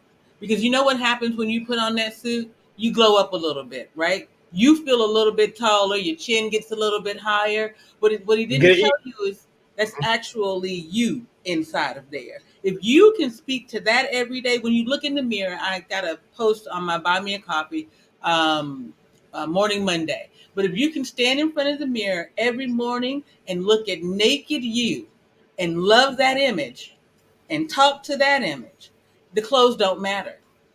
The appearance doesn't matter. Then what the people say about you doesn't matter because you know you love you naked. Shout out to, what's her name? Ella May. Hey, my autism kicked in. Okay, go ahead.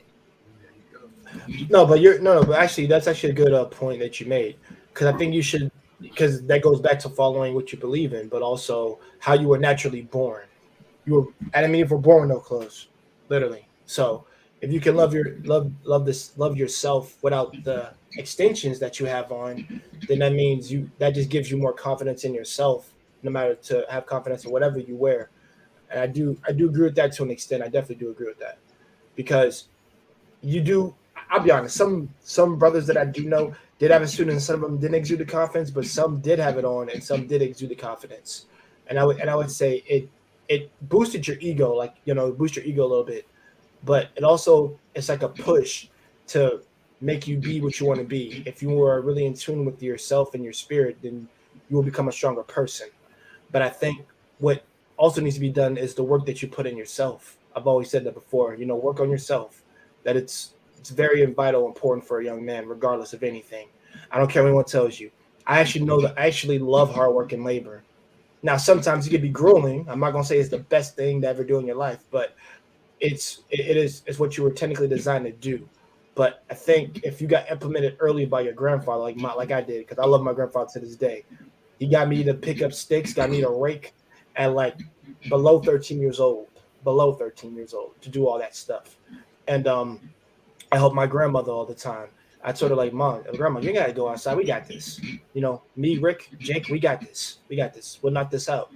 And we wanted to take that stress, and that taught us like the tradition of what a man is supposed to do, as he grows into age, is that you have to produce and do hard work, but you also have to go out there and do the heavy lifting that your significant other can't do. I mean that's the role that you've been given: protect and provide, but also take care of the heavy things that hinder them. But so things that make it easier, it's the things that you can't do, they make it easy. She makes it easier on you, and you make things easier for her. The things that she can't do. That's what I said. That's how I said we complement each other like yin and yang. That's a spirit. It's a spirit thing. Nobody knows that because I know I study Asian culture a lot. And one of the things that's very fascinating is the whole spiritual dynamic that I really resonate with it. Levels of hell. Like, yeah. Mm-hmm. Yeah. Just as long as you don't come at me with your zodiac sign, though. I don't believe in that zodiac bullshit. I don't believe in that zodiac, bro. I don't either. I understand your point about wearing the suits. I did the same thing when I was younger, when I was in my 20s, having to play a role. When I had to maybe have more confidence than I actually had. When I had to, I had the gift of gab, so that was not a problem. And when I started wearing suits in New York City, I was able to really do some amazing things. But I was then being used to take money from people who didn't have money, kind of in that Wall Street kind of shit. So I left it alone. But I think it's truly important to understand that you wear the suits to get to where you want to go. But in actuality, once you find out who you are, think Albert Einstein, black pants, black shirt every single day. Mm-hmm. And when you're going out into society and you want to get the recognition and the good energy, you can wear the suit and try to carry yourself in one type of way. But in reality, you have to remember that there's a lot of crabs around you. I always think that it's better to dress under and just blend in and not be seen. And when you come across people who you want to come across, you inform them. But other than that, you really are in your zone and not seeking attention. Think of the Matrix, or think of the person that's in a club. The smart women will look at the guy who's in the club who's not getting attention, who's just kind of maneuvering and analyzing. It means either two things: either he's about to gun somebody, or he's actually really important in that position, and he knows that place. And you see that he goes and speaks to that person, and then he plays. He's not. He just goes, has a conversation, not flashy. Goes, has another. You just see that man is speaking to people. Then when he leaves that little situation, the people are like, energy changed. That's how I think you kind of have to maneuver after, I would say, 34, 35. I think the suit analogy that you gave is 100% correct, because you're not quite where you need to be at, and you want to have the goal. Like it motivates you, because you need a bravado to get to where you want to get to. But once you get to a certain age, and this is very, very true in the Black community, because most Black men do not age mentally past the age of 27, the age that Tupac was killed. Even our older men in the 40s, they still have the mindset of someone who's 27. You have to learn how to get past the attention in the suits to command the attention, or you're kind of diving into the pimp culture of the church, which is a whole other discussion. You all have to. I'm sorry, my bad. No. So you're good. You're doing good, man. I just you said the pimp culture. I'm just like, yo, that's true. It's true. Oh God. Once you really get it, you can command without worrying about how you dress. Yeah, I just there's that saying that the guy who's the loudest guy in the room is a lot of times the weakest guy in the room. You got to make sure you move calm. Be like a chameleon. Relax, be confident, have a firm voice, and actually make it seem like your actual presentation is believable to even yourself. Because when it's believable to yourself, other people will actually believe it. And also make sure to do the homework, be patient, and don't be so over. Just don't be impatient. Make sure don't rush it, because people will smell that as well, and then they'll pull back from you. And you don't have to dress in a suit. You just have to be formal, be obviously maintain yourself, and then they'll see, like, okay, like I get what this guy's saying. I vibe with it, or I respect it. I'm listening to him. Whatever, whether it's a business pitch, whether it's a way of maybe networking, getting to know you, friendship, whatever the relationship would be, however it would flourish. I do like suits. Don't get me wrong. I know in the military they say if you look good, you feel good type thing. But that can also be used in other ways as well. So just be mindful of that. And I've never been to New York City, but I know that it's a fast city. It's a huge fast city, and people there do not wait. They rush. They're getting from point A to point B quickly, from what I heard. Yeah, the city that never sleeps, man. That's Yeah. what it's like. Oh. And LA is another city that's like a great example of you're getting from one point to get there, so you can finally get your own position. Like it's one of those cities where people are networking and trying to get a franchise, trying to build an empire, trying to build a brand, a name, just like in New York and in Miami or Vegas. You know, I call those four cities like the four horsemen of the apocalypse, basically, because they're the four cities of great market value, but it's also cities of very fake, fraudulent people and people that will run you over. Because the business market itself is cutthroat. It's dog eat dog, and it's a wolf. It's for wolves, not for sheep. In order for you to get successful in that mindset. The sheep's in wolf in sheep's clothing, basically. I know what you mean. Yeah. And I think it's also important to address. Yes, men, young brothers out there, get confidence, yes, but also build yourself up. Like I said, I know, like I think to everybody in here to some degree has been in fitness or like at least done sports. You get a lot of confidence when you're in sports. I did like 5 different sports at a very young age, all the way to freaking like literally high school, and like it changed me forever, probably for the better more so. Name them. Yeah, Name I did. Them. Okay, you said name them. I did tennis in summer. I did swimming in summer. Yeah, I did tennis. My grandmother put me in that, and that got me a lot of fast stuff going for me. Like I used to be a really good runner. I should go. I did tennis. I did track. I did basketball for the church and basketball for the school, and then I did swimming in high school, and then I did track for a year.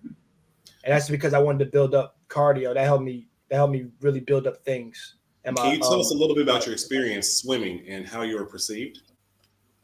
Okay, off the record, my my swimming teachers were Caucasian. It was a Caucasian lady. Her name was Alice. They took the time to teach me how to swim with the board, and then after that, I started learning. I started picking up things quickly. I just started learning how to do freestyle swimming as I went, and how I was perceived. They didn't treat me any different. That wasn't like, actually, predominantly that area, it was Black and Caucasians, but more often than not, nobody really was like trying to like hassle you because of your skin color, literally because of where you're at. But I think the difference with them was people were just kind of surprised at how good I could swim when I was able to pick things up just quicker than most people. Because normally it would take me 2 tries, and I mean by 2 tries, and then I got it. For some people, it took them maybe like 10, and I was just able to pick up on it. And then they just started putting me in advanced courses, and then they asked me, "Do you ever think about actually being a lifeguard or like a swim teacher?" And I'm like, "Nah, I never thought about it at all." And then they recommended me to some people. As I got into high school, I was doing basketball at the time, and then I was kind of get tired of playing basketball because I got tired of freaking running so much at the point. So I decided to go on track, to do track for a year in my sophomore year, and then I did swimming for my junior and senior year, and we actually won that year, the first year. We did. Then we came in like what, second? No, we came in the second place, literally. And how did your peers perceive you doing? Did you get from your peers? Okay, hold on. Go ahead. Before you answer, I appreciate each and every one of you gentlemen coming up here today. I would love to be able to stay longer, but this man just got home and just 4 hours. Damn. And this man needs to eat. Yeah. So. Oh yeah, I had some food. Yes. So in the private chat, I have asked you gentlemen to drop your theme song. and any other information, please please leave some way for me to contact you. I'm going to put the Facebook group there so that you can join. Please join, because I'm going to drop links for all of these movies and things that we've spoken about. I want you guys, for all these things, I want to put them to you in a way that you can use a media representation reference to help. So, because that's what you are. You're telling me that you watch media all the time. But in the meantime, I want everybody to take a moment to, one, shout out your channel, two, close up anything that you got for me, and then leave your theme song in the back for me, and I'll play them all at the end. I truly appreciate you, gentlemen. I want to do this. Ah, dang it. Okay, I'm gonna close the door next time. I want to do this again, so please leave me all your information, or you're gonna make an old lady hunt you down. If I'm gonna admit to being an elder, then you're gonna admit to having to give me your information and show up. Okay? For sure. Thank you, gentlemen. Y'all can start with Marcus, What the Punk, Top Shelf.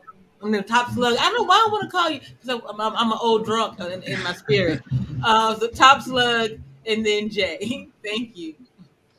Yeah, well, I appreciate the panel. I appreciate everybody here. Have a Merry Christmas. Everybody be safe, and a Happy New Year if I don't get to talk to you before the end of the year. And yeah, just don't take things for granted. Hold each other, love each other, respect each other. If you want to catch me either in Mexico, I'm a survival guide, travel guide. You can email me at markrodriguez117@yahoo.com. I also do other business ventures, whether it's landscaping, construction. I run that business as well on the side, nutrition on the side as well. Yeah, and just reach out to me. I'm hoping to release my book in early 2023 by the end of the year, based on narco trafficking, counterterrorism, the origins of cartels in Mexico. Reach out to me, please. If yeah, because that's my job that I do out there in journalism. And then yeah, just hit me up on Instagram as well, Marcus_Anthony_1812. That's about it. And thank you so much for the panel today. God protect the thing. Yes. Yeah. That is a conversation in a book that's worth reading when you finish it. Indeed. Yeah. Thank you. Get the hell out of the country when you write it. Absolutely. I'm gonna try. I'm trying. I go back and forth, but it's pretty rough right now. It's very dangerous for journalists over there. I know. Oh shit! You got me. Oh hell. She gave you the solo, man. Right. Okay. Make this quick. Before I shout out my channel, I have to ask who was hearing the birds were chirping from whose panel? Birds I heard them chirping, but it wasn't from my panel. Maybe I don't know if it could have been. It could have been mine. It could have been mine. Either way, if someone heard, if you heard the birds, that was one of your elders trying to speak to you about something. So I hope whoever didn't hear it, you just didn't hear it. So damn. Okay. Check out my channel. Pretty much what it is all about is funk music. On this side of the world, they've pretty much taken DJ Screw music and Memphis funk and kind of made a whole new genre. And my big picture is what I want to do is start making this space and pairing it to the funk beats. I'm doing it with Neely Fuller, Shiraz Ali, a bunch of other different speakers. But I want to start also doing it with speakers in this YouTube space and pairing the gems that they're saying on their streams and pairing it to music. And also start having more people who make beats do the exact same thing to make an opposite of what hip hop is. Because the hip hop that we are ingesting is our poison, but we need our music, so it's time to create a different type of genre. I'm absolutely fascinated with having conversations with all of you, especially sir who has studied Asian culture. I would love to have a conversation with you and plant the seed about Kabuki, the graphic novel, and possibly if you haven't read it, we can have a discussion about it. Everything that you have studied is in this book, in this graphic novel with amazing visuals. And it's something I'm even working on right now. You can see that I'll probably end up giving to somebody, which will in turn bring me alchemy back for what I'm doing anyway. And the gentleman with the gold chain, I'm sorry I keep calling you that. I also look forward to finding out what your channel is and deep diving in as well. That's it.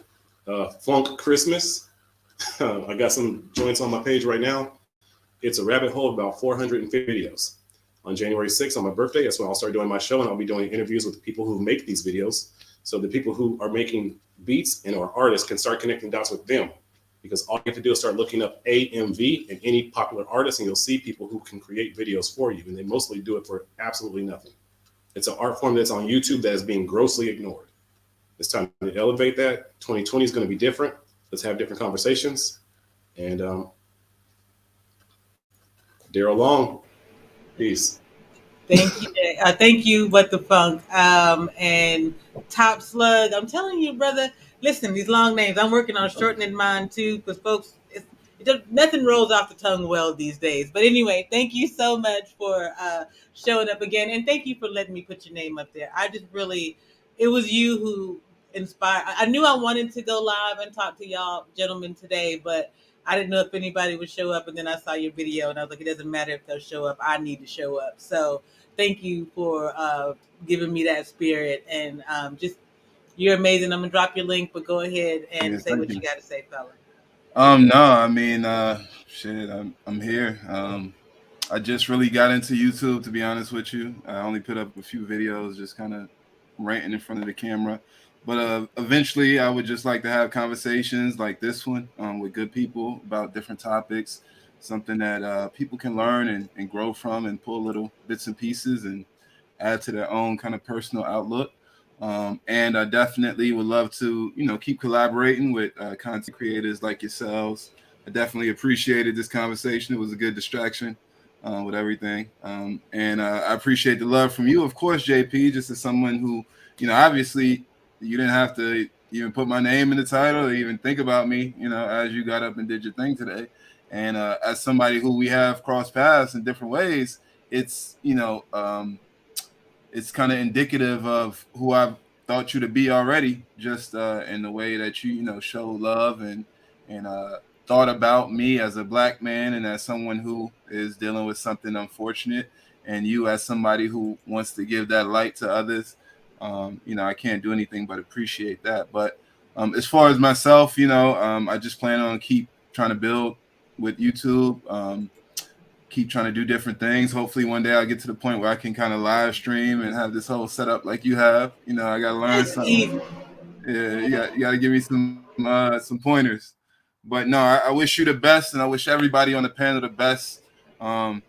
Marcus, Jay, you as well, man, and just everybody. I hope you enjoy the holidays and New Year's as well. What the Funk too, yeah, for sure. I'm gonna check out more of his stuff. I know we're in a Facebook group together too, I think. And I think for me, I just really appreciate this opportunity just to have a distraction, to have some good conversation, and I'll definitely kind of build on some of the things that we talked about. And I think that there's more conversations to be had, and I hope that we can have them soon. I'm not gonna lie, you look like a rapper that I know, brother. So no, don't take offense to it, but you have that rapper look to you. So I was like, man, it's the gold chain, right? That's what it is. If you want to go old school and the theme song that I'm trying to put together in my head, you got that Uncle Luke vibe, but I'm gonna let it go. I wish I had some Uncle Luke girls right now. Parental control. Parental control. As the only girl up here, I'm not gonna do that and be disrespectful. I got it together. Normally, I'm sitting here by myself and I have to check myself, and it takes a beat longer. Look. Okay. It's okay. Okay. My bad. You're good. Thank you, gentlemen, so much. Top Slug, brother, do your thing. It's not hard to run a live stream. I'm more than willing to help you. I know any of these gentlemen up here who have done this is more than willing to give you any kind of support. You pull up and chat with them, and they got you covered 100. It is a long hustle. Don't buy into the hype. You're going to have an ego struggle once a certain number of people show up or a certain thing happens. Just remember the man that you are. In the military, they used to tell people, just because you make a certain rank, don't forget where you came from, kind of thing. Mm-hmm. Just try to hang on to that part of who you are going forward. But I support you, and I'm here for you. And then, Jay, I'm going to let you go ahead. And thank you so much for being new, showing up, showing love. The Asian culture thing, I want to talk to you behind the scenes. I think there's a connection there between the older Black men and the younger Black men that maybe they're not recognizing, and it might be a good way to go forward. But I really do appreciate you, so go ahead. Oh, don't mention it. Thank you for having me. Thank you for like I said, thank you for dropping some knowledge down for me from your, your little bit of your story and a little bit what's going on. Um, still excited to know more, and always learning different people's perspectives means a lot to me. My I don't think my way of thinking is always right. I always do question it at some points in time, but also I always come to the possibility I might be wrong about a few things. But that's I like to humble myself and learn. That's what makes me different from like some modern day people, because I'm actually willing to sit down and listen, even though I am 30 years old and I don't look it. Like I said, learning new different perspectives of people means a lot, and it can go a long way to you in the long run.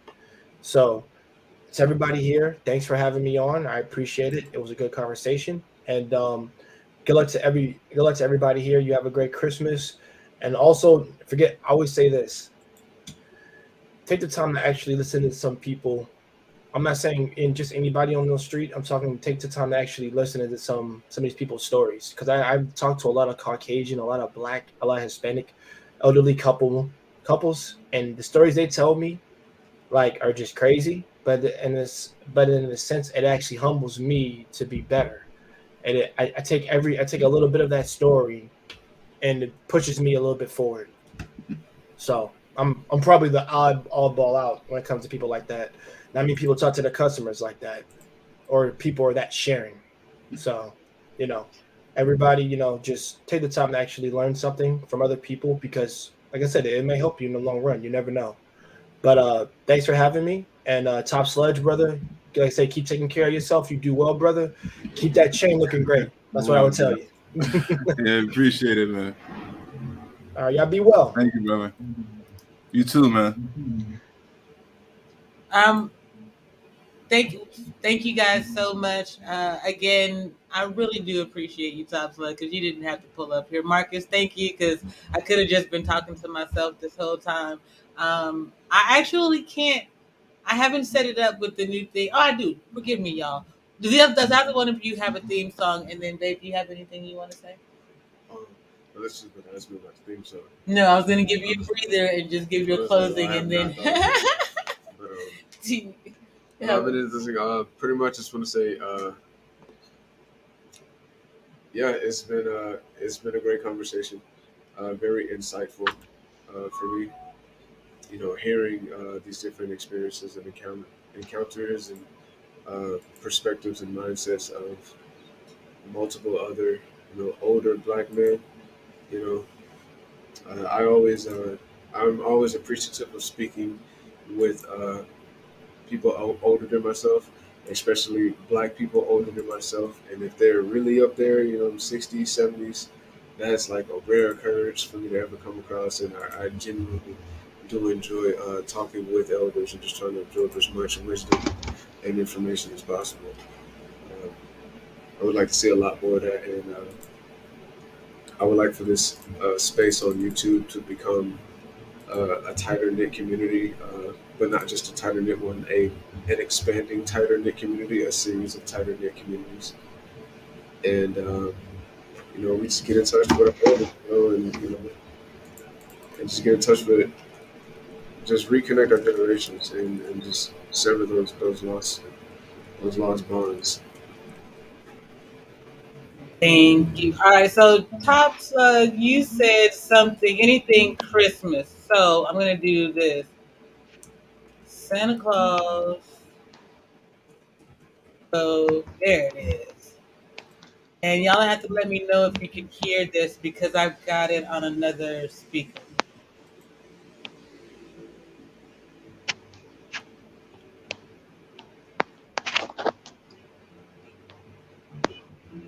Santa Claus. Can you hear it? Yeah, I can hear it. That's classic. Santa Claus. Straight to the ghetto. Every stocking you find. I already did though. Okay. Thank you guys so much. Marcus, do you have a theme song for me?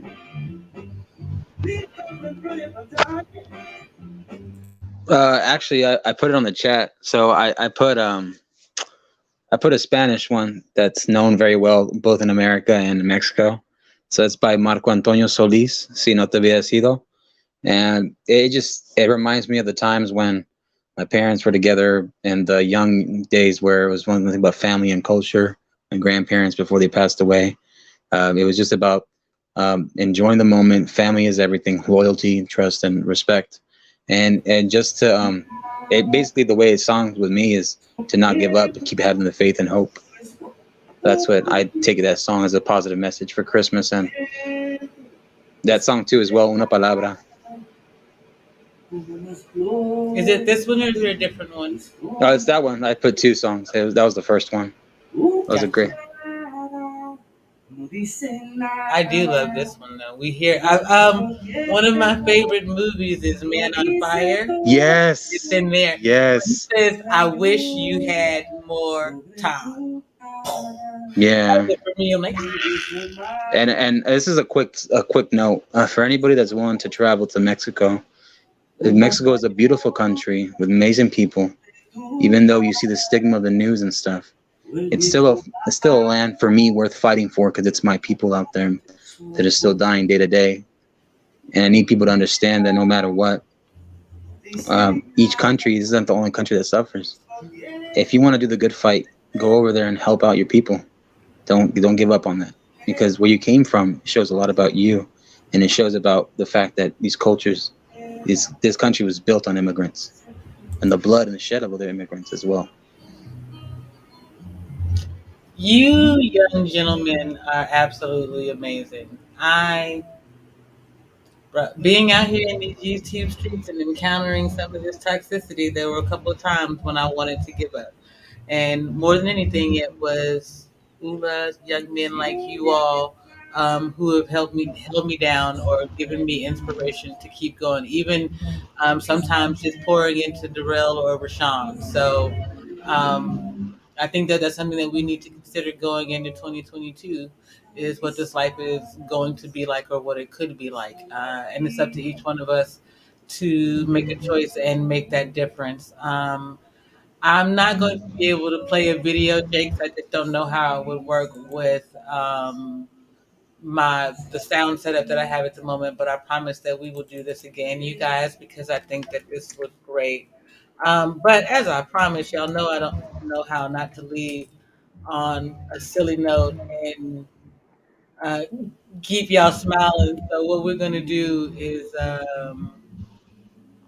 this one right here. Why is it doing that? It won't do it. How about this?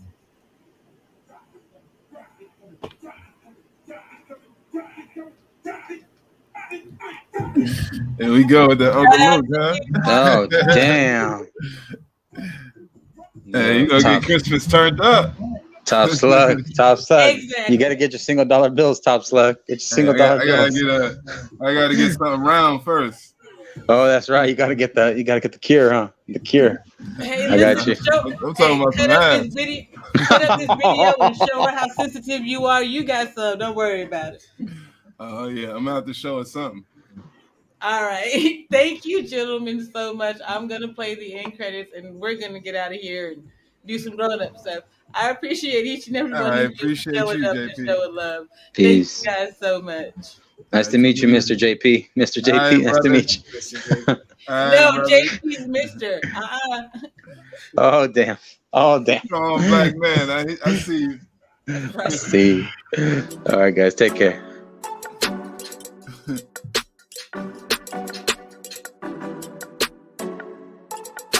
Oh, gosh, you guys. Medication works.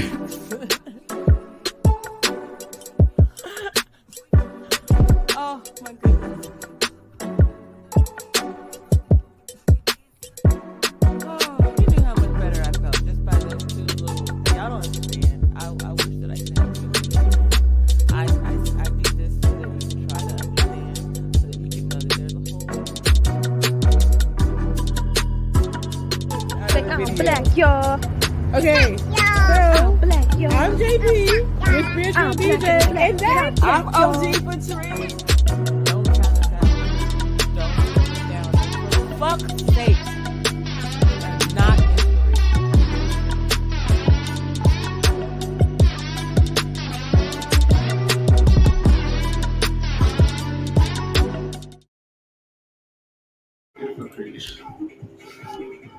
You say bye, babe.